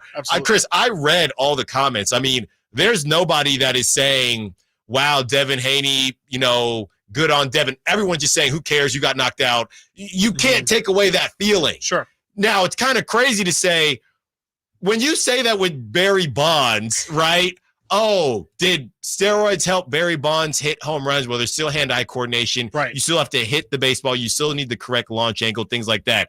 To say, oh, did steroids help him knock out Devin Haney? Yeah, I think they probably did. Am I tripping here? No, not at all. If I'm not mistaken, too, the brief research I did on Ostarine or whatever was that it's essentially like for people with cancer or like muscle deteriorating diseases, it helps sustain your muscles. So yeah, you could definitely you can eat punches. How if you're taking this thing, like you're gonna be able to retain all of the muscle while losing the fat. Like it makes all the sense in the world to how this would be bad. And I think to your point of what does Ryan Garcia want to be, I mean, he pretty much forfeited any shot at the belt when he showed up 3 pounds overweight. So I think that tells us a bit into, I think he was here always to make this a spectacle. He was always there to get the knockout or to get the win, I guess, and to have the court of public opinion say this guy is the best. He didn't need the actual belt. Whereas, as we know, boxing purists will say, dude, just you sign the contract to make the weight. Make the weight. I don't think he cares. Exactly that. Like, and if he's not going to care, whatever. I mean, you could argue, like you said, this could just be the new age of boxing. But I just feel like if, for a sport that is, we talk about baseball being on the ropes, no pun intended, boxing here, you could argue in terms of the young audience is essentially being lifted by the Jake Paul kind of things right now. Without that, I don't know how much like this is part of the conversation. I don't know about you, Chris, and I'm not making a joke here. Nate, or maybe it's you. Celebrity Deathmatch, were you guys around for that on MTV? Oh yeah. Okay. That's where boxing is headed. Yeah. If they don't figure 100%. It was a great show. Didn't make any sense. No, 0 cents. 0 cents. If they don't figure this thing out, but I just don't think Ryan Garcia really cares. I think he just wants to make money and he probably feels like clicks, he wants clicks. It's the Conor McGregor model. Conor but worse. Yeah, Conor's pretty bad. Conor never did this though. What do you mean? I mean, Ryan is talking about drinking, and he yesterday he was drinking tequila. He said he drank every night, and now people are saying no, he's lying about drinking. I'm thinking, well, that's kind of weird, to lie about that. Okay, yeah. And just acting like he's out of his mind. The other thing I wanted to say, guys, is he put down that famous bet where he won 12 million for betting on himself. Yeah. So how does that if these apps are refunding money, and I know some aren't, I don't know how that works. How is that allowed? How is that I think he legal? did it through somebody else. I think. I don't know. Yeah, I really don't know. Yeah, I mean, we're just seeing all this stuff with the NBA and the NFL. If you breathe next to a betting that's machine, boxing. Yeah, I know. That's true. It seems fishy at the least. It seems like you're definitely dancing on a tightrope. Yes. Right. Because if you know, hey, once I got my money, I got my money. Why not take PED? If your model is, I want to be, I don't care about if Ryan Garcia said to himself, I don't care about boxing purity. I don't care about ever being considered one of the best. I think he already lost a tank, so he can't be undefeated. Right. If you feel no one's ever going to consider me one of the best anyway, I'm going to not tell anyone I'm going this crazy route. I'm going to come in overweight. I don't care. I'm going to knock this dude out, and I'm going to go viral, and I'm going to bet on myself, and I'm going to take PDs because I don't care. If that's his model, that's his model. It's a successful model. If that's it. Yeah. It's just so back to the way he's acting and stuff, sporadic. There's so much with concussions and CTE and you things we don't know kidding. about. I don't. I really don't. I think to even come up with the idea, it's problematic. To think like that. Yeah, exactly. I think that doubles. No sane person is like, I'm going to act crazy. Like, what a sick bit. Well, to sell a fight, yes, but the things he's doing aren't even to sell the fight. Yeah. Well, now, and then he had that really weird thing where he had that huge blow up and then essentially apologized like the next day on social media, and it looked like he was being held at gunpoint. Like the way he was talking he seemed terrified. And it's so weird because his dad a lot of these boxers have such good relationships with their dads. His dad is right there, right? And it just kind of goes back to the Ja Morant thing when everyone says, well, what about his dad? These guys are going to do whatever they want. You can't tell these guys what to do. But if I'm Tank Davis, I'm not getting near that guy. No. I'm not getting near that guy. For a paycheck. I know. That's the thing. You already handled it. How much does Tank care about staying undefeated? Because this guy could come in hopped up on anything. Boxing. It's really the reason I don't like boxing. You literally aren't allowed to lose. Like you can't lose. I love the UFC. I love MMA in general. And you see guys like that just will drop 4 or 5 in a row, and then they make their title run. And then it's and you like that. I do, but I don't like how they don't get paid a sliver. Sure. And I know that those go hand in hand. Yeah, boxing. And it's unfair. It's not right. Boxing is very similar to college football, right? You're at the top, and if you lose, you're basically done. You get about 1-2 losses, and you're cooked. Depending on who it is, of course. Like Joshua and Gypsy. What's his name? Why am I blanking on his name? Big dude. Oh, you're talking about why can I not think of it now? Bones? No, he freaking Boxing Ngannou. Tyson Fury. Yeah, Tyson Fury. Guys, come on. Well, I thought we were talking UFC. I was confused now. No. Yes. I mean, he did box a UFC fighter, but and they're all doing that now, and boxing is literally celebrity boxing now. That's what everyone pays attention to, and it's the avenue losing in which its you're luster. able to make the most money. Yes. And I think that's what all of these people are liking. That's what the celebrities like about it, is that you get all of the pay-per-views, you get all of the event tickets and all of that stuff. You get, like Nate said, the UFC fighters, they ain't getting paid jack. Francis Ngannou gets 2 fights. He makes more in these 2 boxing matches than he made pretty much in his entire UFC career. Yeah. So it's like, that's what draws these people to boxing is the money. It's not the sport itself. Yeah, and you have guys very similar, guys that can survive it, guys that can't. After Tyson Fury knocked out Deontay Wilder, I never heard from him again. Deontay? He knocked out Ngannou recently, but no, that was Anthony Joshua. Oh, it was. You're right. Yeah, To this day. All right, when we return, we have crosstalk with the Drive Guys, Stiles and Watkins, Sacktown Sports. Did you miss any part of our live local shows? Don't worry, you never have to miss them again. Check out sacktownsports.com and search our podcast page and play our shows when you want. The Carmichael Dave Show with Jason Ross, Stiles and Watkins, and the Drive Guys. Plus, other podcasts like Return of the Empire, Return of the Roar, the Stingers Up podcast, and Golf to Go with Frank LaRosa. They're all available right now on sacktownsports.com. Cashback is not available on gas in New Jersey and Wisconsin. Hey, good morning. You're heading to the airport, right? Yep, thanks for checking. I like the car. How long have you been a rideshare driver? About 3 years now. I really enjoy it. Isn't it hard to make money these days with the price of gas being so high? Not for me. I use Upside, the free app that gives you cash back for every gallon of gas you buy. Wait a minute. Are you saying you actually get real money back when you get gas with the Upside app? Yep, I get real cash back every time I get gas. Does that actually add up to anything? I'll make around $200 to $300. Wow, that's serious extra cash. I'm downloading the Upside app now. Download the free Upside app now to earn real cash back every time you buy gas. Use promo code TOOL for an extra 25 cents a gallon bonus on your first tank. You can cash out anytime right to your bank account, PayPal, or a gift card for Amazon and other brands. Just download the free Upside app and use promo code TOOL for a 25 cents a gallon bonus on your first tank. That's code TOOL. Power Business Technology is proud to be 100% independent, locally owned, and managed Toshiba copier dealer. Local ownership cuts out the red tape, allowing ourselves to never be too busy to personally answer the call when our clients need us. Recognized for excellence in service execution, training, and customer service, we're proud to be named a 2022 Toshiba ProMasters Elite Dealer. Contact us today for all of your business printing needs at 844-POWER-BZ. That's 844-769-3729, or visit us at powercopiers.com. When you take the time to shop at Folsom Lake Honda, there's one thing you'll always find: happy people ready to serve you. As a family-owned and operated dealership since 2009, customers customer service is our #1 priority. Our customers love doing business with us, and you will too. Looking to own or lease? During the spring sales event, drive a brand new Accord or Civic. Visit us today at FolsomLakeHonda.com, your one-stop Honda shop. Folsom Lake Honda, yeah, your one-stop Honda shop. Seems like all this artificial intelligence stuff stirs up the age-old debate of man versus machine. Hi, it's Dan from the Good Feet store, and let me ask you, would you let a robot cut your hair? Would you rely on an app to teach a kid to ride a two-wheeler? Let's face it, some things require the human touch.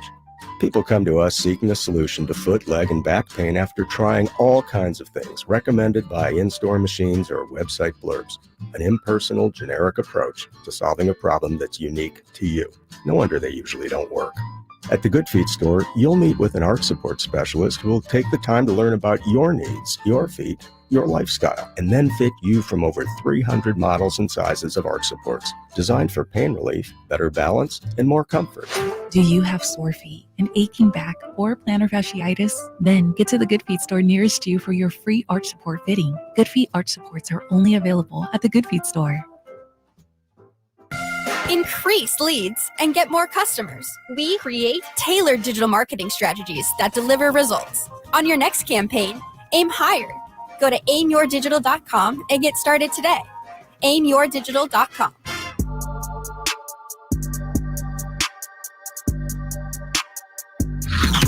Sacktown Sports. Check us out on YouTube. Search Sacktown Sports and subscribe. Joined by the one and only. It's Kevin Michael Whitey Gleason, right? I want to make sure I got it right. Yeah. Oh, that's right. Yeah, you're a little blocked here. Whitey's too busy for us today. He's texting all of his fans. They're wondering, just finding out who's on the show today. They're wondering when the next song is coming out. Should be soon. Really? You know, Whitey, Yeah. this is what they're doing. And Chris, I know you're not really on. It's TikTok, a diss track, but okay. Whitey diss track. Let's go. Highly anticipated. It's going to take Dave weeks to respond. Oh, yeah. Oh, my God. Just don't bother, Dave. Yeah. Oh. Don't bother responding. He would be Whitey's so got shook.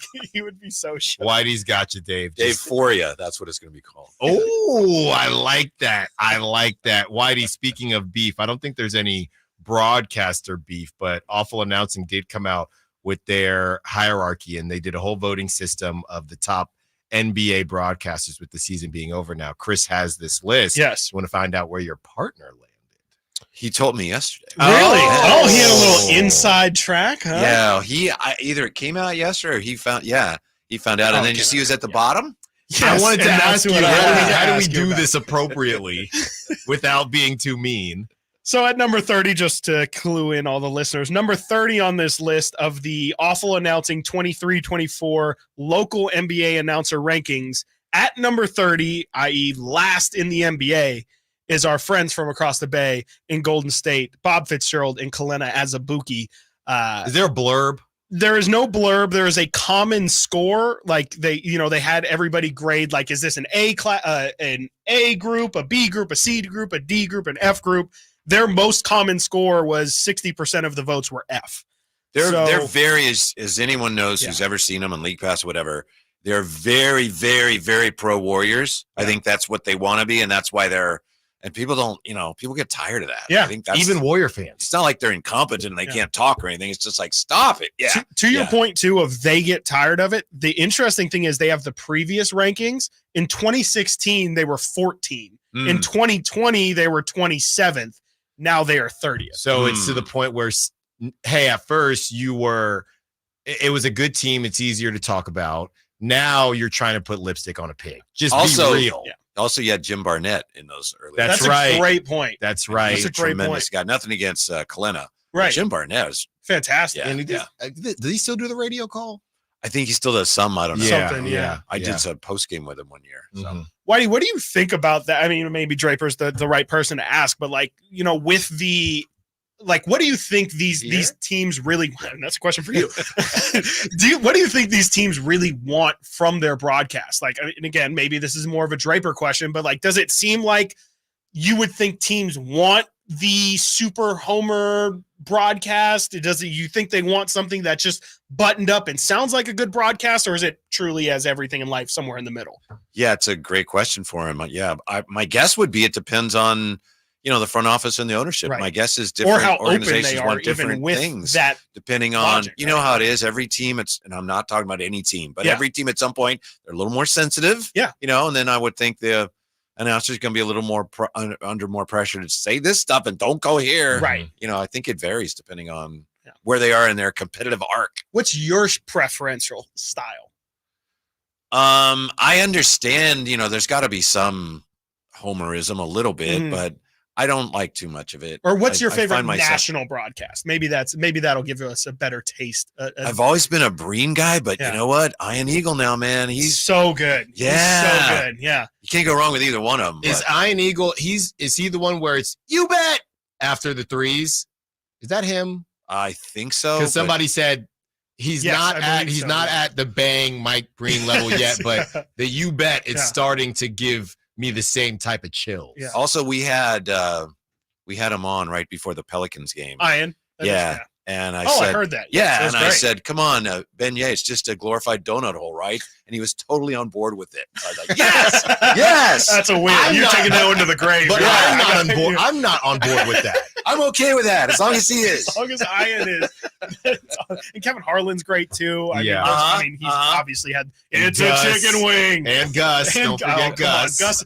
Gus did a playoff game the other day. I can't remember which one it was. Was it Orlando Cleveland? Maybe it might have been because I had the sound low, and I was like, I didn't go. I was so happy. And the worst part was it was a blowout. You can't put Gus Johnson on a blowout. I didn't even know it was possible. Right. I thought Gus Johnson only called instant classics. Right. Apparently, he can call a 30-point blowout too. It still sounds great. What do you think how much do you think the broadcasters see this? And look, if there was some type of awful announcing local radio and Chris and I had the worst grade, I mean, it would make me feel some type of way. Do they go back to each other and say, hey, maybe let's turn down the homerness? Do they talk to Lake? Like, what?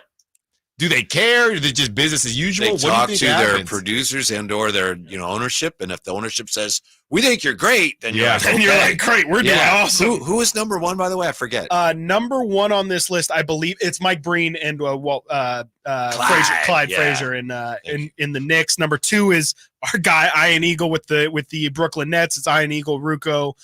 With Richard Jefferson. That's a pretty good one. It's a great one. Eagle the one that's New York. The ones that don't have national people, the Pelicans actually have the highest non-New York Joel Myers and Antonio Daniels. That's a good Joel Myers, but nobody knows what he sounds like. So they do really good broadcasts. I really enjoy. And Antonio Daniels is great. Yeah, Portland used to do. Kevin Calabro used to be up in Portland. He was fantastic. And I don't think we've actually said our guy, Kyle Draper and Mark Jones, as well as Katie as well. Number 10 on this list. Yeah. Which is great. Yeah. That's fantastic. When Kyle told me that yesterday, he said, we're 10th. And I didn't know if he was okay I thought with that. the same thing. I was like, he's like, it's like, okay, cool. I think that's great. Yeah, absolutely. Fantastic. I mean, and they're still so young in their, being together. Like, I think top 10 is fantastic. Their most common score was a B. Like that's great. That'll get it done. It's not 30. So, absolutely. That's playoffs, not play in. Yes.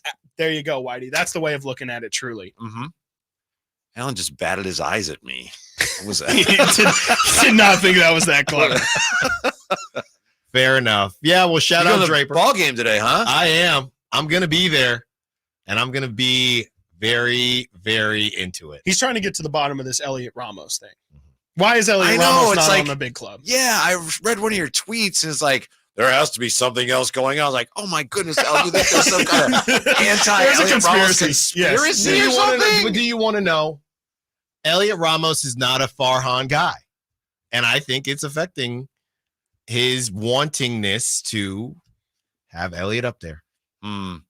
Neither was Brandon Belt or Crawford or Posey, but they could play. So he's like, all right, we'll keep you around a while. Yeah, well, they did not. They got rid of Brandon. Well, but why eventually? But Whitey, but that's different. Took way too. They won't. They will not let Elliot Ramos get on the field. Yeah, what's he hitting as a major leaguer? How's he perform? Whitey, it's like 50 games or something. Okay, well, I mean, you got to do something, Oh, right? well, Austin Slater doesn't have to do anything. Austin Slater has done something. No, he has not. He hasn't? He's never hit lefties well? Cool. Alan hates that number. He literally told me, he's like, I don't care if Austin Slater is like Mike Trout against lefties. I don't. He was so mad about this yesterday. So in 76 at-bats, and that's such a small sample size. 76 Barely at-bats. any. Yeah. Yeah. What's his batting average? Honestly, the Wi-Fi here, I can't. It's crazy. It's 158. What? It's what? 250? It's 158. 158. You're right. Conspiracy. It is. How do you keep this guy? Give him 100 at bats, and these are random pinch hits. He's not getting his rhythm. Chris, if I give a guy who hits 158, 100 at bats, how many hits am I going to get from my problem? I think that's 15.8 hits. Yeah, but Whitey, I'm telling you, come on. I thought you would be on my side on this. What about Marco Luciano? I haven't heard anything about him. I'm going to see Marco too. How's Nick Ahmed doing? Oh, I Whitey, no. I want to do even better. You want to know what? He found a number. No, you always got to cherry pick numbers. Whitey, guess what your boy Austin Slater's hitting? I never said he was my boy. No, he is your boy now. No, he's not. By default. No, he's terrible this year. You said he had never done anything. That's where I disagree with you. Whitey, come on. What is he at, 130 or something? I think last time. His career. Oh, my goodness. This is insane. He's hitting 100. 100, Whitey. That's terrible. I can do that for the seaweed right now. You should. By the way, I had my buddies texting me, listening to this this crosstalk, saying, wow, why is Whitey making you feel good? You're washed up. Man. You're washed up. They said, yeah, you played well 10 years ago. Whatever. Thank you for listening to Stiles and Watkins. Thank you for all the calls, texts, all these They're on the seaweed. Goodbye. You know what? Now you're throwing me off, Whitey. Next up, the Drive guys, Whitey Gleason, Kyle Draper, Jay Johnson. Thank you, Nate Littlefield, for all the good work today. Until tomorrow.